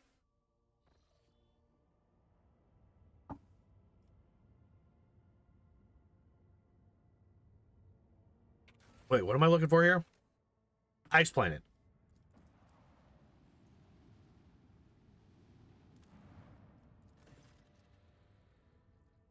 Immediately after the ship approaches close enough to the planet, the strange artifact from the homunculus' laboratory activates. Trying to receive the incoming signal from the planet's surface, the black faces of the prism have started to emit a pulsating lilac light.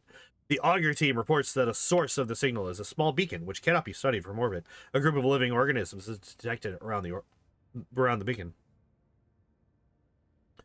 Said the scout team A disgusting sight unfolds before the scouts. In a sinister, high-fenced enclosure, hideous mutants crawl and writhe. Hundreds of ugly beasts, their shapes vaguely reminiscent of humans, squirm on several pairs of deformed arms and legs. Incapable of attacking or doing much of anything else beyond crawling in the dirt, the creatures are riven with endless pain, which seems to feed the Drakari beacon at the very center of the pen. A pulsating lilac light flows from the beacon. Activate the beacon. The activated beacon on the planet emits a thin lilac beam, sending out a signal which is promptly accepted by the artifact on board. The prism unfolds into many small petals and shows a holographic image of a certain planet and corresponding coordinates.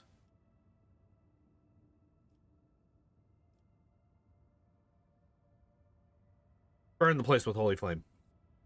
Alright, so now we have another place that we need to go to. Narmer 4. Where's Narmer 4?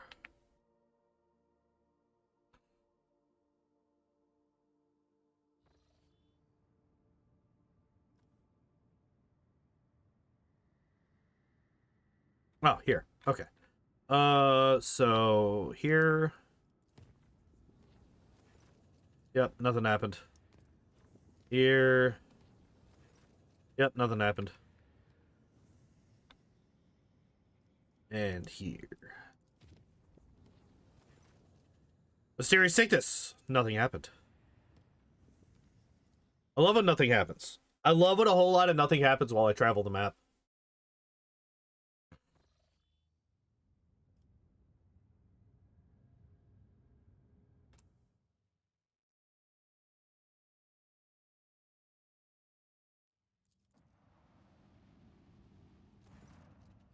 The endless canvas of the cosmic void is interrupted by what looks like a bottomless hole. Sight cannot pierce it. No stars, no planets, no cosmic dust. There's only total darkness. The augur team has failed to glean any information from the anomaly, and under the influence of a mysterious force, the void ship is slowly drawn to the heart of the darkness. The officers on the bridge worriedly look up from their cogitators. The machine's screens turn on and off chaotically, not obeying any of their operators' commands.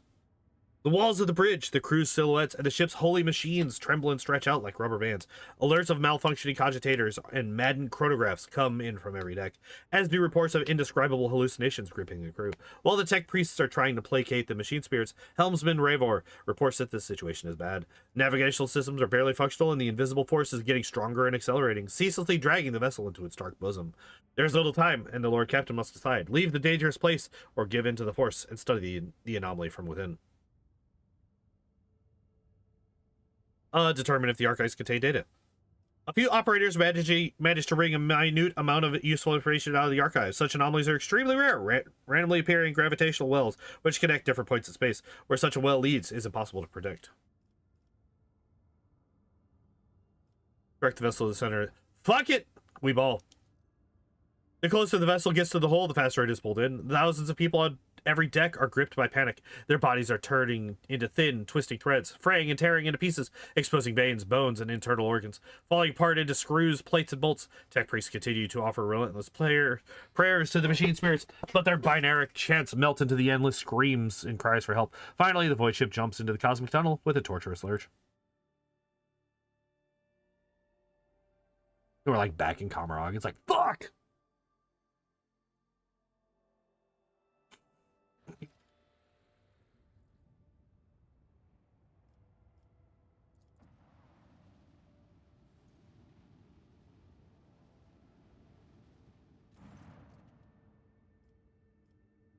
The former ecologer colony greets you with Vox silence. It would seem the ship has been deserted in the time you have been gone. Dismantle. Hastily flood the empty decks. Your people will need time to fully dismember the old ship, but until then, this forgotten chunk of metal belongs to the Von Valancius dynasty. Hooray!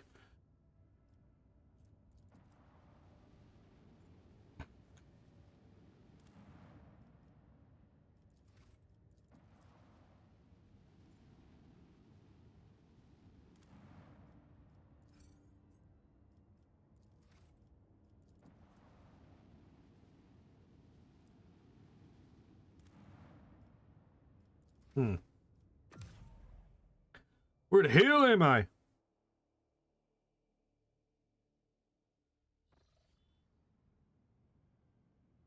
Literally on the other side of the planet. Got it.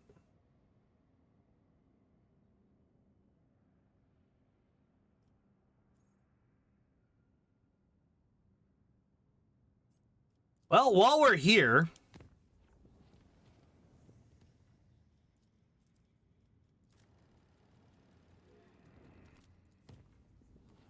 right? Nothing happens.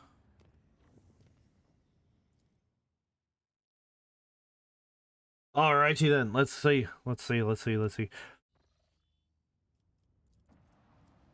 We haven't been to Kiavagama in a while. Alright. One of the workshops has fallen to corruption. The machines within disassemble the surrounding mechanisms and swallow workers whole to construct repulsive amalgams of metal and flesh.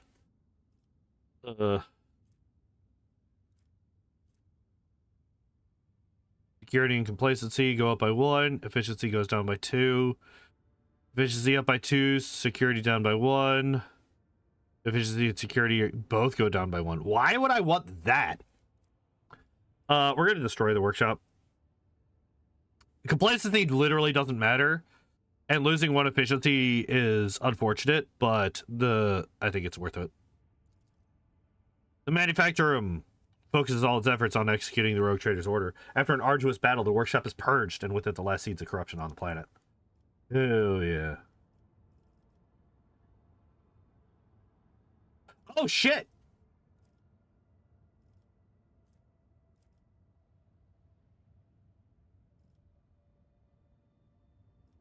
Okay, what do we get? Lord Captain's Void Chip case of fleet overhaul feature. 10 plus 10% damage to... 10% to damage dealt by allied void chips and 30 to their hold integrity. Okay. Arc rifle doesn't matter. Rogue Trader and their allies deal 50% more damage with flamers and grenades. Does not matter. 5% chance to crit again. Ooh, hello. Long range lance weapon dealing from 84 to 98 damage to chosen. Ooh. That's also nice. That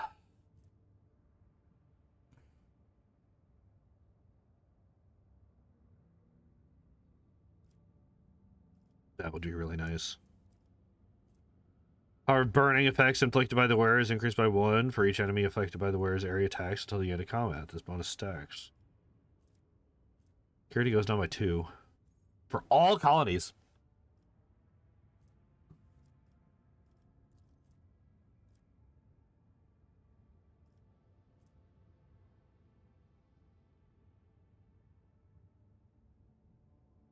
%92 hit chance and 15% critical hit chance. That's... Wait. What do I have right now?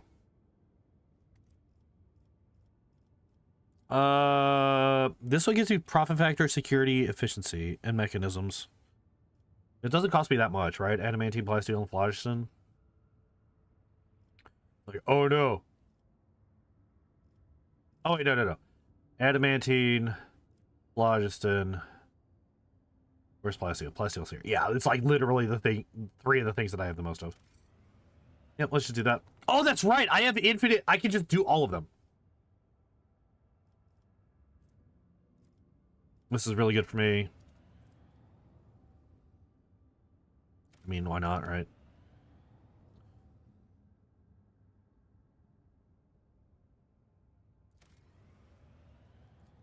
Okay, do any of these lock any of the others out? No.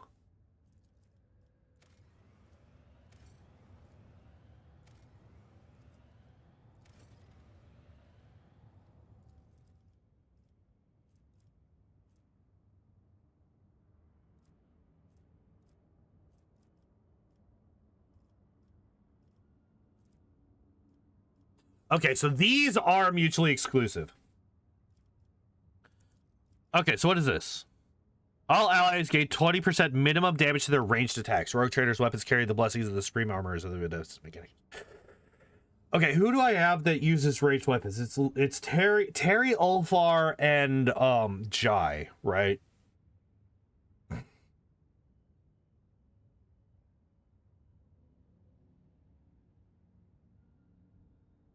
Okay.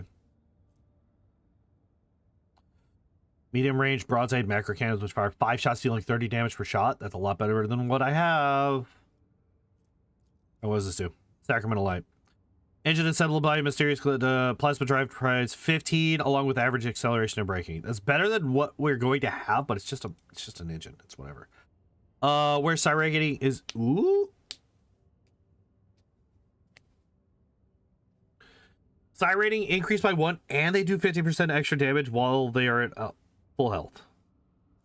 And efficiency up by 3 for every fucking colony is crazy. Oh.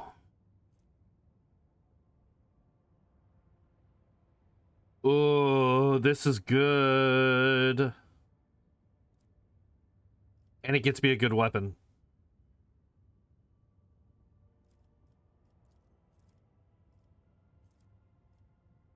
But this is also good. But it doesn't give me anything for the ship.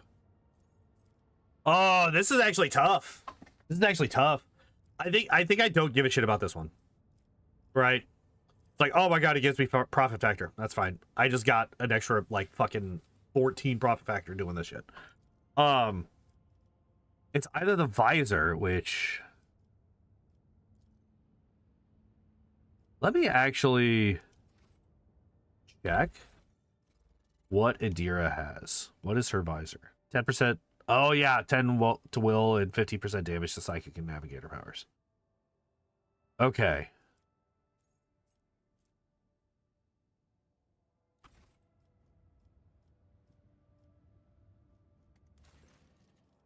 Oh, wait. Lord Captain, there's been an act of sabotage on Kiava Gamma. The cult of the Final Dawn has invaded the planet, cultivated a pack of schismaticals in the bowels of the manufacturing rooms, and set them upon us. The attack was so sudden that we almost lost all the workshops, but we had help. Some entities, already being called data angels, have invaded the cogitational network, seized the cogitators and servitors, and used them to repel the first onslaught of the schismaticals.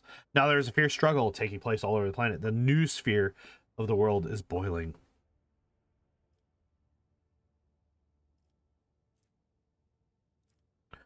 How did the cultists infiltrate my world? This was a part of a coordinated attack that hit the entire expanse. The heretics must have been prepared for a long time.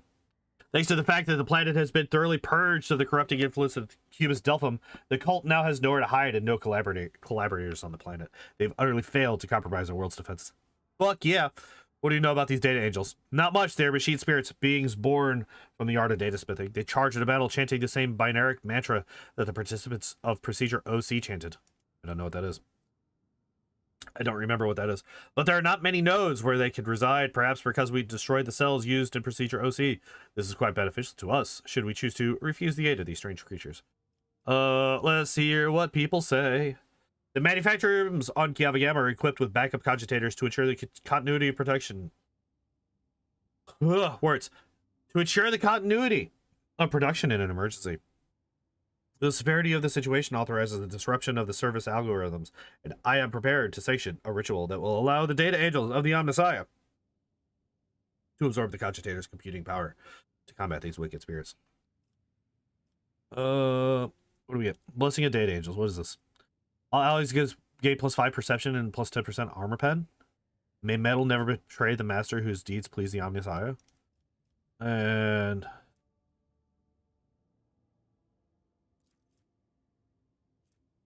eat dinner, be right back. Have fun. Enjoy your dinner. I'm actually also quite hungry. I'm probably going to be calling it here soon anyway. Machine creatures, Necrons, and creatures with reject the flesh feature deal 10% less damage to the roach. That's not that big a deal. We're going to do this one. Right? Yeah. The request to perform the sacrament is accepted will be fulfilled immediately.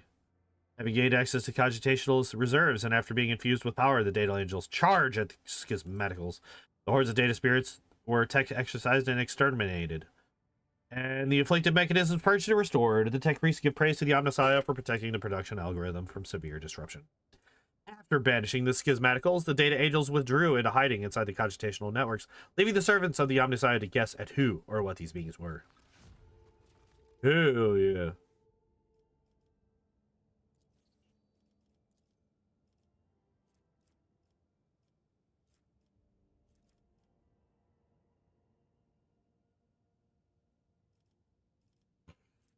Okay.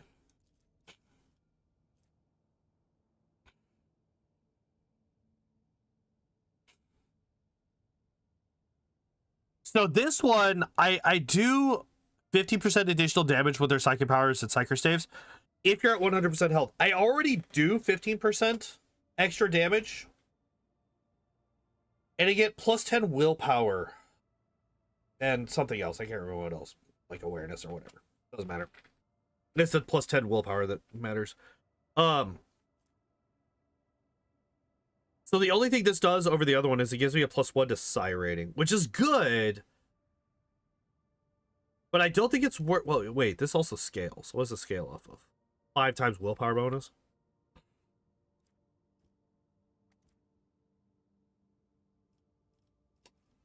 Oh.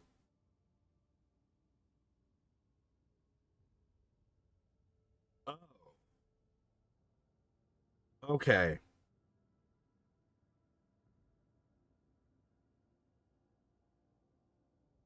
So that's actually a lot of extra damage.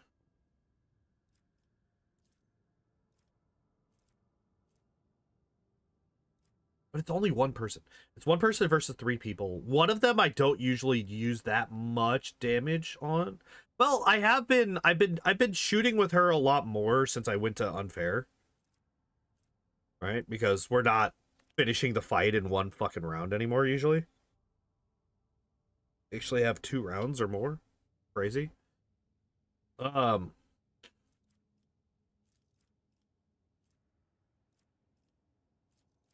yeah, I don't care about this one.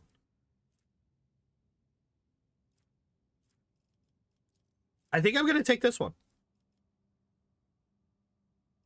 Like security -2, but global efficiency +3 is actually really nice. What's with secure? Oh, security. Wait, are these capped at 10? Isn't it crazy on how being on a real difficulty makes the game feel complete? Well, like, what the fuck do you mean a real difficulty? Like every other difficulty, like you shouldn't have to go to the hardest difficulty to get a challenge. I'm gonna do this one. They're capped at 10. Okay.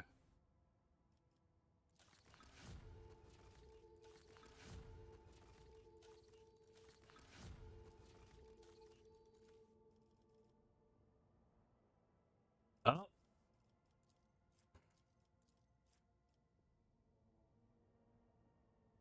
Wait. Oh, we actually don't have max complacency here.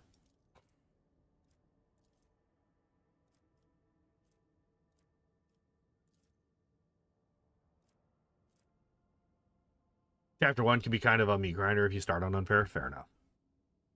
I get it. Fair enough.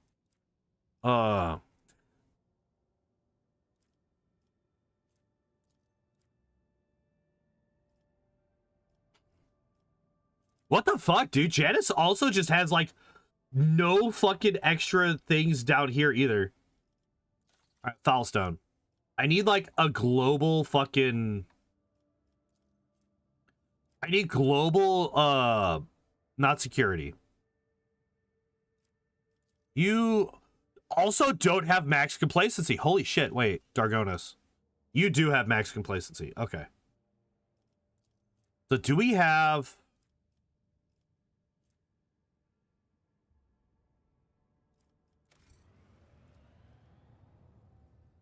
anything that gives... what is this? All is gain +5 willpower and 1 resolve. Nice. Ability is perception. +5 bonus to all their skills. Nice. Yeah, let me just double check, make sure that none of these... okay. Okay. None of these are mutually exclusive. Milio power armor. It's kind of shit, actually. Return negates 3 times Iconoclast rank fellowship. Not bad, not bad. And it gives me +20 Iconoclast. Let's go. Security and global complacency +2. Let's go.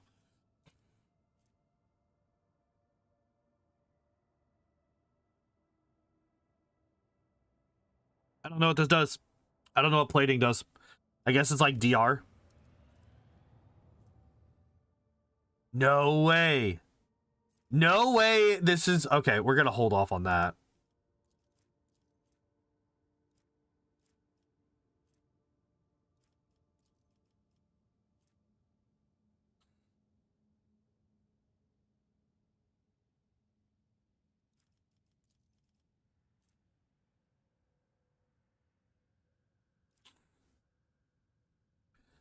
I can't believe that the last thing is fucking complacency down 3 for all colonies. That sucks.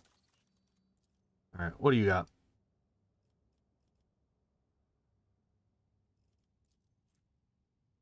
You do have... Yes, you only have maxed out complacency. That's actually kind of wild. Oh, another iconoclast boost. Hell yeah.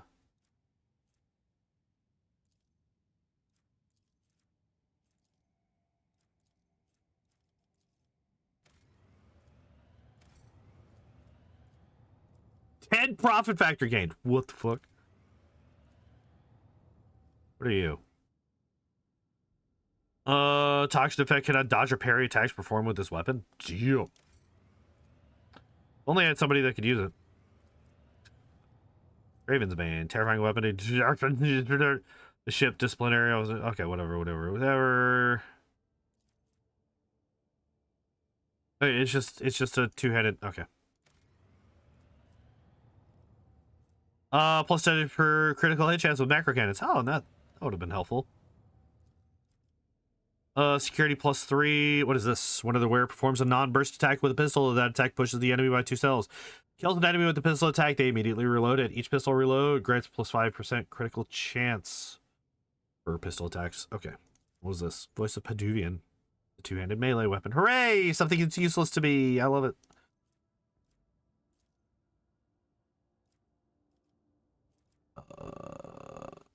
Gives...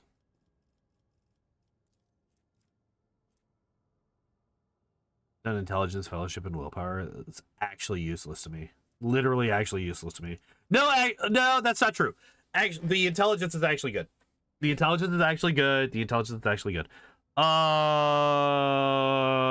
actually might be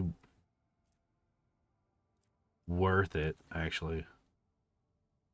Cryptic message arrived at Kiavagama. The fabricator sensor reports that they have beheld the Eye of the Divine. I request details from your less devout servants, and they clarified that the Inquest group, which has been investigating the many inexplicable events that have taken place on the planet, followed a trail of mysterious binaric harmonics and came upon an ancient and abandoned data complex. It is connected to the manufacturer by a maze of communication lines and contains a gargantuan data loop. Hi, kitten. Hey, baby. The mechanism's markings show that its designation, or should I say its rather menacing name, is Null Caliph.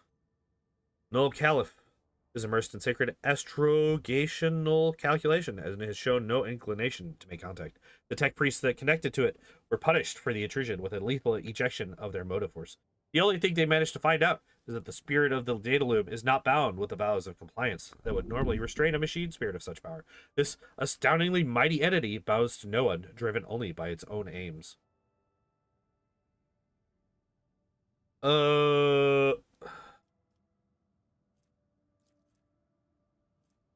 Grants plus 25 logic. The wearer gains a solve simulacrum ability that costs 3 AP. It can grant the wearer a permanent paradox solved feature. What does that do? Use their heroic act regardless of their momentum without spending... What? Character has the logic still says with minus 167 penalty on success. This ability is removed. The Cognitive Simulacrum is destroyed. A plus 25 logic bonus.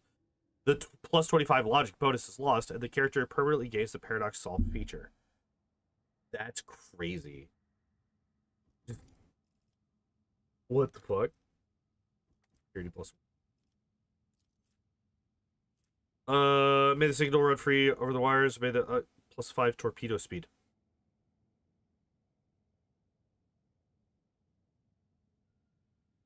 Huh. This seems the most overpowered.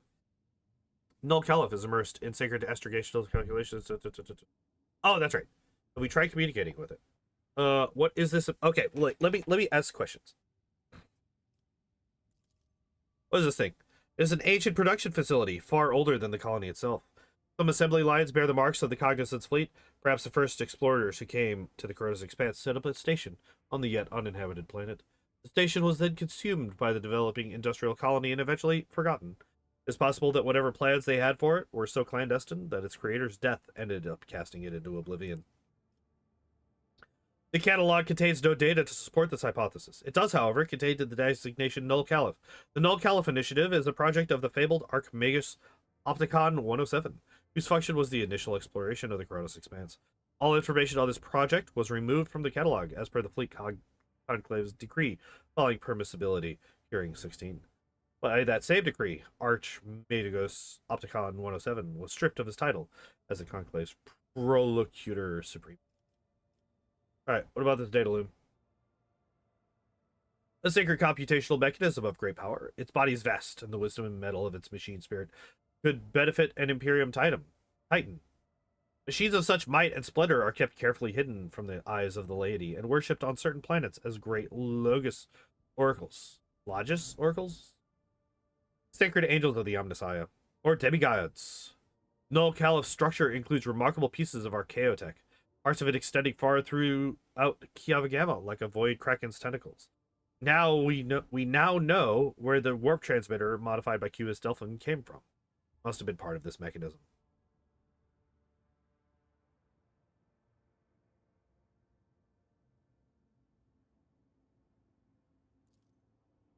The data angels that we encountered earlier were bored of its cogitational might. Full of vigor, they soar around its computational aura, which radiates into the new sphere. Their response to our presence has been favorable thus far. Any idea what it might be calculating? All we have is a hypothesis, according to which Null Caliph can see into the warp, similar to a navigator. Any interaction between technology and the warp is, as you are well aware, kept under the careful supervision of the Adeptus Mechanicus, so you can imagine just how unique this mechanism is. According to the Magi, it can calculate routes through the Immaterium without rest or fear of corruption, given the fact that it has no human soul. They claim that its power is comparable to that of a Novator of a Navigator house. Apparently, Procedure 0C was initiated by this mechanism to integrate Magi with high psychic potential in order to expand its own computational capacity. Getting down, baby girl. Bye. See you laters.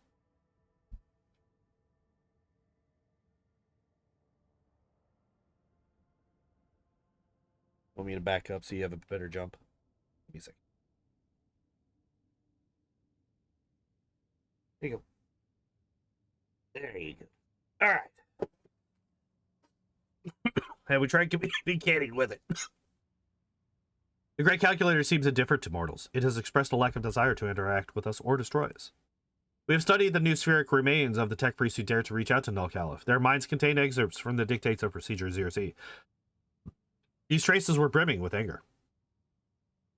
What do my advisors make of this? The great machine spirit that identifies itself as Null Caliph bears potential as a valuable ally.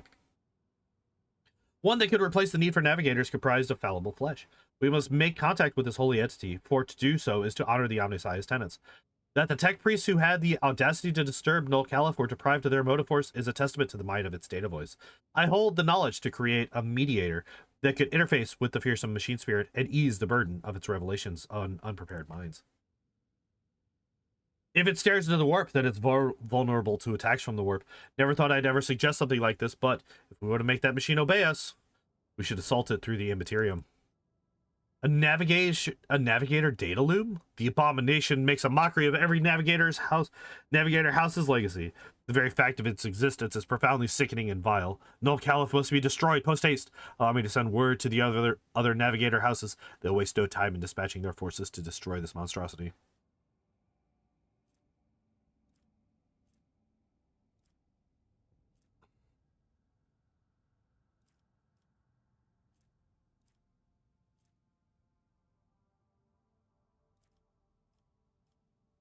I love that she's just like, he's threatening my job. Kill it.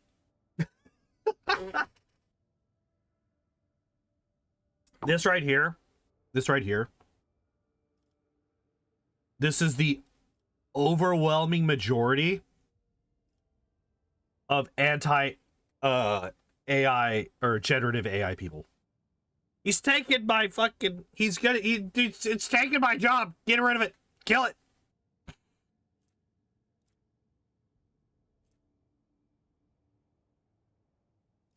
I find it crazy that the logic is actually like harder than the persuasion check. I mean, I guess our persuasion is like crazy high, But even still, I said a minus 75. That's crazy. Demolition is the only one that's guaranteed. We're going to make contact. Your will be done. Hell yeah.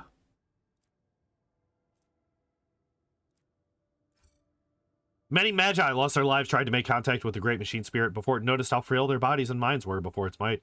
Taking pity upon the servants of the Omnissiah, it softened its data voice. The tech priest then entreated the great spirit to forge an alliance with the rogue trader.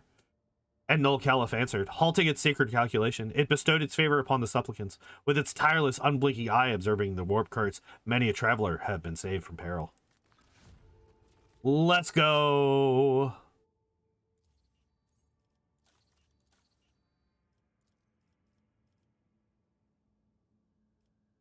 Oh, we're just done here.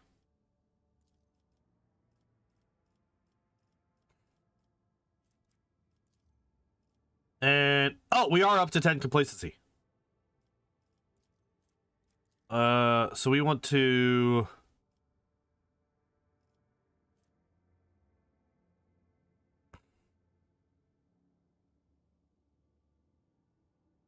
oh shit, nice. Like, it's not going to be much for the vast majority of people, but, you know. It's definitely useful.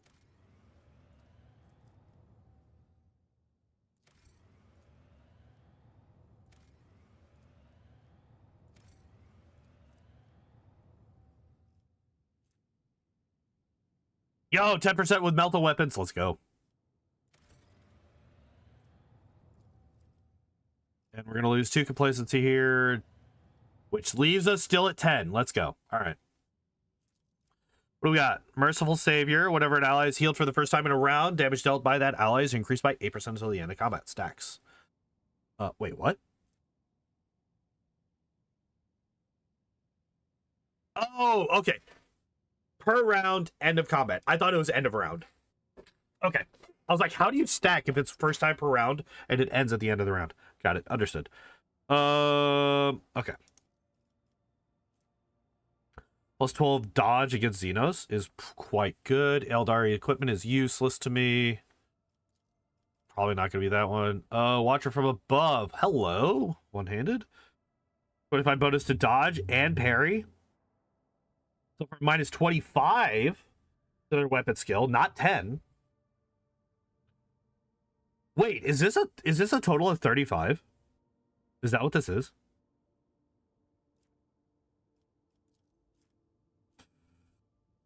I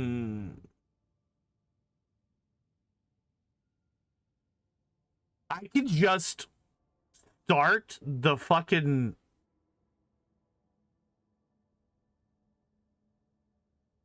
I can just start the fight with everybody having 8% extra health. Or 8% extra damage.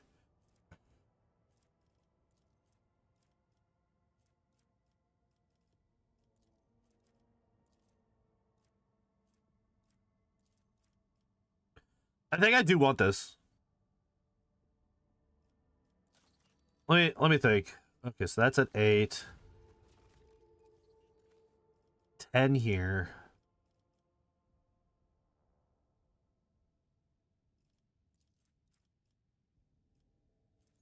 Oh, that's right.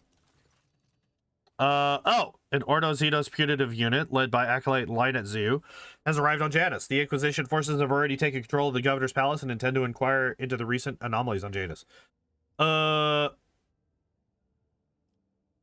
much did the Inquisition... Wait, Heinrich, why was I not notified of their stuff? I'm surprised they have informed us of their arrival at all. It demonstrates a semblance of trust. How much did the Inquisition sniff out? The initial interrogations have set Linet Zoo on the tracks of the wretches toward the anomalous region, but her people continue to dig deeper, so to speak.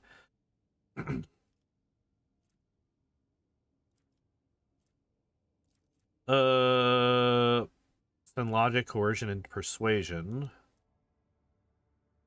1 down for everything. What do you think? Cooperating with the Inquisition would do us more good than trying to hide the current misfortunes of the colony. I can send them a message to keep us informed about the interrogation as a favor. If only we could throw them a bone and let them find the evidence they want, one that we could get by without. The rest could be concealed away from their inquisitive eyes, like a sand lizard shedding its tail. Sometimes one must cede the battle to win the war. Yeah, let them do their job. Serve Janus and the Von Valencius dynasty. After Lady Zhu had set up her headquarters at the governor's palace, she began to investigate the situation on Janus. All those feeling guilt for their crimes before the emperor could only stay silent and pray. During an investigation, Lady Zhu was able to establish that the genetic changes in the wretches' bodies were caused by mysterious substances secreted in the water by Xeno obelisks. These substances did not contaminate the water until recently, as shown by the analysis by the Magos biologists. The same Xeno obelisks appear to be linked by a chain of energy communications, also serving as sources of unknown radiation that seem to have caused the outbreak of contaminated growth in the currently uncontrolled sector of the planet. This also seems to be causing the appearance of the mysterious phantoms. According to Lady Zhu's theory, there may be some sort of ancient mechanical construction on Janus that has awakened from its slumber. It is possible that the anomalies occurring on the planet are merely the side effects of the blasphemous machine trying to start itself. Let's go. Anything else?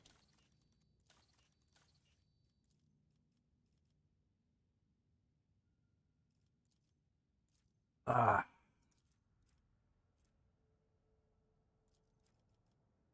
kind of like this. We're going to take that. We're going to take that.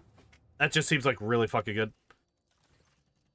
Your lordship, a monster storm has broken out on Janus. Apocalyptic anomalies are tearing our agri-world apart, and their epicenter is in the corrupted sector. Something must be done before the whole colony is destroyed. We must find the source of this madness. Come down and report what exactly is happening there. The moaning earth, the purple glow in the sky, fires crashing on the ground from above and turning all they touch to ice.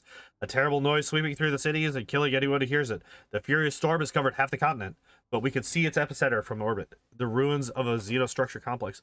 What we thought to be debris of buildings has turned out to be a machine, and now arouses from its sleep, emitting blue and purple lights from the spheres fused into it.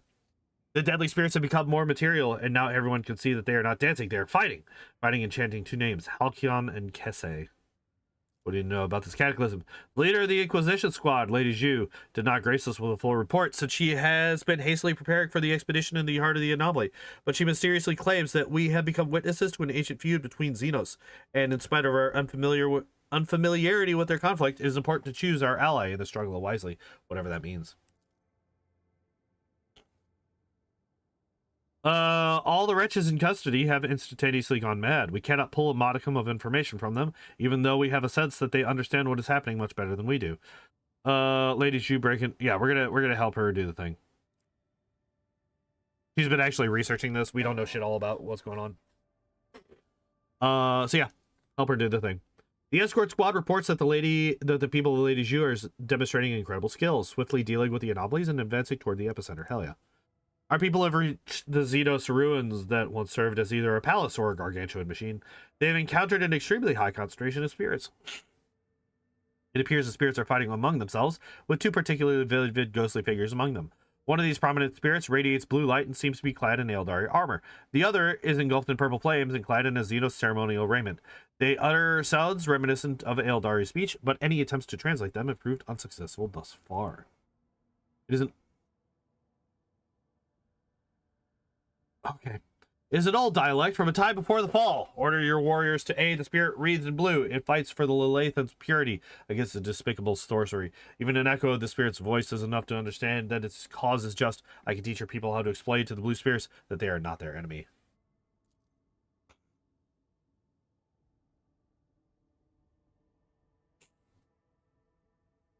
But it doesn't matter what those spirits are babbling about, they both must be slain. Aid Vater. Turn your warriors and inspire them to fight for their home at the very least. Or to the very last. They have already made sacrifices to get this far, so remind them what the sacrifices were for. Lady Zhu intends to fight both sides of the spirit conflict, but your soldiers are waiting for you to confirm her orders.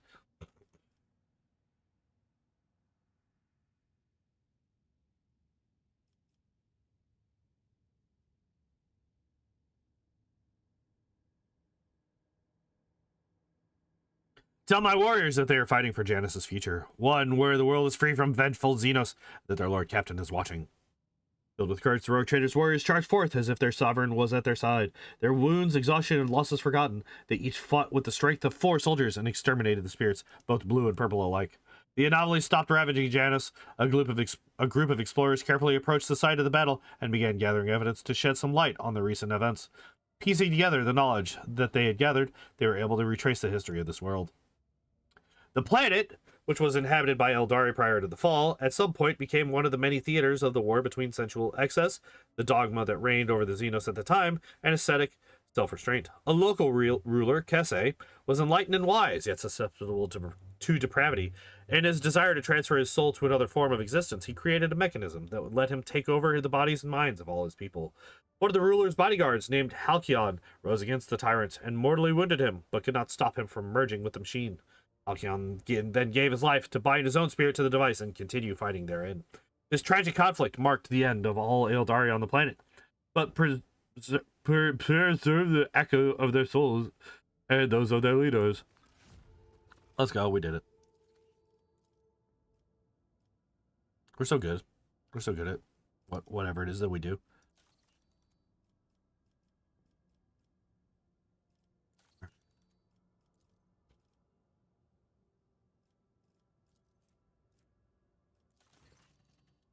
Corruption has infiltrated Vibo 6, Lord Captain. The cultists of the Final Dawn have agitated the convicts into a full-blown uprising, promising them a chance at escape. The planet's cargo port and guard facilities are now under siege.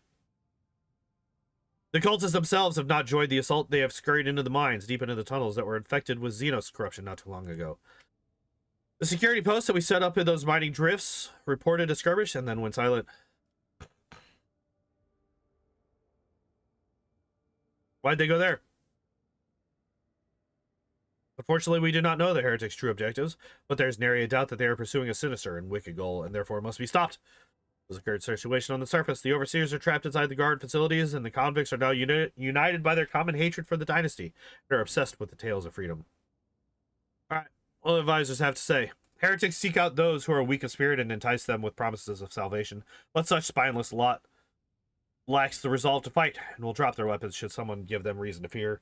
The purpose of many tactics in warfare is to sow terror in the enemy ranks, and I know some of these tactics well. Make them quiver, Vatar, and those weaklings will forget all about their heinous intentions. Lord Captain, your resources and status allow you to make use of one of the most blunt and affordable tools of all, mercenaries.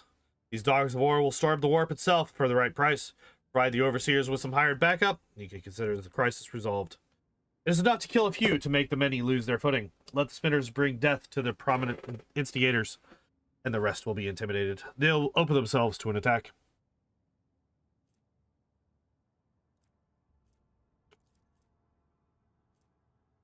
Enemies are targeted by the wearer's psychic abilities, most has a willpower resistances with a minus 15 or suffer bleeding 10 and blinded.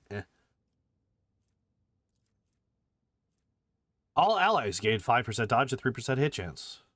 Everyone knows that the enemies of the rogue trader are extinguished by death itself.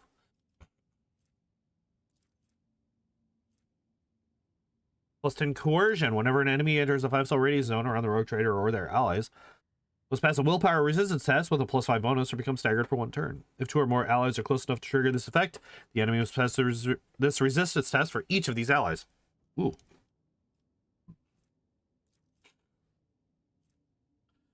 After the Admiral, all lance weapons deal 20% more damage. Got it. What is my... Oh my god! I went from below 100, I think. I think I was like either right at or below 100. I'm now at 168 on profit factor. What is this again? +5 dodge and +3 hit chance. I kind of like that.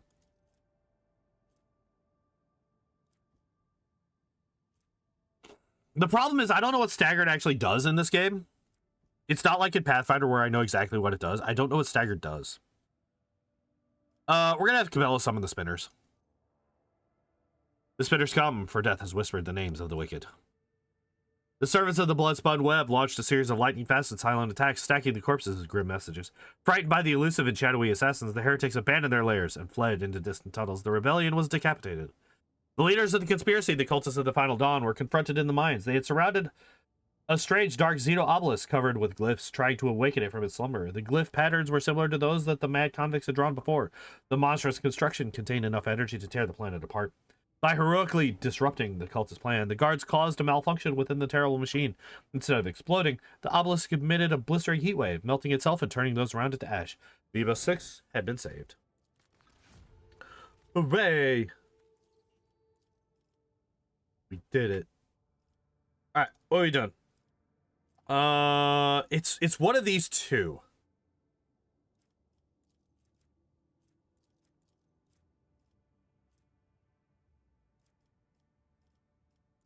I think I'm gonna get the palace. I really like these passive abilities a lot.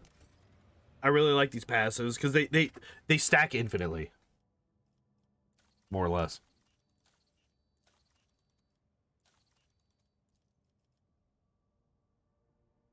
All right, so Janice is done. Foulstone hasn't been started.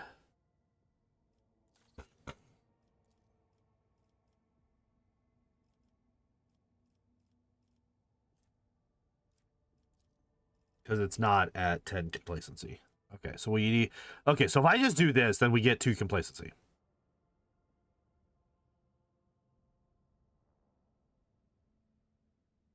Ooh, that could be useful.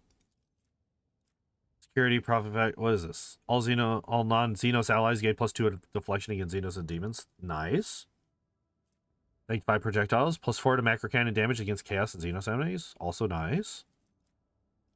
Damn, yeah, hit side +5.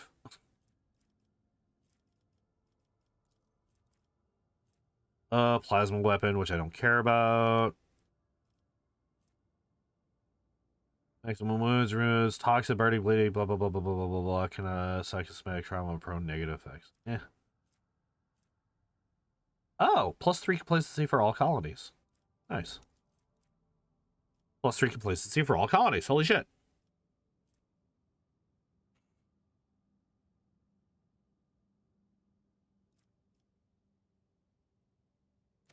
All right, I'm gonna let this happen.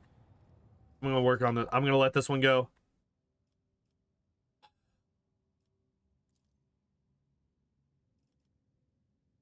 All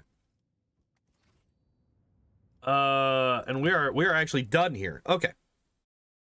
It's also 10 o'clock.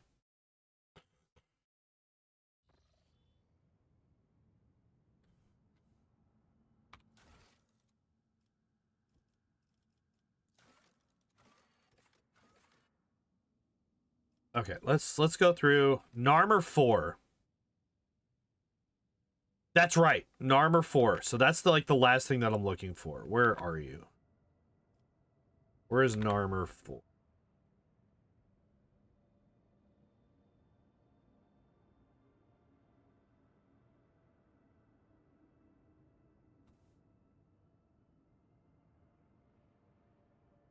Oh, it's here.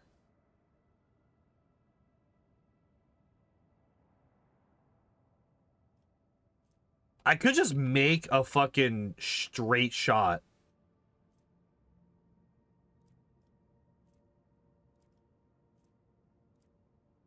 Back to fucking... you know what? I'm going to. We're gonna do this. There we go.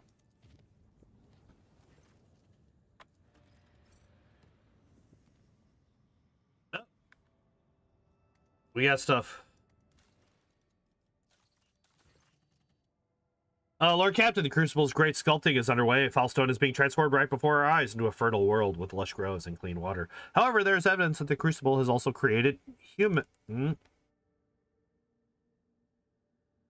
From the mouth of the relic came several thousand people who, speaking an archaic form of Low Gothic, demanded to be given orders. They cultivate land, build houses and production facilities with obedience, and, in general, have a remarkable range of skills and knowledge. However, it seems that these people completely lack their own free will, and for this, the monks have named them Touched. There's a split among the faithful, though many call it a miracle sent by the Emperor himself and want to quickly put the touch to work. A part of the population is frightened that these soulless creatures born from the ancient... is frightened by these soulless creatures born from the ancient machine. Fair enough.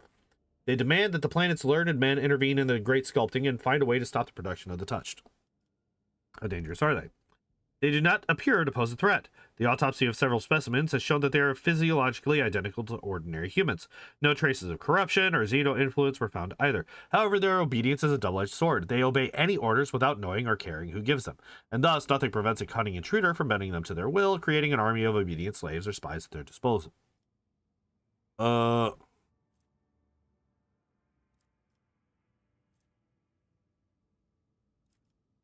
Think by officers and advisors. They are begotten by the relic of Saint Cognatius, which means their existence pleases the emperor. Your people must be reminded that it is so. Arrange a public ceremony to ensure. Typo. To ensure. There's no such thing as to ensure.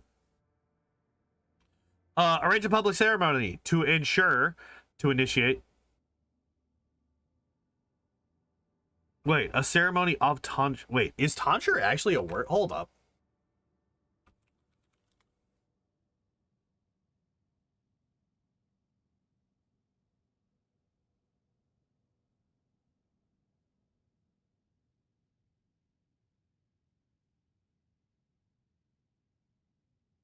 Wait, what the fuck?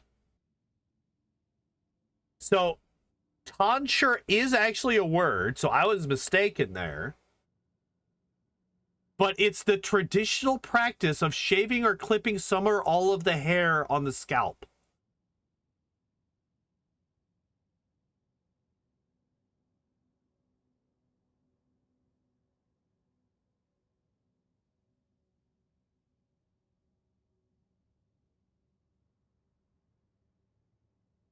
I mean, I guess it's usually like a religious thing, so I guess that makes sense. Yeah, okay, that's fair. I was wrong.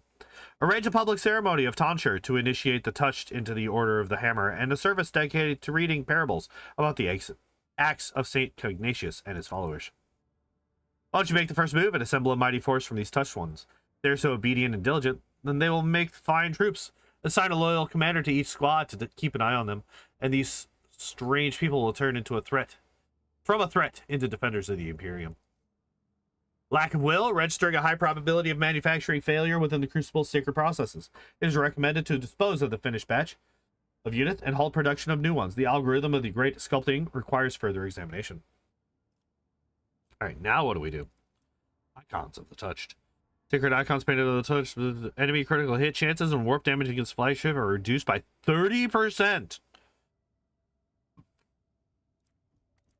That is a crazy change. Long-range dorsal plasma macro cannons, which fire 2 shots, dealing 26 damage per shot. Not great. 26 damage is kind of, well, it is trash. Yeah, I think we hold a public tonsure ceremony. The thing that I didn't think existed. I think we're gonna do that thing. I'll draft a detailed plan of the ceremony and hand it over to the prelate. Under the guidance of the brothers and sisters of the Order of the Hammer, the Touch carried on with their toils, cultivating the land and building new settlements.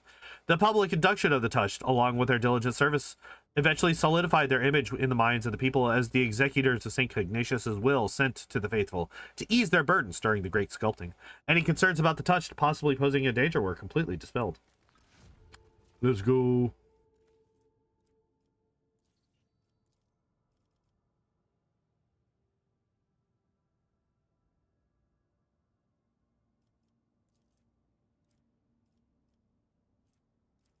Oh, and we are at 10 complacency. Let's go. All right.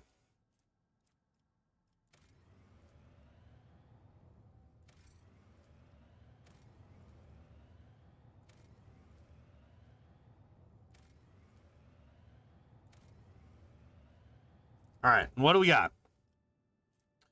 Heavy armor provision. I don't use heavy armor anymore. The only person that used heavy armor now uses power armor. A lot of Drusian and Explorators, and then some Profit Factor. All non-Xenos allies get a +5 to all their characteristics and skills. Yeah. We're gonna go with that one. That one's kind of busto.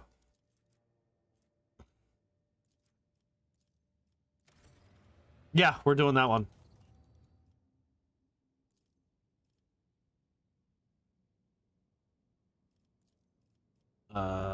Yep, we could do that because we now have more than enough complacency to cap even that. All right, what do we got? Loyalist garb versus to plus 20% dodge against. Yeah. Okay, yeah, that's right. Echo victory, whether it's actually 5-star radius with a ranged weapon, this attack deals 20% more damage. Yep. And then we'll yeah, that's right. I think we want librarium potentially. 10 plus armor pen over 3.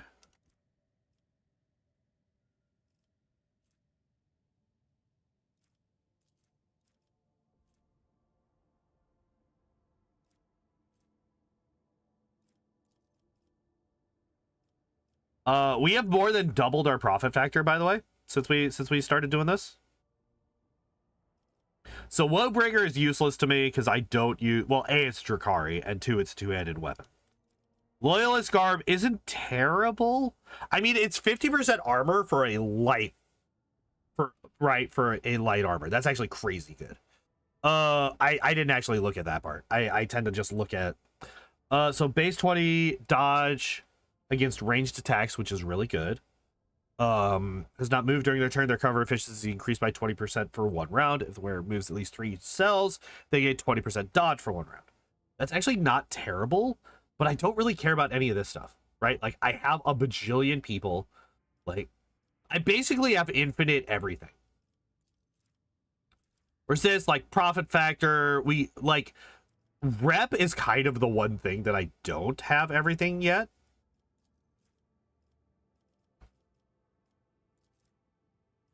And I think 200 is more than anything that I'm going to need.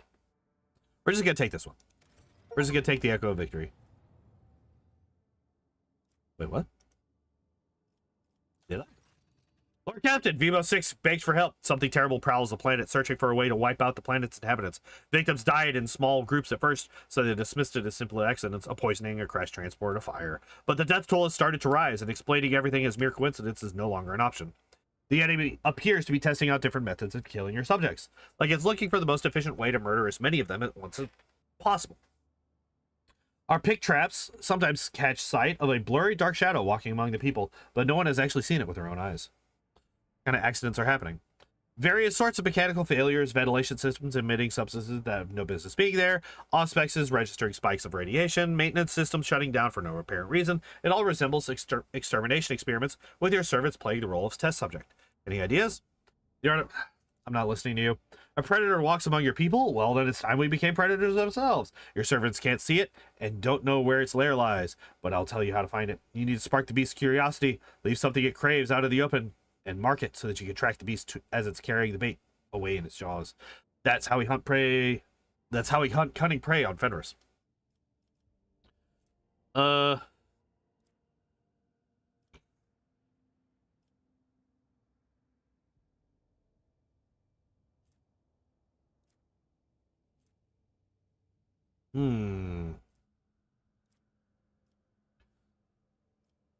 Yeah, we'll do this one. We'll do Ulfar's.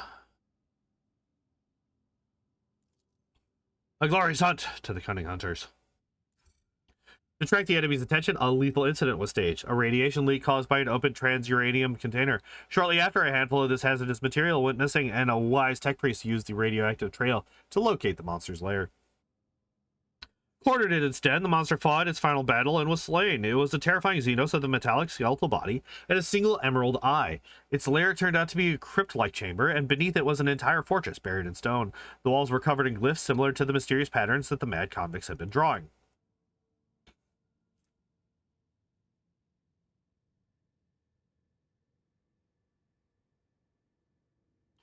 The chamber also contains the dissected remains of the missing miners. The Omnissiah's servants studied the bodies, the crypt, and the Xenos' corpse, hypothesizing that the inhuman belonged to a caste of sages among its kind. It had remained in stasis for ages, untold, but had recently been awakened, either by the mining efforts or the explosions caused by the Drakari invaders. After killing everyone who had approached its lair, the creature tried to wake its brethren, but millennia of tectonic shifts had crushed the underground fortress. This creature was alone.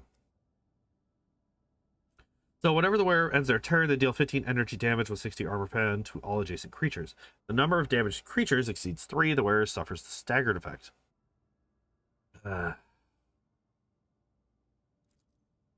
The fearsome insects, the ones that assailed the colony, were the only tool the Xenos had left, so it chose to lie in wait. But when the heretics of the Final Dawn sabotaged the fortress's reactor in their attempts to destroy the planet, the Xenos grew restless and started searching for a way to exterminate the humans.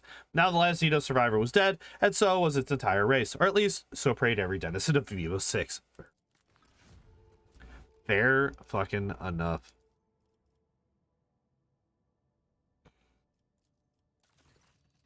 Dargonis is crying out for aid, Lord Captain. So many things. Riots over the interpretation of scripture have broken out in several hives across the world. While hunting for the agents of the cult of the Final Dawn, the ecclesiarchy clamped down on the planet's minor cults, attempting to force correct adherence to the creed upon the populace. The commoners grumble about the oppression of the minor cults, even daring to claim that the holy ecclesiarchs have assumed the sole right to speak for the God Emperor. The Foreman clan, around which the disgruntled commoners have coalesced, are rallying crowds of workers into the streets in order to prevent the ecclesiarchy agents from entering the sanctuaries condemned for dissolution. The enforcers and the agents of the ecclesiarchy have been able to curb the malcontent so far, but division grows wider by the day. Why are the Foremen involved in this as well? A great question, Lord Captain. This group does come up in the reports from the capital world rather often. I can assume that this is due to the fact that in their now ruined home, Scipion, they used to have a prevalent, more simplistic form of revering the Emperor.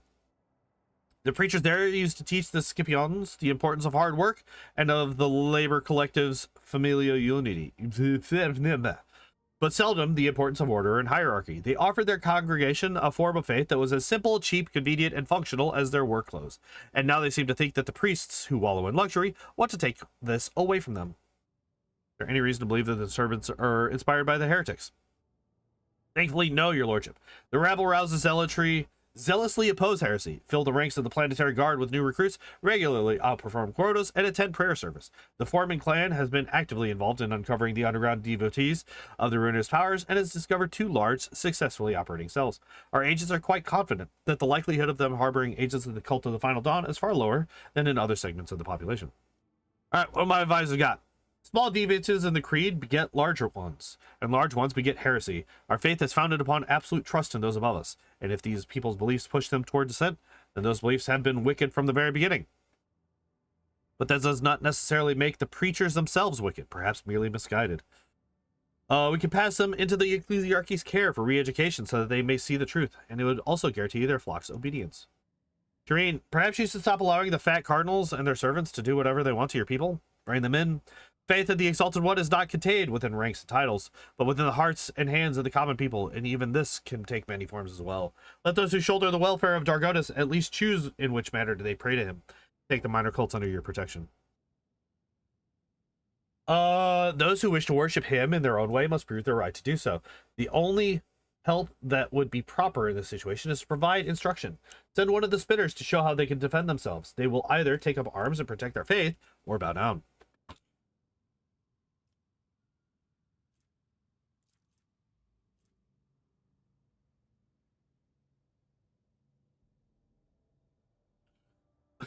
You just put this on somebody who's not a psychic or navigator.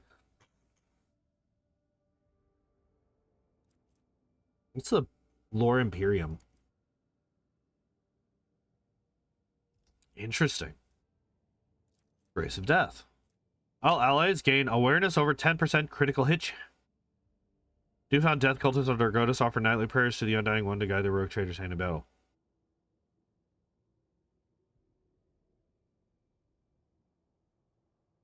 Holy fuck.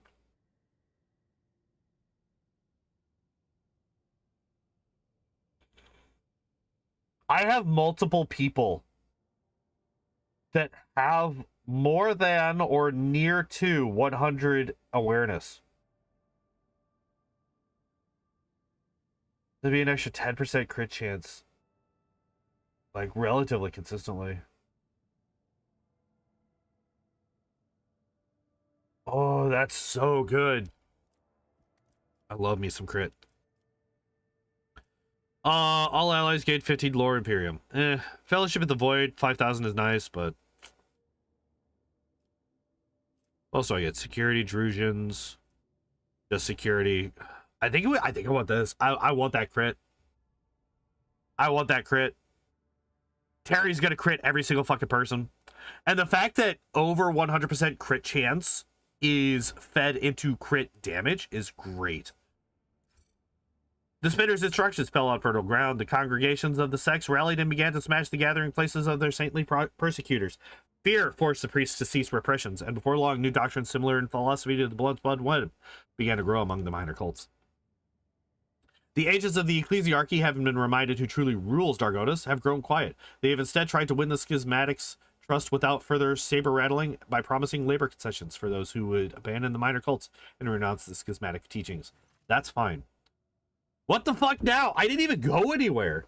Terrible news for Dargonis, your lordship. Your vigilant servants have discovered an abscess of treachery in our capital world, one that has grown far too large and could rupture at any moment. The informants report that a group known as the Foreman clan is actually a cover for a horrendous cult of genetic aberrations who currently have their people in every echelon of the hive. They are traitors to the purity of humanity, traitors to the creed, rebels, and heretics. What the fuck? You literally said 2 seconds ago that these were like the best people. Apparently their unholy servants speak of the 3 sorrowful phalanges of a finger pointing the way to retribution.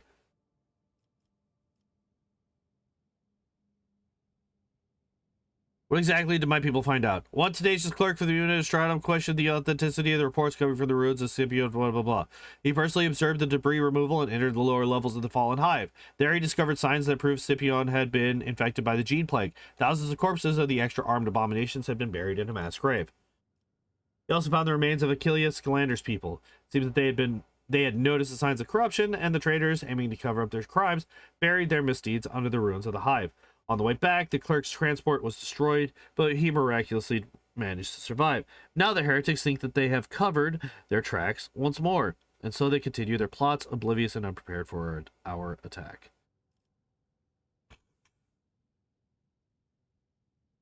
I have been maxing out all of my colonies, basically.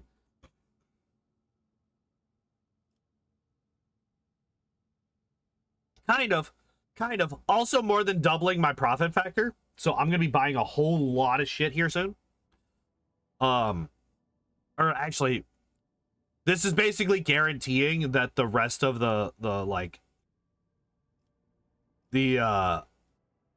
I'm going to be limited by reputation, is what I'm going to be limited by. I have infinite money at this point.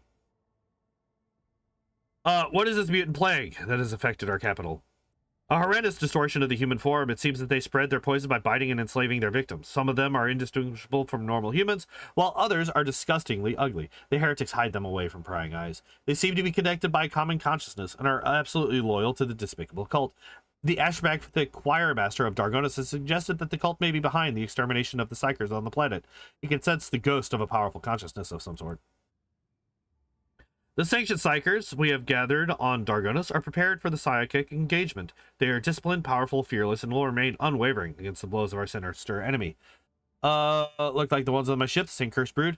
I'm afraid so, your lordship. The descriptions from Dargonis are quite similar to what we have witnessed ourselves. The same deformities, the same underhanded tactics. Either they are kin to our aberrations, or they are another branch stemming from the same foul root.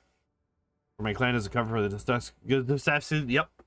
Indeed, they probably began by recruiting workers. It is easy to blend in with the laboring riffraff, posing as a union of technomass. They were able to conceal their secret operations and infiltration into the upper echelons of power. Each new crisis allowed them to gain more of our trust and resources. Oh my god. And most despicable of all is that they have perverted our faith. They revere the God Emperor in the form of a 4-armed monstrosity. Their prayers are full of hatred toward those in power and promises of a reckoning when their dreadful deity will come and equate them with their oppressors. With us, that is. Many fools and troublemakers have fallen for their lies. By letting them infiltrate the other hives, we allow them to spread like an epidemic. Now their cult has cells everywhere. The death cults that had sprung up through the intercession of the Bloodspun Web had gotten wind of the trouble and sent quite a few misguided parishioners to the Undying One, depriving the heretics of some recruits. Heinrich's one of these. They are called gene stealers, and they are not simple mutants. They are a Xenos plague that breeds inside the human brain, forever distorting their genetic makeup and enslaving them to the brood. Oh, I've actually heard of these. This is much more threatening than the Drukhari fleet that ravaged the capital earlier. If they are on Dargonis, they will try to overtake the entire planet sooner or later. I don't care about you. What forces do they have at their disposal? The heretics mostly consist of workers, but some have infiltrated the guard as well. Their weapons are primarily made from repurposed industrial machinery. The cultists are fearless and will readily sacrifice themselves for the sake of their common goal, but the worst part is their psychic threat. We cannot even begin to gauge it. We fear that the tribes of the Engine Vandals will support them as well, partially influenced by the plague and partially lured by the promise of a good raid. Why is she still on your team? I have no idea. She's not supposed to be here. We have to act. Absolutely right. It is impossible to negotiate with the degenerates. Our only option is to completely annihilate them. We should start from the top. Should we attack decisively and quickly, or should we show our hand by bringing assault vehicles into the capital and gain an advantage in firepower? Do we quietly eliminate their leaders, or do we rain destruction upon the infected territories and cleanse them of traitors? Terry, raise the people to battle and publicly proclaim war. Tell the people that the heretics are hiding among them, and the millions of loyal subjects will grind the thousands of traitors to dust. May Dargonis cleanse itself of this filth. The cleansing should be thorough. A few wrecks of dead ships still linger in orbit after the day the Xeno scum attacked our world. Command your fleet to pick them up and send them plummeting toward the nests of this spawn, trying to encroach on your domain. Can you take her on your team, or does she just appear in these cutscenes? I haven't seen... I don't think she's available to take on the team. I'll have to check. Since all of them are linked by a common will, we could start by launching our attack there. If the Astropathic Choir could drown out the voice of the Brood, we would be able to launch a sudden strike and act quickly enough before the enemy could restore cohesion and alert their forces to the assault. Alright.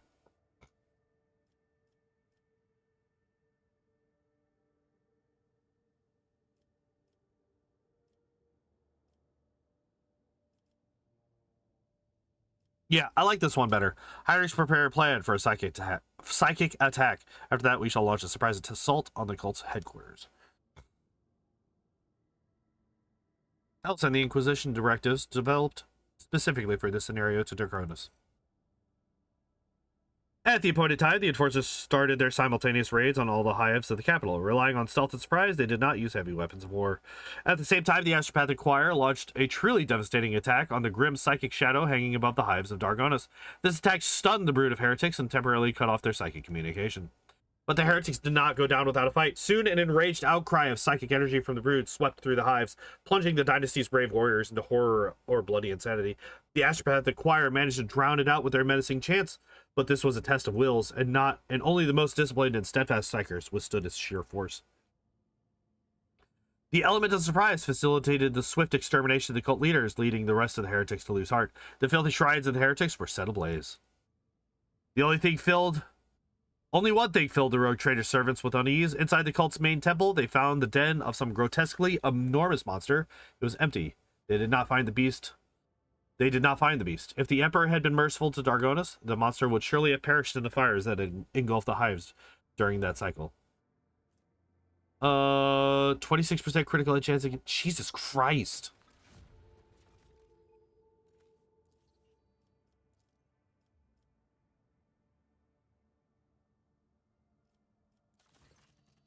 Oh my god! Lord Captain, the situation on Foulstone requires your attention. One of the servants tasked with the Crucible's maintenance has declared publicly that he has been liberated of all worldly concerns, for he is none other than the reincarnation of St. Cognacius. There are some extremely questionable reports claiming that he has performed miracles. Pardon.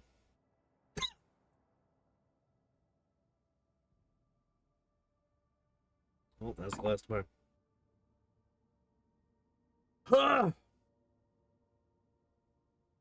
Supported by a congregation guarded by preaching, he has asked for your lordship's permission to depart from Foulstone with the Crucible in tow, so that he may continue St. Cognacius' work and use the relic to transform worlds, ones true to the faith of the Imperium, into lush, splendorous gardens. It goes without saying that such a generous gift to the Coronis Expanse could bring great renown to your lordship, but at a heavy cost. Foulstone would turn back into a wasteland, and you would lose the prestige that comes with having charge over such a valuable relic. Can't your people do anything on their own? No. Literally no. Alright, what do we know about this fucking pretender? Tybor Hike, a technomad from Footfall. He now prefers to be called Brother Purevoice, an unremarkable commoner with no family. Gaunt, unkempt, covered in scabs from working the Crucible. He became obsessed with it from the day it was discovered. He never left his maintenance post, never rested, barely ever slept, fasting and living off stimulants and condensate from the relic's cooling circuit. Then he started having revelations and eventually saw the truth. or he went completely insane. His sermons are directed at commoners, appealing to them for humility and mercy. He often speaks about his former life as a saint, and many of these tales match known legends about St. Cognatus. No anarchical pronunciations or radical deviations from the creed have been found in his words yet. All right, advisors, what do you got to say? I've had ample experience with saintly saviors like him in the past. Whatever great cause they proclaim as their mission, they genuinely, naively believe that people really do need them. If we round up enough orphans and lepers who would trip over themselves to beg our prophet for salvation, you'll soon forget all about the Crucible and his holy mission. He will soon forget all about the Crucible and his holy mission. I know a few guilds of professional beggars who would be delighted to offer their services to us. False prophets in the streets are a common occurrence. Their sermons breed turmoil, riots, and acts of disobedience. The Inquisition recommends that such unstable agents be isolated and quietly removed.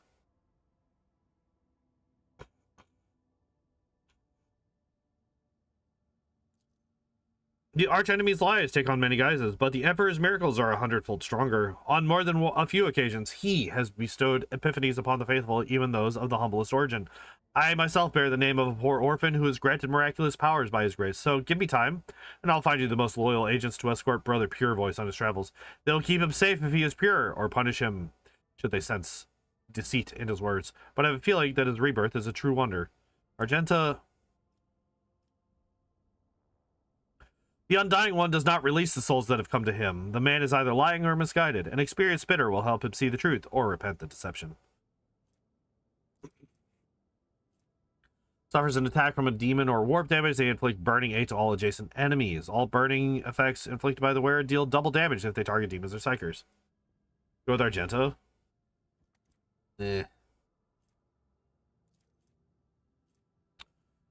Light armor, 45%. Whenever the wearer dodges or parries an enemy attack, the wearer gains +5 momentum. Base armor property, 4% parry and 7% dodge against ranged attacks.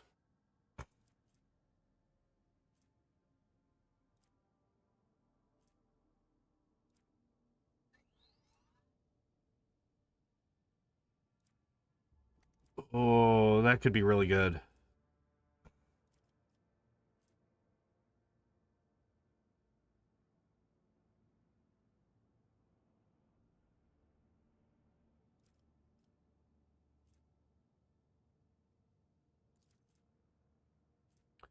All void ship weapons except torpedoes deal 10% more damage.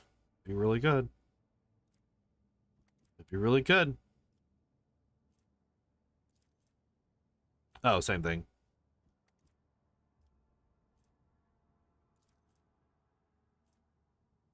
200 melee weapon that I don't care about. Rogue Trader gets +5 bonus to all their skills. Fuck. That's really good. Fuck, that's really good. +15 to all skills on the Rogue Trader. Considering how many times we've had fucking Rogue Trader specific skill checks.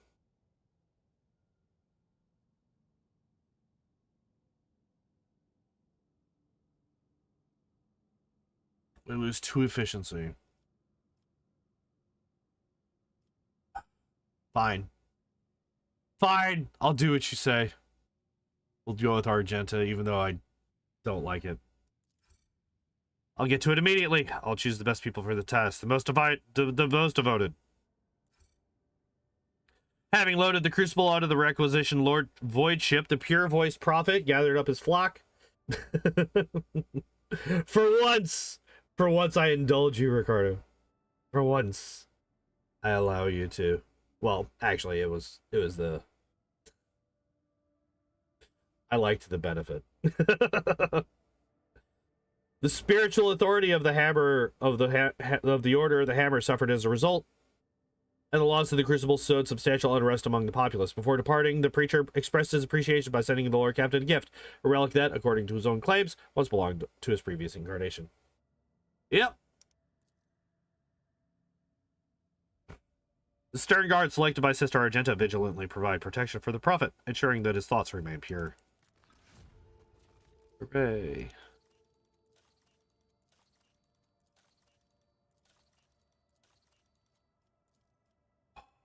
We're done.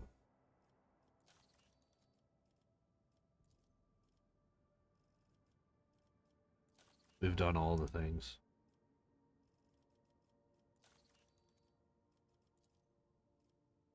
Janice. Why? Like, here's the thing that blows my mind. Janice has like no fucking, like, look at this. It goes up to this, like, it barely finishes this bottom fucking row. And then, like, here you go all the way up here. So, like, you got 3 extra here, 2 extra here, 2 extra here, 2 extra here. Like, what the fuck?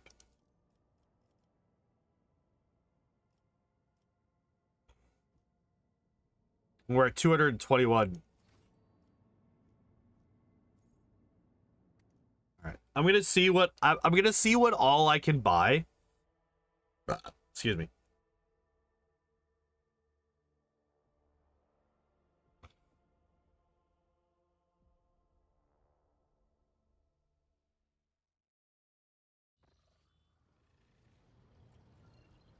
Denrock, what do you got for me? Order shipping and transportation of some goods. Oh, we're maxed. Buy all available. And okay. We're so maxed on Casbalica.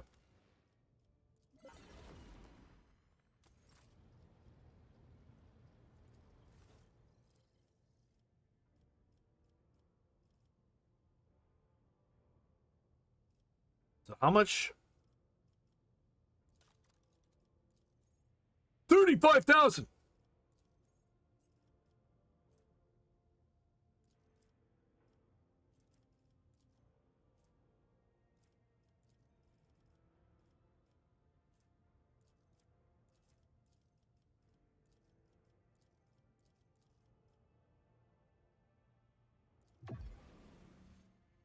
Okay, so I need 1,000.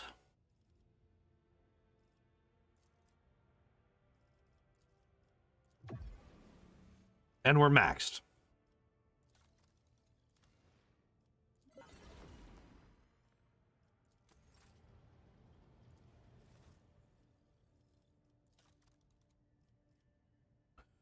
Three. Okay, so I need 700. Yeah.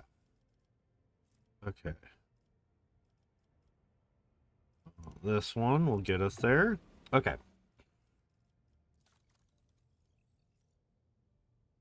Oh, we actually have quite a few. 38. We're at 19. Okay.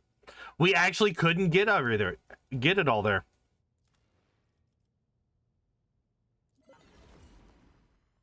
Okay. We've gotten a lot of things here. All right, so how much do we have to go yet on you? We're at 19 and we need 31. All right, select tradable. We did not get that far.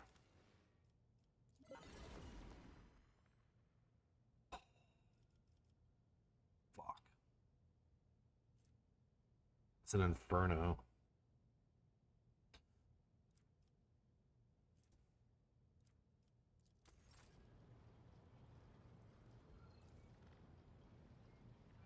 All right, let's do the easy thing first. Provides allies with targeted data, increase their lance weapons and background. Okay, so this one is higher hit chance and higher crit chance. But the other one helps out my allies. Oh, also, let me heal. All right, what is this? Long range lance weapon dealing 84 to 98. To choose an enemy within a narrow firing arc. So it's less damage and also narrow firing arc instead of wide. We're going to add that to cargo. 125. Literally just better. 19 speed along with low acceleration and braking significantly reduces the flagship's maneuverability. So I'd be able to move 5 more spaces, but I would be worse off. I also have this. 15 speed with low. Okay, so that is actually just objectively better, so we can add that to cargo. Flag shots to be fired from kinetic macro cannons. Flag shots deal 22 damage to each targeted 3x3. This is 15 damage to. Okay, so let's swap that. That is also just an objective upgrade. 4 that do 27 short range. Short range. I don't like short range though. So this is a mortar.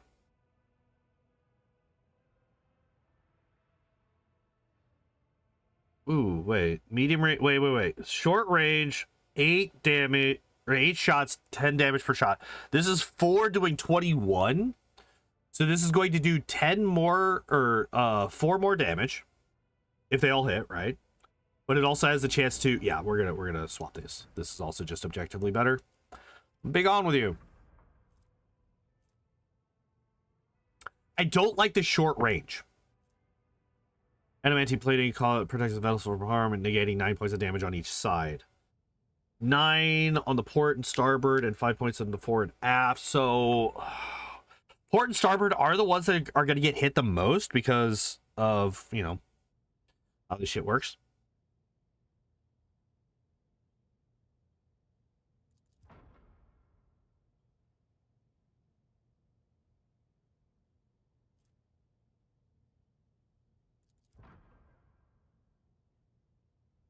So this says 15, 15, 8, 5. And this has 12, 12, 12, and 9. It's hard to say. Okay, so this is also just replaced by this one, right? So I want the 125 whenever I'm fighting human enemies, and then I want the 190 whenever I'm fighting Xenos. Long range broadside plasma macro cannons, which fire 3 shots, dealing 39 damage per shot. So this is obviously good for the Hecutor, which is that one, right? Not so much for the Zealot, because the Zealot gives me access to the flak, right? I want to be able to have flak. So we can get rid of that one. That one's fine.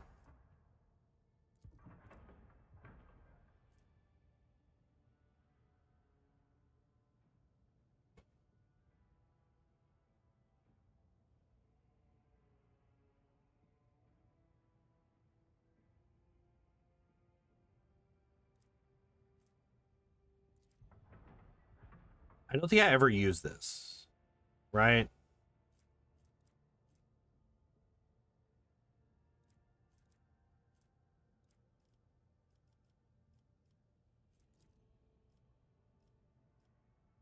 Wait, what? I have 865. What? Is 10 the max and it's just lying to me? Is that what's happening right now?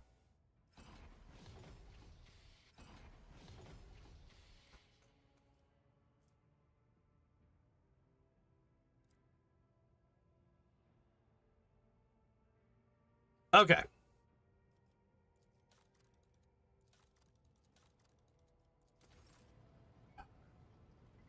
I have so many things. I have so much new shit that I need to go through.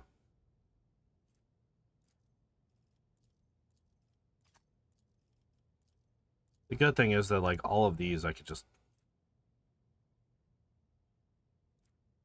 Anything that's, like, a consumable, I'm just adding to cargo immediately because I never use them.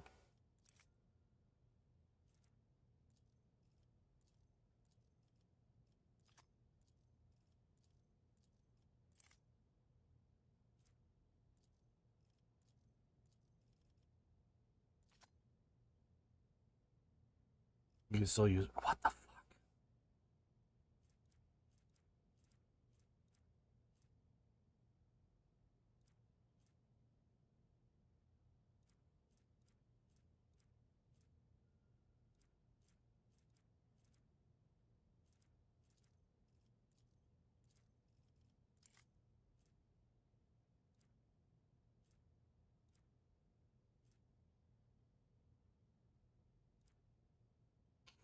just scenery.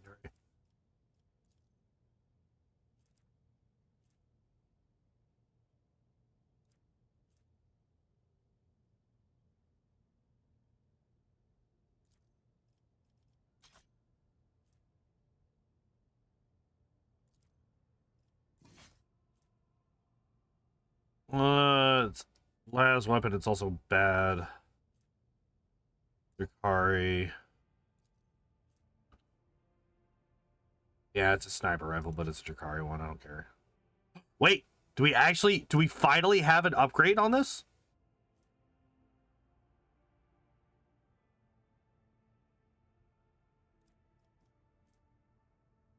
Oh my god. Goes from 9 to 18.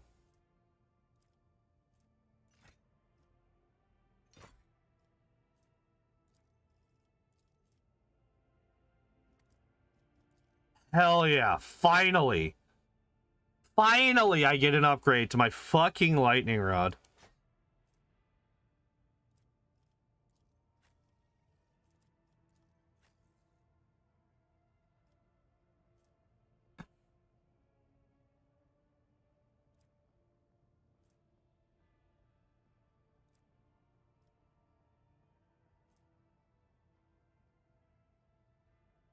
$18, 25%. 6 rate of fire.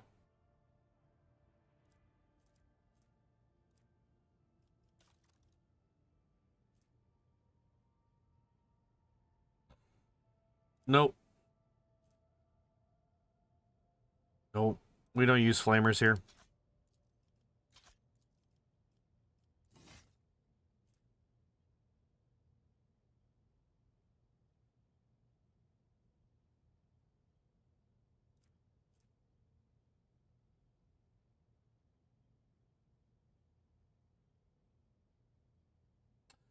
I might use this if I could get, like, another one-handed weapon. Oh, wait, let me...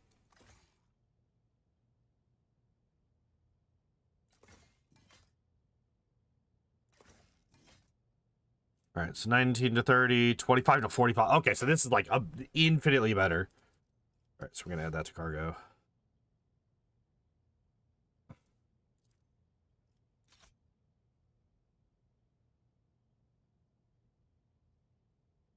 Oh, shit. I did actually get rid of the other fucking... Oh, God. All right, I don't use these rock saw things. What the fuck? Oh, yeah, it's still another fucking... Yeah. Whatever I don't use. Plasma I don't use. Sniper? Hold up. Sniper, 22 to 32. 30% chance to gain one more attack action after a kill.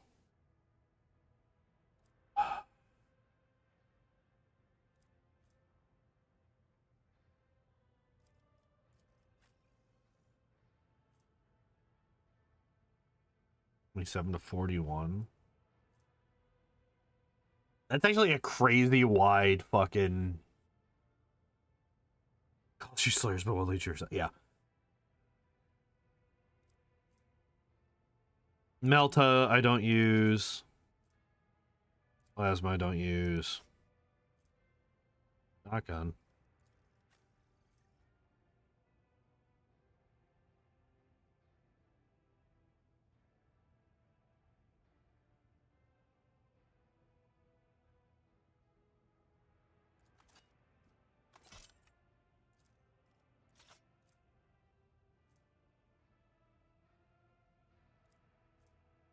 Melta.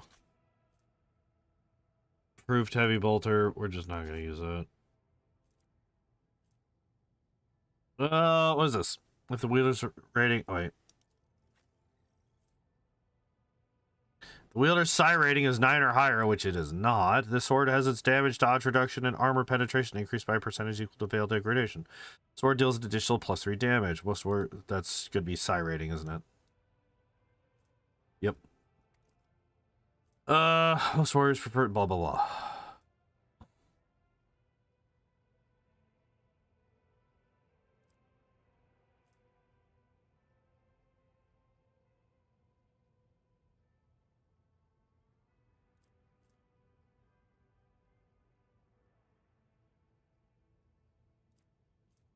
Let's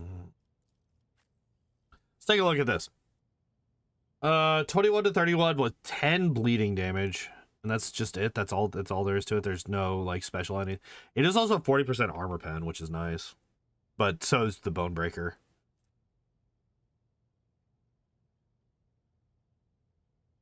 So what's okay, let me do a thing right quick. Calculator. 34 on average. 34 damage on average for the power maul. But the bone breaker has the on hit fucking toughness check. Which, like, yeah, it's not going to happen often, right? Like, that's not a thing that's going to happen very often at all. But the fact that it can happen. We do not have we do not have two-handed weapons. That is a plasma weapon, which I do not use. Two-handed Eldari, which I do not use.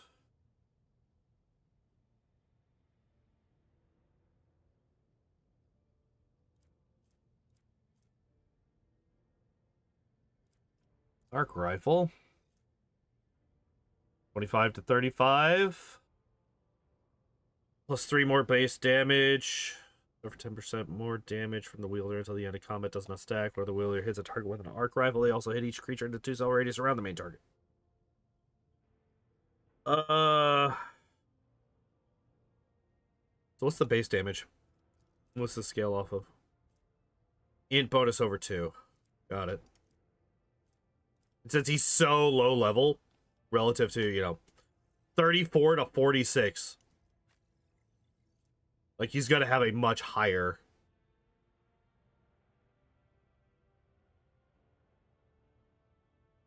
thing.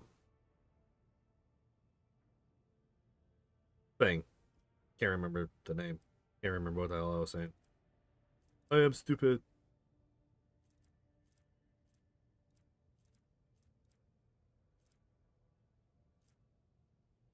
Well, I mean, I guess.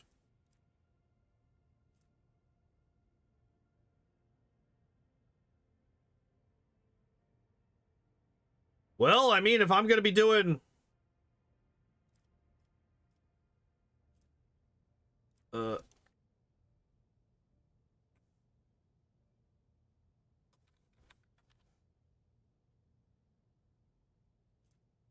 Power X, Carnage, X, around his last name, Power X. Yeah, we just don't have any other, like, we just think, there's no Omnissiah axes. None whatsoever for this man.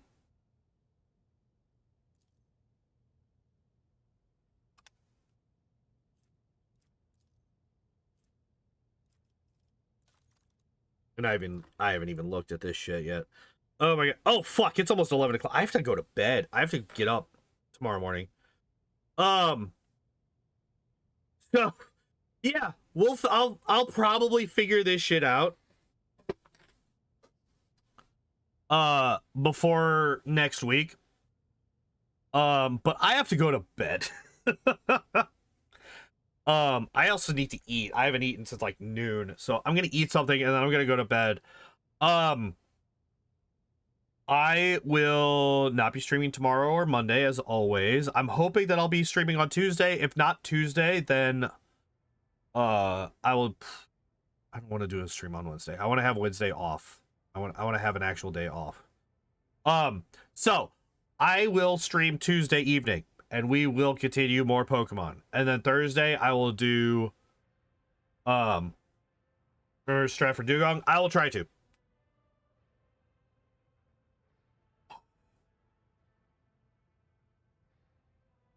That fight's going to be a nightmare regardless. Like, what? No matter what I do, that fight's going to be ridiculous. But, yeah, so Tuesday we will do more Ditto. No stream Wednesday because I want to have a day off. Thursday we will finish Devil May Cry. I meant to do it this past week, but like I said, this week I was very, very tired for most of this week. So So Thursday we will do what's it called? The Thing. Devil May Cry 5, finishing that up. And then next Friday and Saturday we will do more Rogue Trader. But yeah. Beyond that, if you're on YouTube, hit that subscribe button. If you're over on Kick or Rumble, hit that follow button. Kind of stuff helps out quite a bit. If you're on YouTube or Rumble, hit that like button. That also helps out quite a bit. But yeah, regardless of whether or not you do any of that stuff, thank you everybody for hanging out and watching. I appreciate y'all as always. And as always, I hope you all enjoyed the stream. I hope you all have a good evening, and I hope to see you next time. Bye-bye.